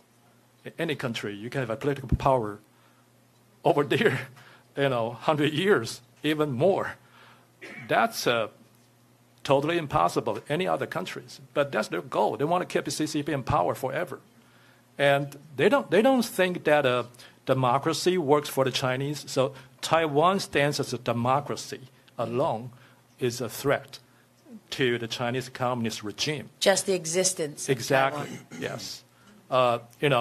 Putting aside all the territorial disputes, Taiwan standing as democracy, as a Chinese culture society, is a threat to the CCP, to Beijing. They don't want to see that happen within their territory. Yeah. In that regard, I think this is a value war. This is a war between democracies versus autocracy, and they use all kind of leverages they can use. Like, the previous panel, I think people talked about the political warfare. They're very good at it. They have a unit. They have a government agency doing this, United Front work. Yeah. And I think most liberal societies forget about that. Yeah, they use companies like Huawei, Israeli political influences over our societies globally. Yeah, and Belt and Road initiatives. Yeah, all those kind of their political tools they can use. Not only about their political influences, but their values. I mean, they talk to countries Southeast Asia that America is going down, China is going up. Mm-hmm. Yeah, spread the news to Africa, to Latin America, Western Hemisphere. So I mean, that is a word about values. That is a word about ideas. What do we stand for, in my perspective? Yeah, thank you. How has that affected people in Taiwan? I think people in Taiwan, we understand the importance of democracy and why we stand for the values we believe in. Yeah. However, Taiwan is democracy, so sometimes open society is relatively vulnerable, and open doors for some outside influences into our society. Yeah, I think we have to be very aware of this. Yeah, to distinguish the voices. Sometimes within, sometimes outside, and how do we work together as democracy to defend the values we believe in? But on the other hand, I think even though democracy compared to autocracy, democracy has some kind of weakness at some point, but I think in the long term, democracy is stronger. Yeah, because you have an institution for different people expressing different views. That is something China doesn't have. Yeah. Can I add something here real quick? My second visit, I'll be very brief. My second visit to Taiwan, I'm Catholic. I have 6 children. I carry a rosary around, blessed by the Pope. Like, I really am Catholic. I was in Taiwan. It was Ash Wednesday. I call home, and I check in with my wife, and she goes, "You're going to go to church today, right?" I go, "I'm in Taiwan." She goes, "I'm sure you'll find a church." And so I reach out. I go to church. I was surprised. There were hundreds of Christians celebrating Ash Wednesday. That, to me, was the difference between a free Taiwan and a kind of controlled Taiwan. Wanted to add that. John, the floor is yours. Thank you, Lara. Well, as far as conflict, I mean, the national security strategy is very clear. The intent is to prevent the kinetic phase of conflict with China or any other adversary. Now, activities to the left of that, which really do constitute warfare also, those malign activities, nations are going to be held accountable, including China, for those activities. And what we're seeing right now, there's essentially a number of countries are colonies or proxies of China. Russia would not exist at this point in time if it wasn't for China. Iran, North Korea, Venezuela, South Africa, which we just threw out of the G20. They are proxies, and we're going to hold them accountable. Right now, what we're seeing in the Caribbean, that is, we're dealing with malign proxy warfare. Every one of those boats destroyed means hundreds of, if not thousands, of Americans saved. But we're dealing with malign proxy conflict directly, and so those activities to the left of kinetic conflict, they're not getting a pass. We're dealing with them. Can you explain what that means? Frame it in terms of unrestricted warfare, which I'm sure everyone here knows. 2 Chinese colonels wrote a book on that in 1999 and then updated it about a year and a half ago. Well, unrestricted warfare is everything, whether it be a lab in Wuhan, China, playing with gain of function, which we were called crazy for questioning when it first came out. So that's some American partners in that. Let's be clear. Absolutely, but that was unrestricted warfare. They look at essentially DNA, genetic warfare, biological warfare as the high ground of showdown with America. Malign space activities, trade. Fentanyl has been mentioned. If you can walk around northern Mexico between the cartels giving guidance and direction like Chinese personalities have been identified and indicted for, that means you're the one calling the shots. That means you're in charge. And that's what's going on in northern Mexico with the production of fentanyl, because that 100% of the formulary components come from China. But we are addressing that and shutting that down. And there's a number of activities going on inside of Mexico right now to deal with that. So it's all forms of warfare, stealing our intellectual property, deforesting industry by industry, whether it be all the way from textiles back in the 80s and 90s to consumer-grade drones, or whether it be high-end IT, such as Huawei and other firms. Their intent is to replace America, and our intent is to defend America and make America first and hold them accountable. Okay, we're almost out of time, so this is a yes or no answer from every person on the panel. If China tries to project power abroad, does it collapse at home because the people hate the regime so much? Yes or no? We'll start with you, Johnson, and we'll go right down to Tony. Okay. If I understand your question correctly, you're asking about If they have to send 400,000 troops to invade and conquer Taiwan, are they so vulnerable at home that they face collapse? It's a very good question. Thank you. I think, yeah, it demonstrates their fear. Yeah.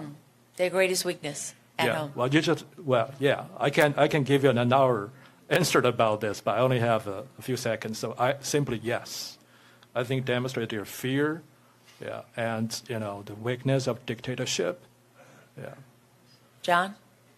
Like Johnson, my answer is yes. That is a very good question, Laura. So, but my mic went out just at the key time. The answer is yes. That's a very good question, Laura. So, but I think like all dictators, and I've had to deal with many over the years in different countries, their number one fear is their own people.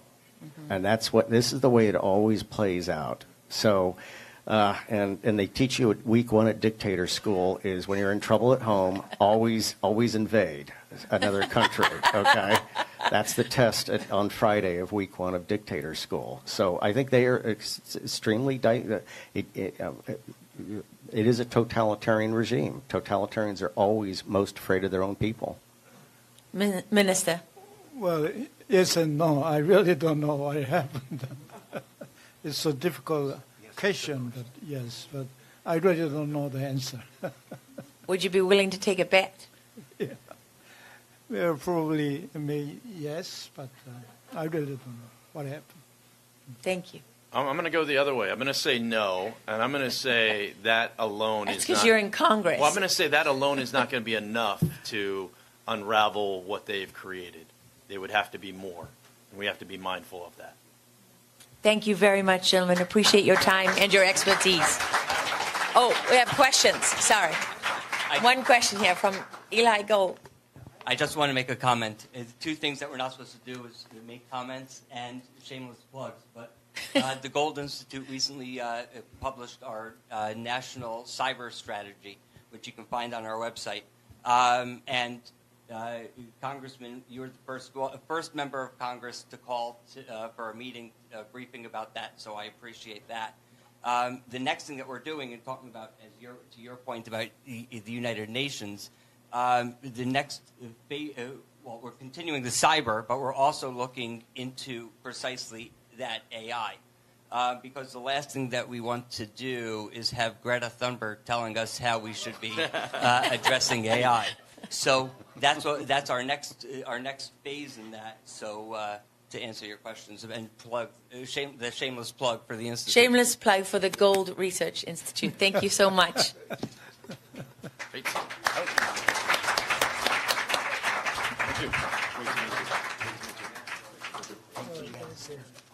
Great to meet you. Yeah, good to see you. Good to see you.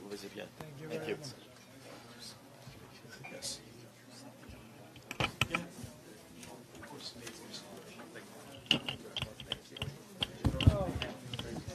All right, moving right along in our final panel. If we can, does this work? I don't know. Let's try it now.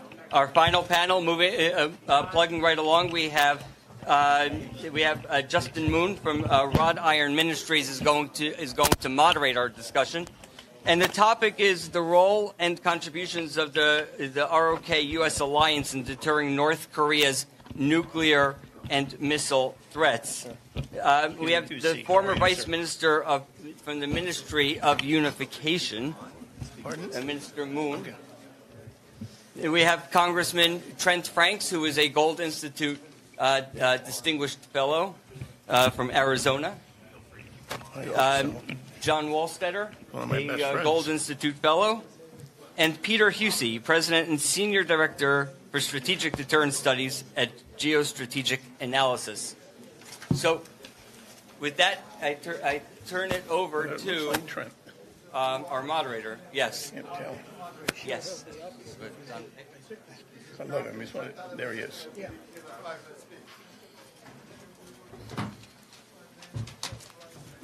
Well, I'd like to thank Eli, and I'd like to thank General Flynn for inviting me up here to be a moderator for this fourth panel. I was under the impression that I was just going to make a few comments, but I'm happy to play the role. My name is Justin Moon. I'm the president and CEO of the Carr Firearms Group. I've also worked a number of years in the nonprofit arena. My father is, of course, is the founder of the Washington Times, and he worked extensively in the nonprofit area during the Cold War to help bring down the communism through his VOC activities. He's also the founder of the Unification Church. So, General Flynn, thank you for inviting me up to your wonderful event. I learned so much about the Indo-Pacific region. And this fourth panel is the role and contribution of the ROK-US alliance in deterring North Korea's nuclear missile threats. And I just prepared a short 5-minute remark before we get started. And I'd like to make this remark and pose these questions to you, because I'm not a government person. I'm a private individual. I've worked in nonprofit arena, and I have more a common sense view which regular people who don't work in the government have. So, North Korea has made dramatic strides in missile tech with their successful tests of the Hwasong 17, 18, 19 long-range missiles and their Hwasong 8 hypersonic missile. These strides in missile technology have coincided with increased military cooperation with Russia. Given that the North Korean threat does not exist in a vacuum, but in the context of North Korea's geopolitical relationships with China and Russia, we need to address those geopolitical factors that form the current nuclear missile threat. The event that destroyed the world architecture of U.S. hegemonic peace was when Russia escalated the Ukraine war by invading Ukraine in February of 2022. This escalation and the sanctions against Russia that followed triggered a series of consequences that were not foreseen. The war, the sanctions, instead of defeating Russia, have strengthened Russia's economy and military capability and power. Today, to most serious observers of the war, Russia is poised to strategically be victorious in the Ukraine war. The sanctions and Russia's exclusion from the SWIFT financial system have also accelerated the de-dollarization of trade in the BRICS bloc and altered the flow of Russian raw material supplies strategically in a pattern strategically harmful to the U.S.-led world. Since the war's escalation, Russia's trade with China has grown exponentially, whereas in the past, China's maritime supply chain could be credibly threatened by U.S. naval power. China's overland trade with Russia is immune to those threats.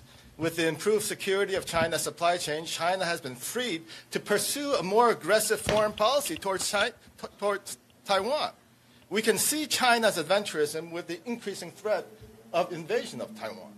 Given this geopolitical frame, the policy prescription, I think from a common sense point of view, would be to advance U.S. world order and defeat the North Korean missile threat is clear.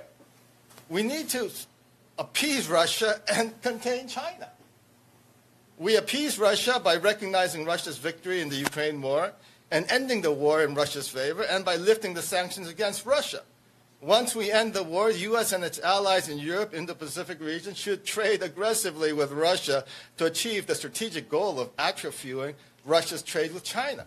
If we can force China to rely on maritime trade to fuel industry, then we can once again keep China in check by credibly threatening China's supply chain. As we realign China's economic reality, we show strength and resolve by reprioritizing U.S. military spending towards naval expansion. We recognize Taiwan's key strategic positioning in the first island chain of defense, and we commit formally to defend Taiwan. Further, with our assistance from our allies in Japan and Philippines, we need to fortify the first island chain by deploying missiles, sea mines, air power, and logistics along the entire chain. In this manner, we can control all major choke points in the China trade, and we can credibly deter any military adventurism by the CCP. Pursuing this policy of appeasing Russia and containing China, we could restore the balance and preserve the peace in the Indo-Pacific region and defuse the nuclear missile threat from North Korea. Doesn't that make common sense? Or is that unrealistic? Speaker Moon? Thank you. Thank you very much. I'm very much honored to speak on the very important topic. Please give us your remarks. Yeah, the very important topic that Korea and the United States as allied countries face today. And I'm a Korea diplomat for the last 37 years. I was posted to Washington, D.C. 3 times. At the same time, I also was a Director General of that foreign ministry who is responsible for that Korea's foreign policy vis-a-vis the United States. So that I'm one of the person in the foreign ministry who knows the United States better than any other diplomats in the ministry. So that before I'm going into my own points, that I would like to address 2 topics which was mentioned during that previous session. One is that just third session just before this one, that Lara asked that what is your choice between the United States and China? Responding to that question, my answer is pretty clear that our choice is with the United States. As you know, that after the Korean War in 1953, Korea concluded kind of the mutual defense treaty with the United States. So someone actually mentioned that our alliance as an alliance forged in blood. I don't know whether you had any chance to visit the Korean War Veterans Memorial, just next to that Lincoln Memorial. Yesterday, actually, we paid respect to the fallen soldiers of the United States during the Korean War. So that there should not be any doubt about, Korea's relations with the United States in the field of security. Also, Korea is one of the few U.S. allies who fought together, shoulder to shoulder, in Vietnam, in Iraq, in Afghanistan, also in other battlefield as PKO. So that all in all, Korea is one of the very strong allies of the United States in the field of security. Then how about the economy? That, as Minister, you mentioned that Korea has been actually heavily dependent on China because Korea is more or less export-driven countries. But particularly after that, the THAAD issues, we had some troubles with China. At the same time, as you can see, during that recent summit meeting in August and in October, also that adopted that fact sheet, joint fact sheet, Korea actually decided to commit itself to invest in the United States $350. Besides that one, our private sectors committed $150 billion to the United States. So in terms of trade, also Korea is one of the few countries that concluded FTA with the United States. So that if you ask me that what is your ally in the field of that economy, without any hesitation, United States. So that this is not the issue of that choice between United States and China in the field of even in the economy. I think it's the issue that based on our alliance, how we will deal with China. I think that should be the right question to answer to the people of the Korea. That is my first point. And my second point is that Congressman actually raised quite an important aspect that there are lots of strengths of the United States. The United States is a country of the creativity, entrepreneurship, and then Christianity, and democracy, values, and others. But in terms of that global issue, that the strength of the United States comes from that network of alliance. So that means that if you can continue to maintain those great network that you established for the last few decades, is great asset for the United States to still continue to exert your influence all around the countries. So that you should not forget that the United States' strength is coming from the network of the alliance, where Korea is fit into pretty well. So that those are two comments that I really would like to make before my own point, before I'm making my own point. Then how to address the North Korea's nuclear missile threat? It is quite difficult issues. As you know, that there have been several efforts by Korea and the United States and other countries to deter capabilities of North Korea, but it all failed. Now, North Korea is de facto kind of nuclear state. Then how we will address that threat? The first point that I would like to make is that we should strengthen our deterrence based on our allied powers. Then second one is that, it is, nobody actually mentioned about our cooperation with Japan, which is very much integral part of our response to North Korea's threat. So that since that Camp David agreement 2 years ago, that we established quite great structures, which is actually functioning among three countries, how we can deter North Korean nuclear and missile threat. Because, in terms of the particular missile, that it is critical to share that early warning information with Japan. That is complete our kind of that detecting North Korea's nuclear and missile threats and then responding at the right manner to that threats. So that the cooperation with Japan is critically important, and then during the recent two summit with the United States, that those spirit is reflected in the agreement between two countries, between Korea and the United States. So that that in relationship with Korea and Japan, there is always an ups down because we have some history issues with Japan. But despite that, the current government's position is that its history issue is not the issue to be resolved overnight. But it is important how to manage that differences in terms of history so that we can go together into the future. So that is basis of that our relation with Japan.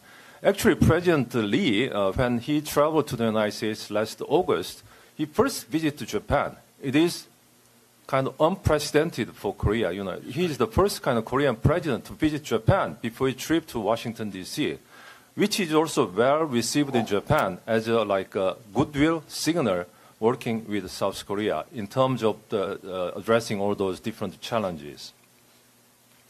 Then we talked a lot about China. I do not want to add some extra point because I'm not the Chinese expert. But one thing I want to make here is that in Korea, we have still many Korean people who remember that how China can be threatening to Korea, how much they are pose different challenges to Korea. We experienced that through that saga, through that THAAD issues. At the same time, recently in the Yellow Sea and West Sea of the Korean Peninsula, they are building up some artificial infrastructures, which you can see in the South China Sea. So all those aspects of China kind of give Korean people certain types of warning. China is some country that we should approach with caution. So that is, again, that when I just return back to my first kind of point, that Korea has already chosen the United States economically and politically and security-wise. Then my third point that I want to make here is that North Korean threats, nuclear and missile threats, is part of that North Korean problem. It's not just, nuclear and missile threat.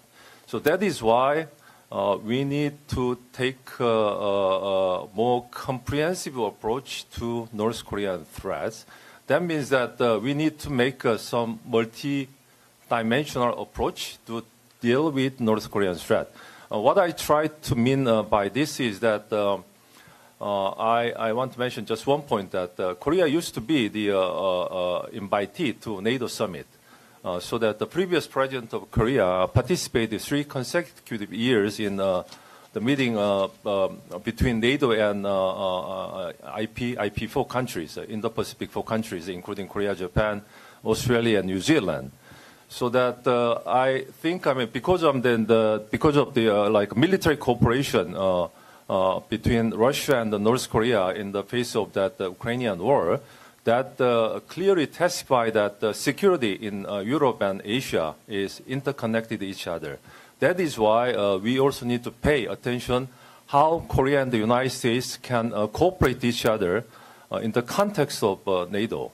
So that that is the point that I would like to make here. And then if there is any question, I'm willing to respond to that. Thank you very much. Thank you.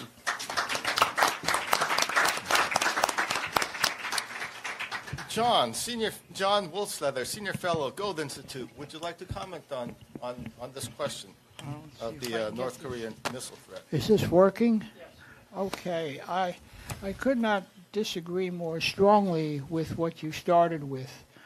Appeasement is never the correct answer, and it will have reverberations. The first one will be Vladimir Putin has made quite clear that Ukraine is not the only thing he wants. He wants all of the near abroad to be reunited with Russia, whether they like it or not. So I would advise that if you were to give this talk in any of the Baltic countries, you might want to have bulletproof glass in front of you when you give it.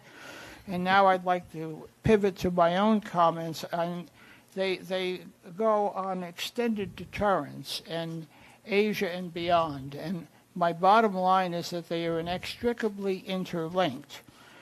Because if in any area we have a failure of deterrence, it is going to cascade. It's not going to be there, and it doesn't matter whether we have a formal alliance, as we do with NATO, or we have a specific defense treaty, as we have with Japan, or we have a commitment short of that to guarantee Taiwan is not forced to surrender its freedom by force. If in any of these, in any of the theaters, whether it be in Europe, Ukraine, the Mideast, or anywhere in Asia, we were to fail to no longer extend deterrence, it would cascade in all the other areas.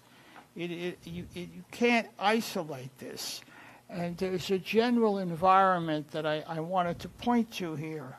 We are now, we need full spectrum deterrence, which is both high-low, in terms of technology, in terms of space versus surface, in terms of the various types of systems from drones all the way up to the high-end things like the strategic aircraft and missiles. And we are going to have to shift more and more away from primarily offense to defense. Because what we just saw in Israel was what would happen. Your normal life would have been impossible in Israel if they didn't have an effective defense. There was a mention of that earlier today. Missile defense is going to play a leading role in it, and initially it'll be kinetic systems like Iron Dome, and it is already moving toward systems, directed energy systems like Iron Beam, which are vastly cheaper to use and can be retargeted instantly in real time.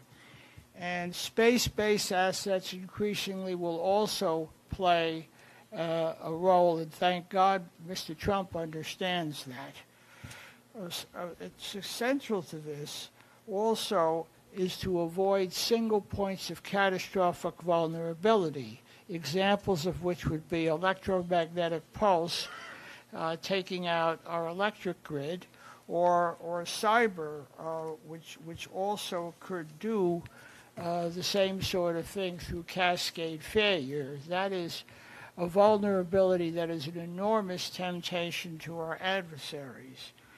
And Obama and Biden policies have contributed significantly to a window of vulnerability akin to that we faced in the 1970s under Jimmy Carter. And loss of extended deterrence will supercharge allied nuclear proliferation. If we're no longer under our umbrella, there are a whole bunch of countries that can go nuclear very quickly. Japan can do so. They're sitting on something like 20-some tons of weapons-grade plutonium, and they would no doubt get calls from other of our allies because you're not going to go the long route to do it.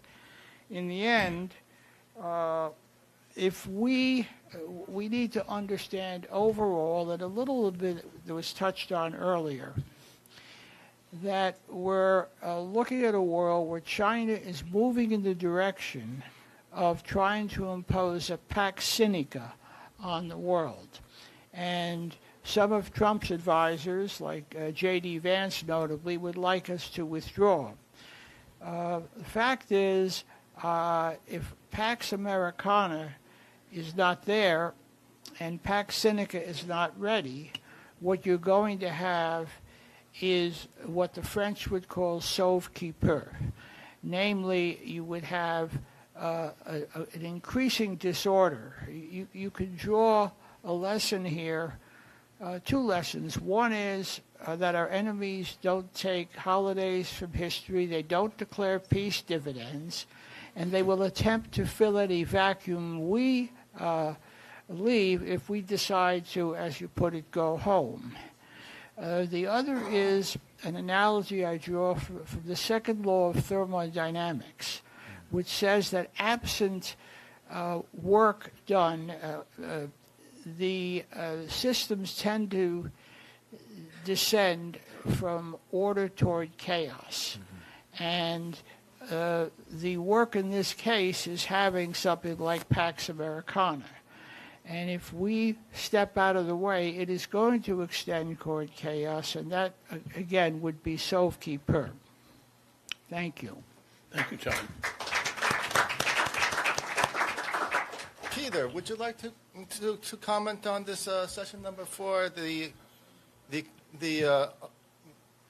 North Korean threat and the ROK alliance? Certainly. I want to thank General Flynn, and I want to thank Mr. Lake. God love you both. This is a homecoming for me.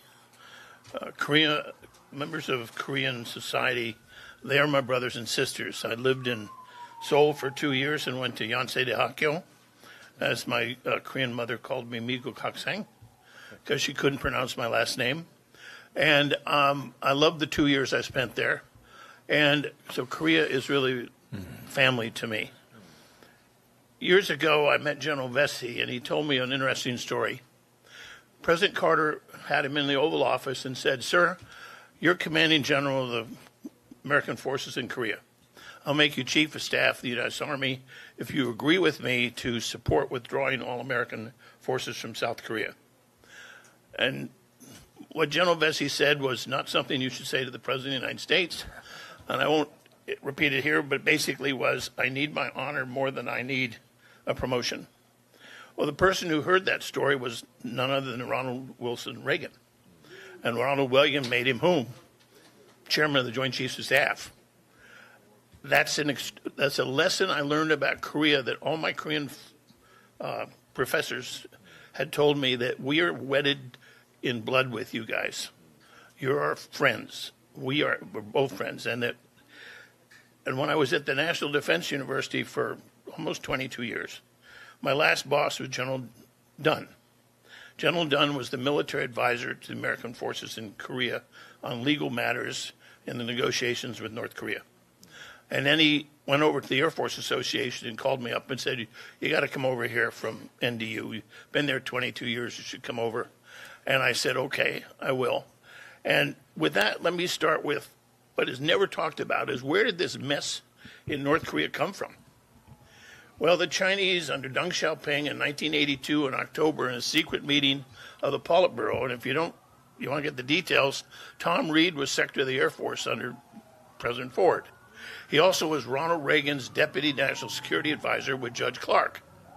In his book called The Nuclear Express, there's an entire chapter on a meeting that Deng Xiaoping had in October 1982, where he decided secretly to supply nuclear weapons technology to Pakistan, North Korea, Iran, Libya, Syria, and though he didn't say so, I think between Libya and other countries, Saddam Hussein got some of the nuclear. Now, thank God, a number of these countries couldn't find a giraffe in a phone booth, and so they never made a lot of progress on this. But Pakistan did, and the first country to get nuclear weapons was North Korea. Notice all the countries I mentioned were state sponsors of terrorism under the tutelage of the Soviet Union, and then after the end of that. And Pakistan is kind of rough because they did create the Taliban. And then they did give sanctuary to both Al-Qaeda and the Taliban during us taking down the Taliban after the Civil War. So they created the Taliban as a moderate substitute for Hekmatyar, who was running the country, had won the Civil War, who was crazier than, beyond crazy. Can imagine creating the Taliban as a moderate alternative. So when you look at this, what was China trying to achieve? They knew they were taking a risk. What if North Korea's nuclear weapons prompted the South Koreans to say, we don't care, we're building nuclear weapons? That would have been, you would have had 7 nuclear armed powers surrounding Korea. You have North Korea, Japan, probably Taiwan, the United States, Russia, and China. One mistake, you could have a conflagration that would engulf that part of the world. And the importance of this world is in 2050, you're going to have $62 trillion of GDP and over 5 billion people. That's why this is so critical. So China rolled the dice when Deng Xiaoping did this in 1982. And they figured that they get 2 things. The United States would prevent South Korea from going nuclear. Not because we don't like South Korea, but we didn't want to see the Nuclear Non-Proliferation Treaty, which was signed in ratified in 1970. We didn't want to see it unravel. But there's another thing. They knew they could get American commentators to blame America, not North Korea. You all know who Jeane Kirkpatrick is, okay? The Pumpkin Papers, their regulars, have their annual dinner in this room. And Jeane Kirkpatrick, before she gave her famous speech at the Republican National Committee, tried it out on us first. And she said they always blame America first. And I helped get her nomination through the Senate. And I always say to her, Jeane, no, they always blame America, period. And they do. Joe Cirincione with the Quincy Institute said American forces militarized the peninsula. And what does Ted Galen Carpenter and Doug Bandow say from Cato? We better get the heck out because there's going to be a nuclear war on the peninsula because the North Koreans are crazy, but we don't want to see Americans die, so our soldiers should come out. Not a word about the 292,000 Americans that live in South Korea and do business and teach there and are married to Korean women or men, depending on what it is. So China rolled the dice, and sure enough, American commentators echoed Jimmy Carter saying, let's get out, okay? In the final analysis, we ask yourself, if we allowed South Korea to go nuclear, then I think the Chinese would pay attention to bringing down the North Korean program. But how do you get the South to say, well, we're going nuclear, but wink, wink, we really won't, and then get the Chinese to do something that they put on the table because they lie about everything, and they're not transparent. So you then end up with the problem of we have North Korean nuclear weapons, and denuclearization is the entire agreed framework that Bill Clinton put together was a fraud. Yep. He didn't think it was a fraud. But the North Koreans knew it was a fraud because they signed the Non-Proliferation Treaty in 1986. Surprise, surprise. Deng Xiaoping says we're going to give you nuclear weapons in 82. You sign the treaty in 1986, and you develop and blow up your first nuclear weapon in 2006, almost 20 years later. From the Khan network is where you get all the stuff. And then the North Koreans help the Pakistanis do what? Build ballistic missiles. So they could handle India, which was precisely what China was interested in. Plus, if you notice all the countries they were arming with nuke technology, every one of them has been in war with the United States of America. We've had to do Syria, we've had to do Iran, we've had to do Iraq, we've had to do Libya, and we were really in war with Pakistan because they were helping the bad guys, or our soldiers were getting IEDs and blown up in Afghanistan. And then we end up with what? We withdraw from Afghanistan and turn the country back over to the Taliban, we spent 20 years trying to get rid of.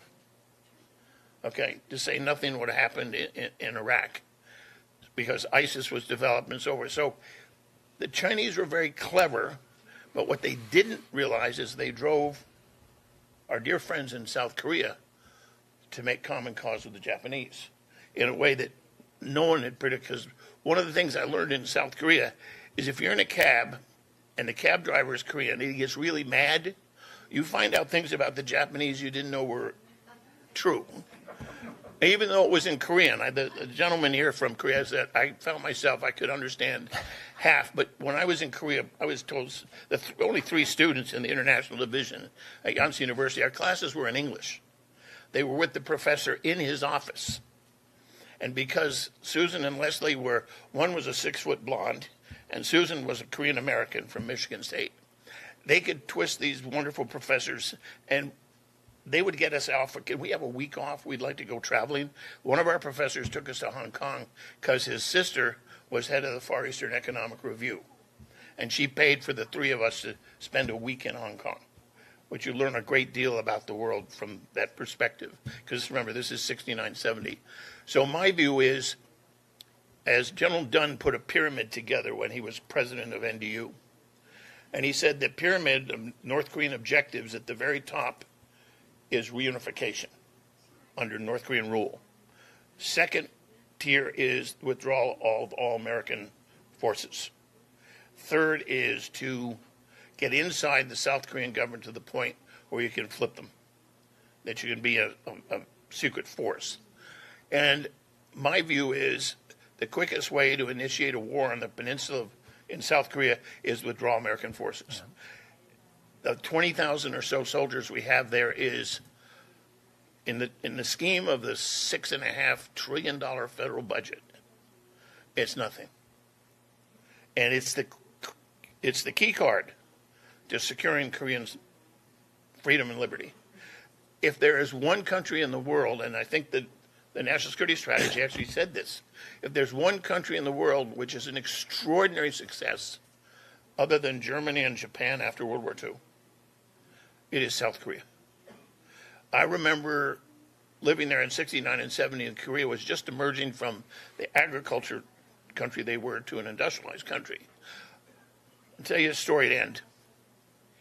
I would take a bus from Yonsei every week evening to the Bank of Tokyo Seoul branch, where I taught 4 Korean bank managers English. And they then would take me out to play billiards, which they love in Korea, and then they take me to dinner, and then they take me home to my family. And I get off the bus, and I had about a half mile to walk to Gwamun, and these little shoeshine boys were all orphans. And they sit there with their little shoeshine boxes. And how much do you think a shoeshine was? 10 won. 400 won was $1. So they just, about 10 won. I like this little kid. They were all orphans, and he shines my shoes. And by the time I walk half a mile down to Gwamun to the Bank of Tokyo, he's there sitting on the steps again, and he wants to shine my shoes again. So I said, heck, I would give him 100 won, and for this kid, it was like, whoa. So when I went to the Hanga Haktong, which is where you learn Korean, most of my classmates were Jesuits from Italy, nuns and priests. And they spend their entire lives doing nothing but taking care of Korean orphans. They have a school where they go to school, they pay them, and they learn a skill, a trade, like construction or engineering or carpentry or plumbing, because they're orphans and they're often mixed races. they're not very well respected because they don't have family. But this gives them a step up. And I asked the priests and the nuns, I said, how long do you do this for? And they said, the rest of our lives. And every 5 years they go back to Rome for school. And they do a lot of study, and then they come back. And they were the most wonderful, wonderful people. And I visited the school, the Don Bosco School in Seoul. They had 3 of them. And they had about 400 orphan children. And so talk about cementing your relationship with the country. People love Korea. And the Koreans are incredibly friendly, wonderful. Look what they have achieved. We do not want to see those 36,000 American soldiers that died and tell them we're withdrawing and we're going to roll the dice. And if there's a war, well, there's a war. They can fight. They're great fighters. They were well armed. No, I don't want to see that ever happen. So if I have to keep 20,000 people there for another couple hundred years, it's fine with me. Thank you.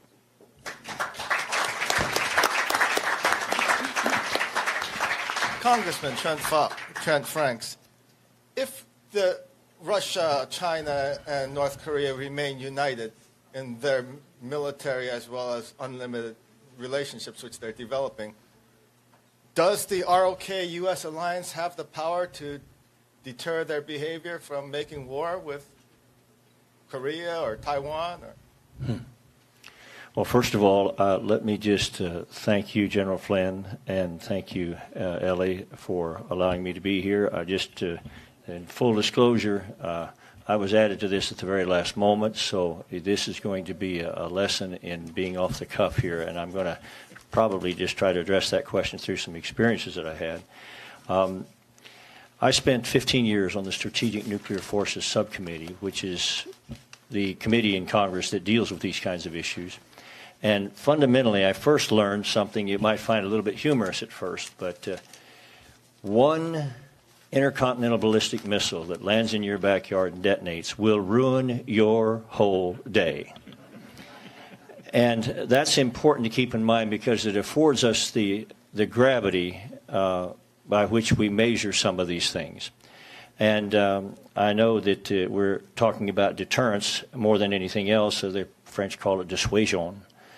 The reality is, to answer your question, I think that it's vital when you have a police state headed up by the North Korean leaders that we must make sure that they understand that they have no ultimate future if they should attack America or our allies. Absolutely.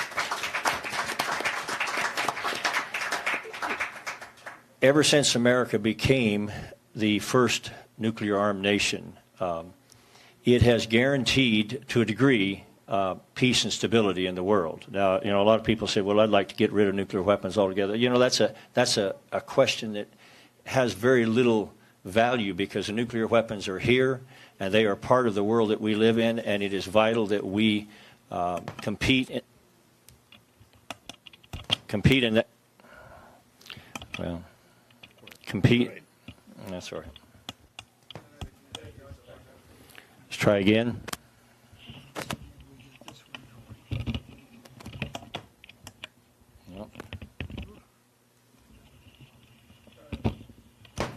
Try it again.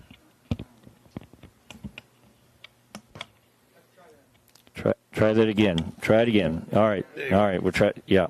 Did it go? It was gone again. No. All right. Well, this is going to be fun. So we spend about 5% of our now $900 billion defense budget, our NDAA, on our nuclear weapons capability. And yet there is nothing that gives America more deterrent capability, more ability to speak to the world with confidence than that capability. And if you would ask Ukraine, I think they would probably express to you in the same terms. Mr. Carter thought that we could build down the nuclear weapons capability. He went to Ukraine and said, we got to get rid of this. And they listened to him.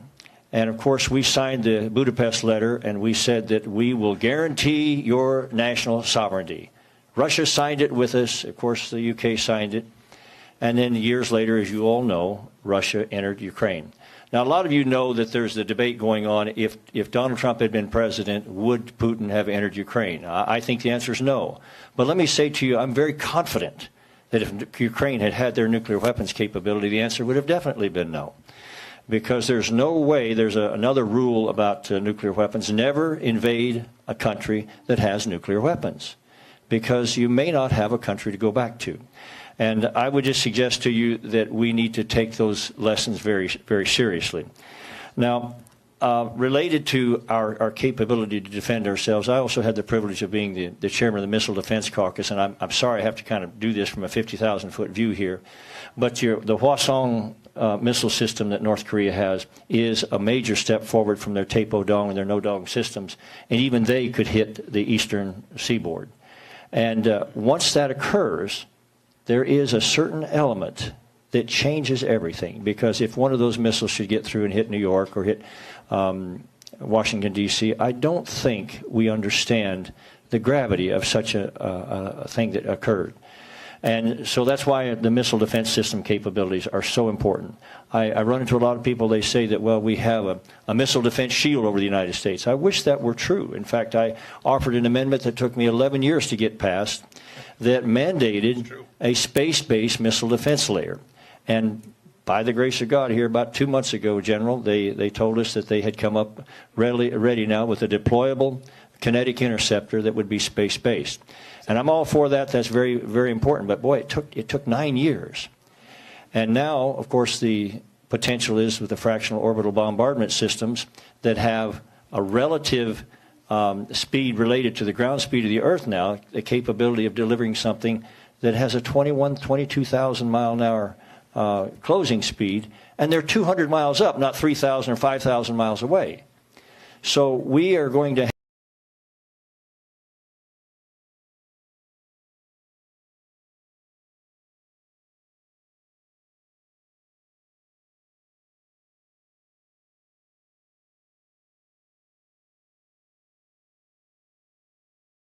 have to do something very different. I met with the Golden Dome team here sometime, 3 details about that.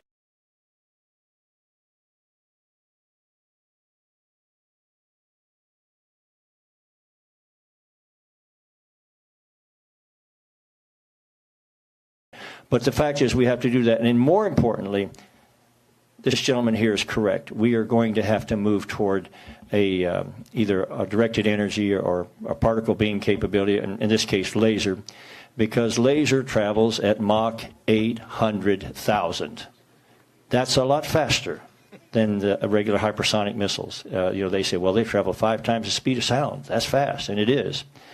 But if we're going to solve the telemetry problems of places like North Korea, we have to be able to make sure that whatever they throw at us, that we can hit in time. And Israel has come up with their Iron Beam system. We were very supportive of that. The problem is the cost. You know how much it costs Israel to knock down a missile with the Iron Beam system? Almost $5. Almost $5. Now, I say that to give you a sense of the difference that makes. Speed of light is important, and we need to make sure that we're able to do that. And if we can do that, we can tell North Korea, listen, if you ever do send a missile our way or toward our allies, we can take it down, and then we're going to send you some fireworks you won't believe. I can tell you, I believe that that's the way that we deter North Korea. I'm not sure I would add anything more to that. I'm going to probably leave it open for questions as we go. But let me just say to you that regardless of what weapon systems that we use, there's always this escalation, General, that we talk about. It's not about the escalation of a fight between two countries. It's the escalation of military technology. You know, a long time ago, we were throwing rocks and sticks at each other, and then somebody came up with armor, and that escalated it to the next system. We're now throwing intercontinental ballistic missiles at each other at thousands of miles an hour, with hundreds of thousands of tons of equivalency of trinitrotoluene.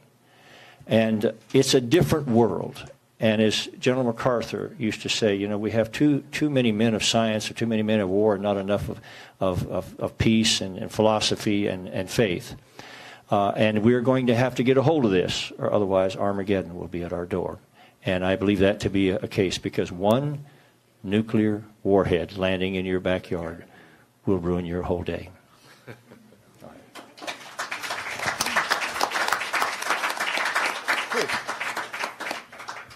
I just have to say something, is this gentleman to my left, Congressman Trent Franks, is the person responsible for the fact that we're building a missile defense today.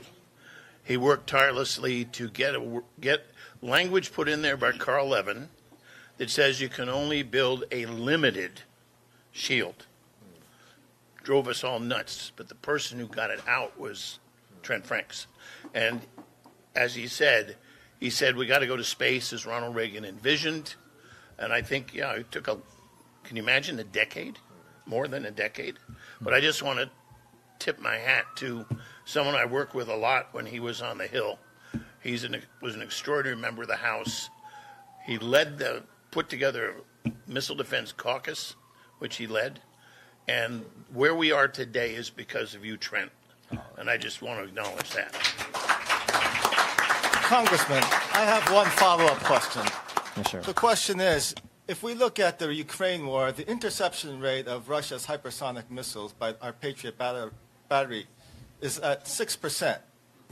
And considering that Russia has 7,000 nuclear warheads and China has thousands, of course, North Korea only has probably less than 100. If we have to fight a united China, Russia, and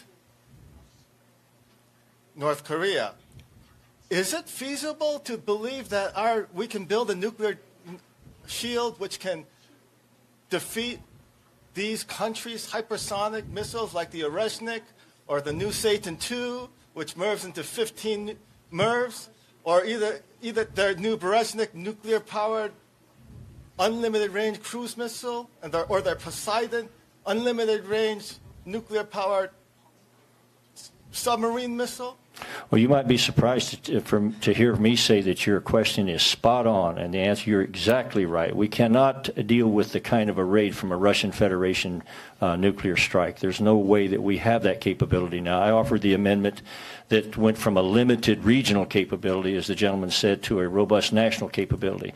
But the reason for missile defense is not to be able to replace mutually assured destruction. It's to make sure that it is assured. Because right now, our fear, if Russia decides to strike us, we can't feel that kind of a strike. You're 100% right. But if it's in North Korea, we can feel that. We can knock that down, 2 or 3 of them. We have just to give you a real ugly picture here. We've only got about 45. It's about 45 GBIs, General. And I think we've got about 5 of them in Vandenberg and probably maybe 40 of them in Fort Greely, Alaska.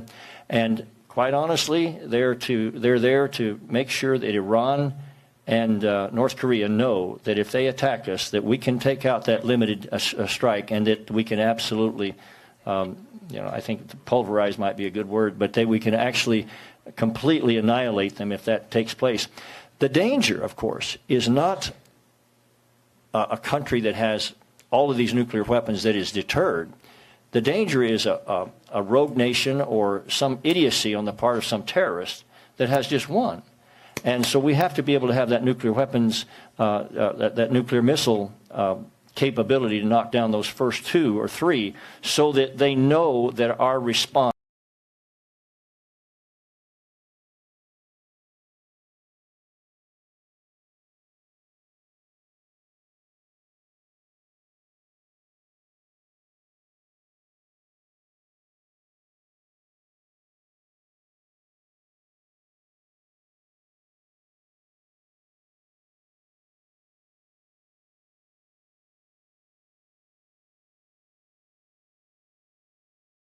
is certain and capable, so that they're not going to, but that is still the equation that we have, is the ability to deter an enemy with an unimaginable response. And we just need to make sure an enemy with an unimaginable response. And we just need to make sure that no one can start that process off without that deterrent being in place. Frank, you mentioned that here. Please. A couple of quick comments. all the more reason we need space-based systems, because if you have a 10-MIRV missile that is launched, if you take it out before the warhead's separated, either the boost or the post-boost phase, a single shot destroys 10 warheads. If, however, you have warhead separation, now there's 10 coming at you.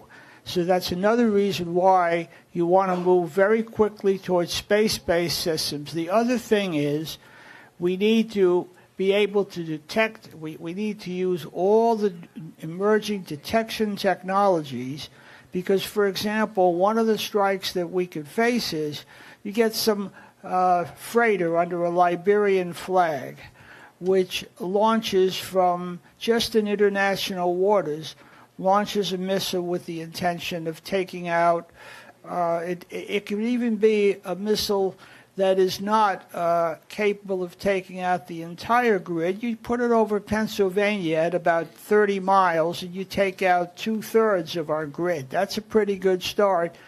And you then, meanwhile, the launching pad is blown up. You may not know who did it. So you better have something in place, some sort of a picket fence, and use low-orbit satellites in various configurations so that you can take it out even if you don't know who fired it. Good. Good job. Excellent. Yes. That's good. Thank you. All right. Good job.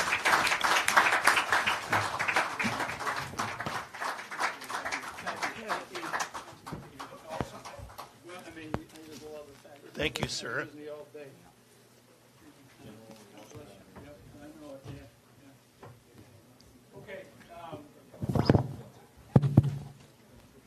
Great. This building was built, or this building was taken over maybe in 1921, and I think the sound system was maybe put in right around that time, too. Okay. So I first want to thank my Korean colleagues here. Okay, General, all of them, a big round of applause. General Shen, thank you so much. Really, really, just outstanding comments and scary. You know, like Charlie's presentation this morning. My brother Charlie's presentation, General Flynn was stark. You know, if I wrote some notes here to kind of just close it out today, a couple of little bits of pieces of information so people have some things accurate, okay? The war in Ukraine did not start in 2022. Okay, it did not start after Joe Biden, became the fake president.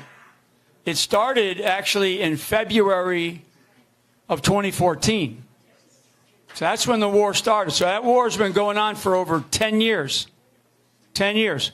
That length of a war, because, all the discussions that we had today all include this, I call it an axis of resistance, okay, that we are facing. All the guys that have served in the military that you heard up here today, all of us, none of us want war, right? None of us, not what's, we don't, it's not like we're not out there going, let's go to war. Bullshit, right? But I want people to understand the accuracy of history, okay? So, because I can tell you it was 2 days after the Sochi Olympics ended, okay, in February of 2014, and they moved pretty quickly. The Russians moved pretty quickly.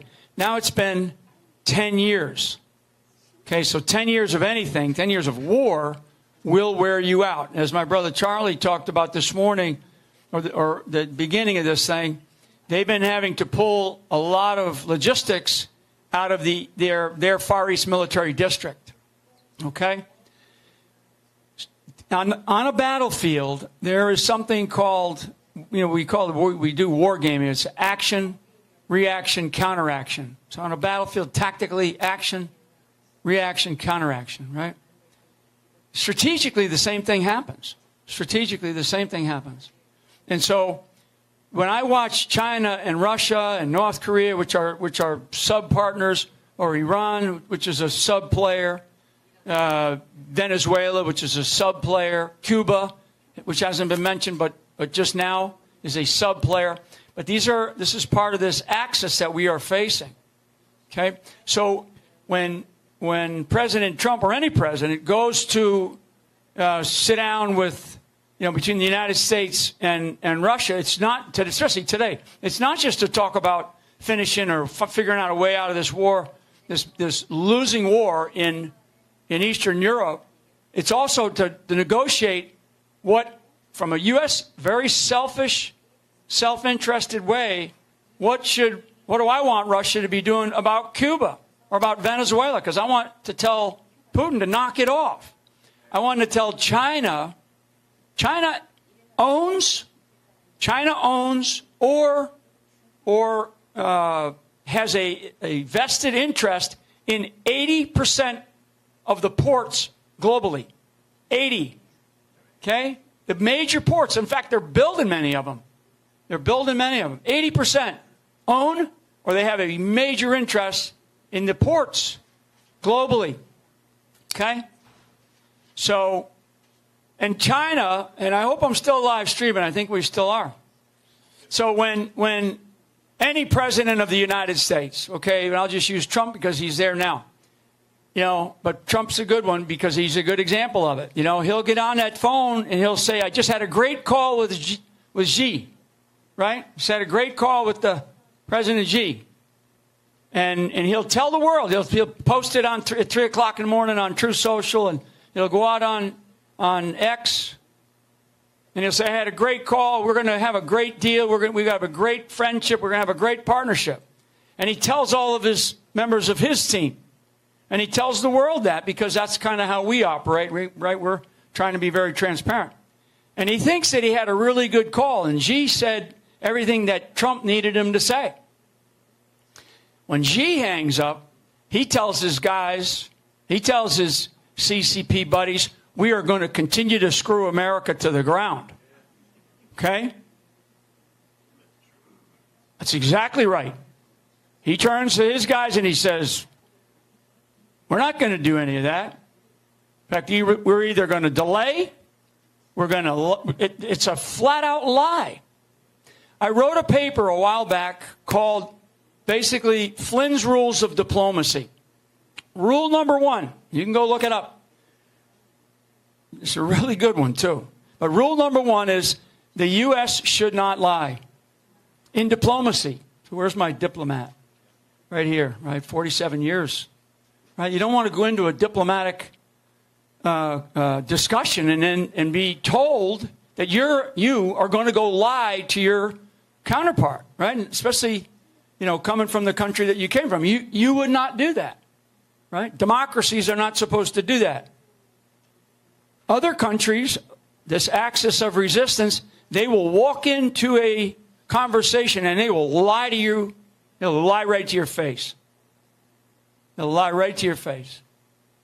That's the war that we are in. And people need to understand it. When we talk about missiles and all this stuff, that's 4th generation warfare. Okay, sticks and stones is 1st generation warfare. We're in another era of warfare. Completely different era of warfare. It doesn't mean that the hypersonic missiles and all this physical stuff can't happen. It certainly can. And it does happen in different parts of the world right now. But we are in a time where, where there is democracy, freedom generally reigns. Where there's democracy, freedom reigns. And we talked about it and touched on it in here today. When you think about the countries, China ought to be on their knees thanking the United States of America that imperialism did not reign during World War II. Otherwise, imperialism under the Japanese system back then would be all the way over, damn near, to modern-day Iran. Okay? Because Pakistan didn't exist prior to World War II. Okay? It was created after. The Burma Road, right? There's so much history that we we can talk all the details of some event, but there's a geostrategic and geopolitical history that we have to understand that connects us all. I mean, I would love to say we're going to have, let's let peace break out, right? Let's let peace break out. That's what I want. I mean, that's what I would love to see. But that's not human nature. It's not human nature.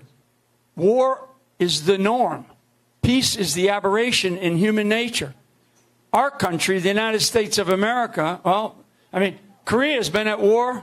So I was just going to say our country's been at war for the last 25 years, actually since I was a kid. If I tie Vietnam in, maybe there was a little break after the Korean War. I mean, Korea's been at war for 75 years. Is that about how long it is right now? Right? So we have to be seriously realistic. And, it's not about being a neocon, because the neocons I don't like. I don't like these people that are like, yeah, yes, we got to continue to go to war. Because there is a machinery that benefits from that, right? I'm very public about this if you follow me real closely. I mean, the military-industrial complex, right, that Eisenhower warned about, right? There's a military-industrial complex over in Europe as well. There's a military-industrial complex, in the Republic of Korea. And part of it, part of that reason why it exists is because there's an adversary who will lie to you. And I was fascinated by the generals. For those that paid attention, it was very important. Because I think what the general talked about of the North Korean dynasty was fascinating.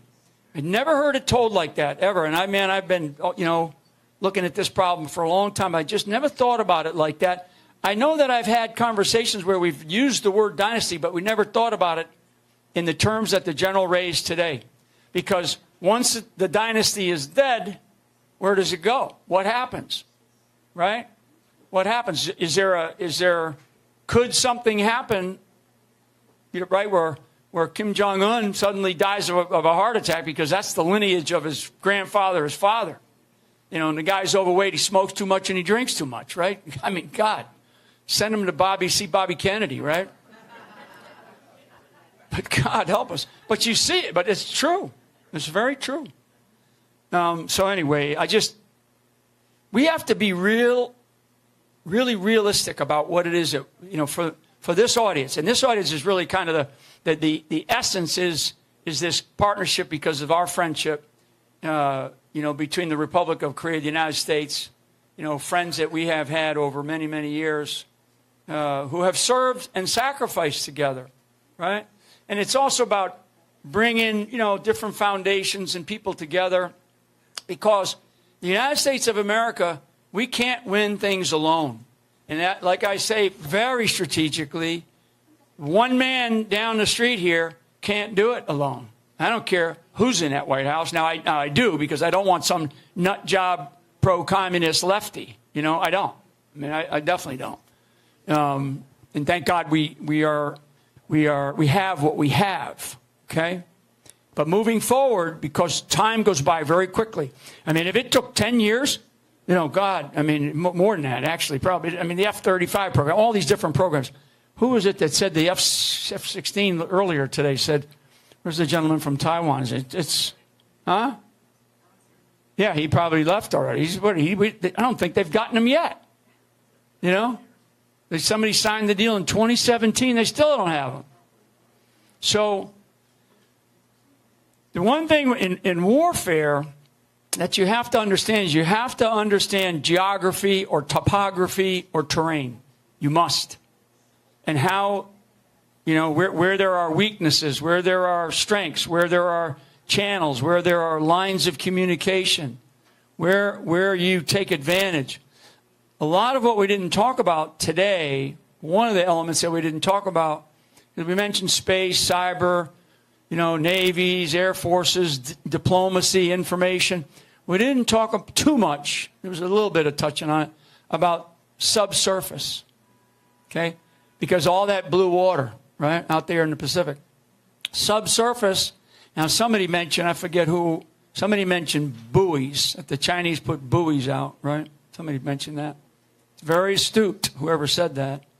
But we have a lot of There's a lot of submarines out there. There's a lot of things going on underneath the surface of the ocean. You know, it's not just, you know, whales singing, right? It's a lot of stuff. I mean, the number of, I think, and I maybe, you know, don't hold me to it, but I think the number of submarines not as good that the Chinese have over the United States is like 3-1. Right? Now, they're a little bit noisier, less maneuverable, less stealthy. But that part of this dynamic of the, you know, of the sort of dog-eat-dog world that we are in, it requires us to rethink, you know, because I'll tell you, we're taught this, you know, in some of the more senior leadership schools that I've been to, you know, don't fight the last war, right? Which is typically what we're doing, and we're doing it right now. We're actually still kind of fighting last war. There are enough brilliant people that we do have in our system where we're talking about the Golden Dome. We're talking about, you know, somebody, when we were talking about artificial intelligence, Lara really pushed, and I like that because it's like, well, who's the experts, right? Really, who knows? Is it some, you know, 12-year-old in his mother's basement, right? I mean, what is artificial intelligence, right? What does it do? And robotics. I listened to Elon Musk talking about robotics, and he says, we're all going to be, you know, happy. You're not going to have to work. You're going to be making a living just fine, and everybody's going to have a robot, right? I mean, okay. You know, I mean, anyway, okay. So the big contest, the big global contest that's going on right now, okay, so no matter what we do on the Korean Peninsula, because I'm a big one for unification. I'd love to see that happen. And I'd love to see it in my lifetime, right? But the big contest is globalism versus essentially the protection of national sovereignty, okay? I mean, and really, what is the word? It is, what's the ism? It's nationalism. It's ism, a belief in something. National is a belief in your nation. So if you believe in your nation and you believe that you want to protect your nation, you want to have your own sovereignty, your own economy, your own culture, you want to protect all of that. You know, you want to have your religion, whatever it is, or you want to have a multiple, you know, a sort of a multicultural religious society like the United States has, with all due respect to assimilating to our country. I mean, with all the freedoms that we do allow in this country. But that's the big contest: globalism versus nationalism. That's happening, okay? And there's a completely new alignment going on in Europe right now. It definitely is going on in Africa, but there's a new alignment going on in Europe. Huge, huge alignment that's shifting. And it's shifting because of all this nonsense about illegal immigration. There is an awakening in the Pacific, okay? And there's a potential alignment out there. I've never seen as much talk about should we continue to have the Five Eyes. You know, everybody knows what the Five Eyes is in the world of intelligence, right? Right. It's all the sort of the white nations after World War II, right? New Zealand, Canada, UK, us, right? So the Five Eyes, right? I mean, I've never seen so much talk about eliminating that, or should we even have that anymore? I'm fine with pulling out of NATO. I'm fine with pulling out of NATO. Now, what does that mean? I mean, so, you know, you can clap for it, but there's a consequence. There's a consequence to it. But I will tell you, NATO has completely lost its way. Completely lost its way. So now what I'm getting into is alliances. Because I think, as we've heard here today about Korea, there's an alliance that's built, you know, based on bloodshed, right? And so that's a different kind of alliance, because the word ally and alliance have very specific definition versus a friend, okay? You know, allies, alliances, they kind of come and go, you know. Treaties come and go. I mean, we've lied about so many treaties. But friends actually stick together. And they stick together through thick and thin. And they stick together because of the original reason for becoming a friend. And we have some of those around the world. Some. Not all. And some of those are some of those friendships, more than alliances, some of those friendships are starting to disintegrate, not because of the people that we made friends with originally, because their entire systems are changing. Not 300, not 2 million soldiers. They can lose our United States population, which is about, let's just say it's 320 million. They can lose the entire population. If it meant staying in power, they'd be willing to do it. They'd be willing to do it. They're that desperate. They're that desperate. Okay, so we have to be honest when we talk about what we have. You know, the thing about George Washington, if you never have, for those Americans that are here, go read George Washington's farewell address, which he wrote. You know, they didn't go out and give an address on TV or something like that, right? He actually wrote it down and he published it in one of the papers at the time. It's a fascinating document, fascinating farewell to a country that wasn't there at the beginning, and then 8 years later it was, right? And he's the reason why we have 2 terms as a president. In his farewell address, written farewell address, it was a warning. It was a warning. And it's like, you know, after all the stuff that a guy like him had been through at the very beginning, at this fledgling nation, he is warning. And when you read it, it's like he wrote it today. It's like George Washington, 240, whatever, 2 years ago, maybe now, right? It's like he wrote it as though he were alive today. You should read it. You should read it. It's not that long of a read, and it's like, holy crap, you know? Talking about allies, talking about don't get entangled overseas too much, right? Be careful, be careful who you do get entangled with. Be careful who you do rely on overseas. And watch your back at home. Not because there was terrorists, because he was worried about the political dynamics. You know, I mean, we've all felt it. So fascinating. And that's what we have to really understand is the clear education about who we are and what we're doing and this idea about friendship. So, you know, what was today about? Today was really about understanding.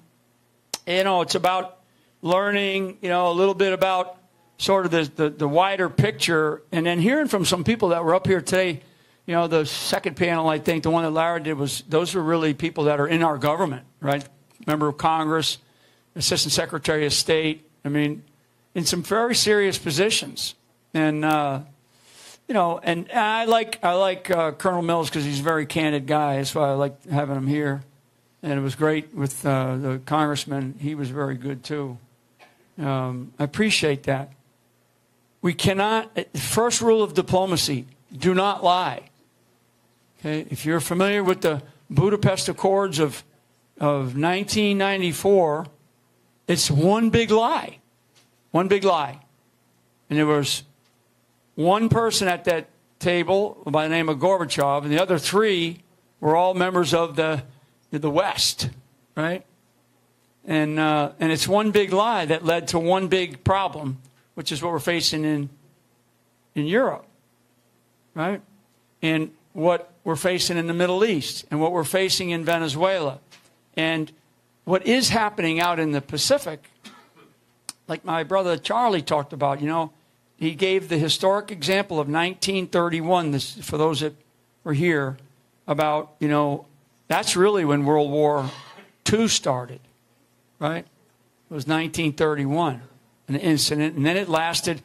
The United States of America, we were only in World War II for actually less than 2.5 years, right? So we went in, you know, big, you know, we brought all of our strength and we were able to finish it, but it cost, it's massive cost.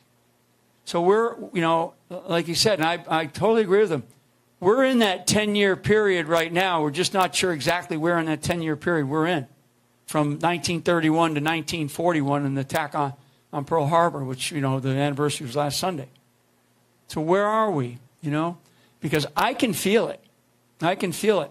And last thing that I would say is that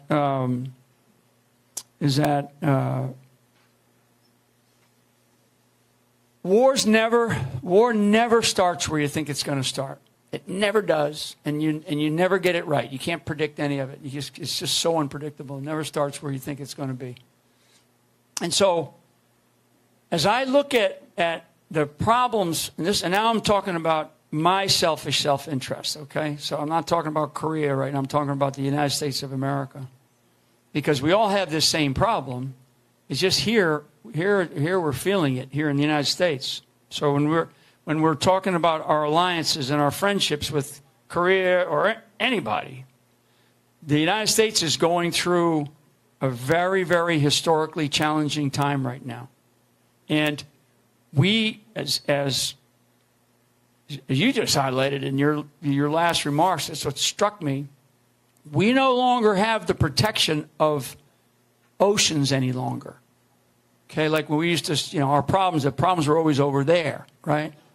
Over there, right? I mean, there's songs out of World War I, right? They called it the Great War. Over there. I mean, right?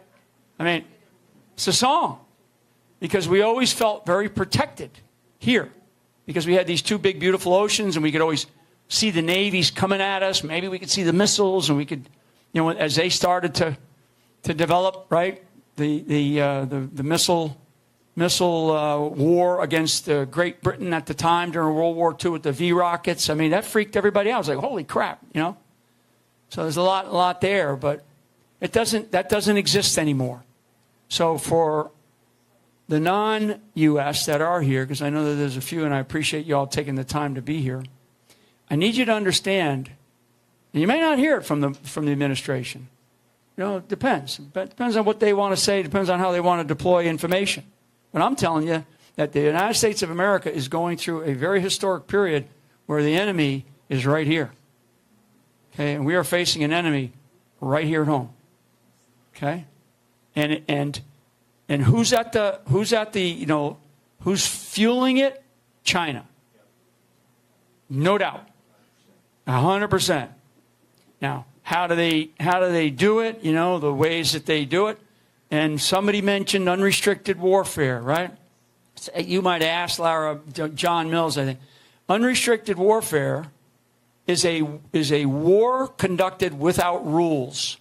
That's the definition of it. Okay? Is war conducted without rules, right? It was written in 1998 by two Chinese colonels who I actually met. Okay, and they did an addendum in 2003, not this past year. They wrote another update to it in 2003, and I'll do a shameless plug, because I've studied this and I've looked at a lot of things, like this right here. This is I'm working with Epoch Times. This right here is a book, and it's it's the manuscript. It's done, and the title is How to Destroy China. Now, they might not like that. I might change that. I don't know, I don't, but because I know we're live streaming and the Chinese, they watch. But basically, when we talk about warfare, you got to understand war. And you can be a businessman and you can say, okay, I understand warfare. I've read Sun Tzu, right? I've read The Art of the Deal. No. War is very physical, and it is incredibly intellectual. So, what we have to do is we have to read from the idea of not just business and economics and diplomacy and all these other things, because they all matter. We have to understand, what are they saying? What are they writing? What are they following? Right? Somebody mentioned NSC, what was it, 68? Somebody talked about that earlier. I mean, that was classified until 1996 or 1997. Classified. Believe me, there were all kinds of countries trying to figure that one out. But when it became unclassified, it was a bestseller in every communist country. You know that? It was all the same. It was like printed, and sent around to every communist country. Everybody was reading it, because that was the Kennan plan to defeat the Soviet Union, right? The Russian or the Chinese, they wrote a manual called Unrestricted Warfare, and it's a really simple read. And and I'm sitting here going through my own machinations. I'm thinking to myself, Well, what's the counter to it, right? Do we have a doctrine for it? No. I've been responsible for writing doctrine, writing national security strategies, being involved in all kinds of, diplomatic talking points and stuff like that. But we don't have a manual. We don't have something that says this is how you defeat unrestricted warfare. Because you have to be in a democracy. You have to have rules. You have to have rules. But that's our strength. That is our strength. And we need to stick the truth in their eye all the time. So if we say something to them, we must do it. Okay? A president cannot, or anybody, but certainly a president of the United States, can't say something and then go, well, we'll see what happens. The president's got to say something and do it. And when you have an internal, this is back to the United States again, when you have an internal foe that is stopping or subverting the very orders that you're giving to the country and certainly to the government that's supposed to execute on behalf of a president, that's a problem. It's a problem. We're kind of dealing with that right now. So I just want everybody to, this is not like, oh yeah, everything's wonderful, right? Great. No, this is like a really serious time. It's a very, very serious time. Because I can tell you that I know what the size of our military is. I know what the size of our diplomatic corps is. I know where things are around the world. And I know how these things function and operate. And if there's another outbreak somewhere else that's a little bit more than we can handle, we're in a tough spot. We're in a tough spot. I mean, we used to think that, wherever we had a carrier that was like the aircraft carrier now, that was like a big, we got one down in the Gulf of America right now. Wherever our aircraft carriers were, that was where American strength existed, right? That's where we were at. And there was a demonstration of power. I mean, you can send 1,000 drones that cost you $50 a pop and destroy an aircraft carrier. The Yemenis, the Houthis, almost did with one missile. Okay? With one missile. We had an aircraft carrier, I don't know, a year and a half ago, had to do evasive maneuvers literally at the last minute and steered to a point where they were at full speed and had to turn so the missile would miss it. That's from the Houthi rebels in basically in Yemen. I mean, that's one missile that is kind of guided. So imagine all the other things that we have today. So anyway, yeah. You want to say something? Okay, come on up. I'll keep going. Well, my last thing before Shin comes up is to say that really on behalf of the Gold Institute, we're really honored. And Ellie, thank you so much for helping bring me in here and put all this together. I'm going to turn this over to you. Thank you once again. I really appreciate that my big mentor and my boss, still my boss, to General Flynn. Let's give him a big hand.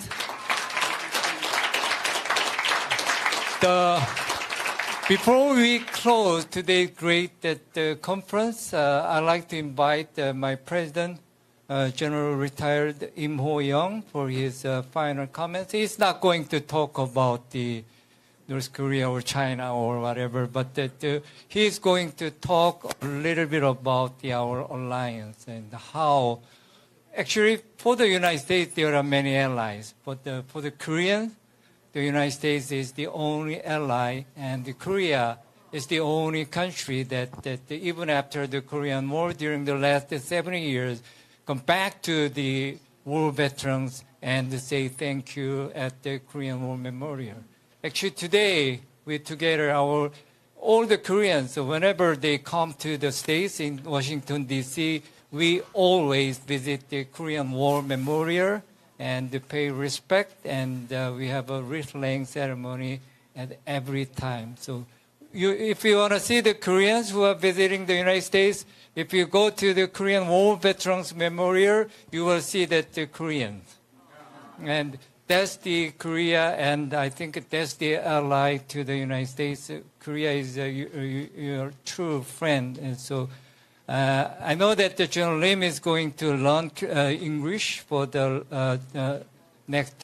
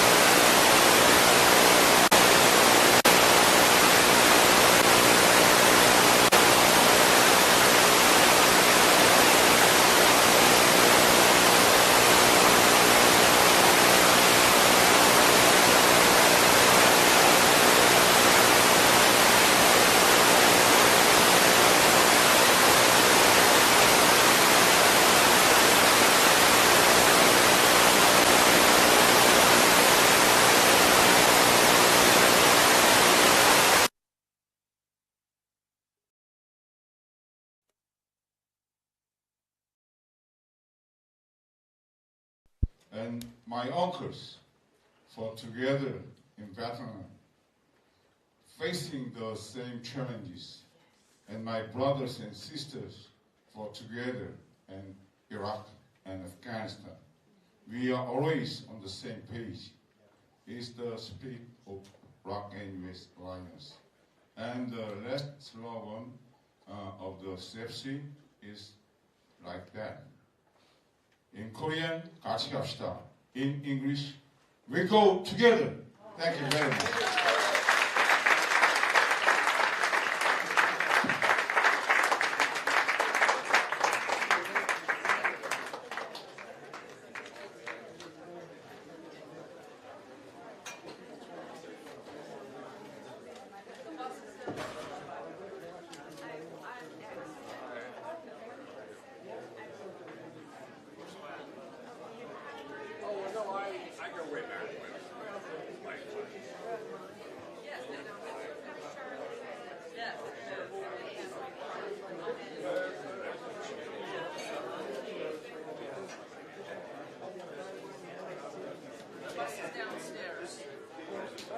The bus is downstairs.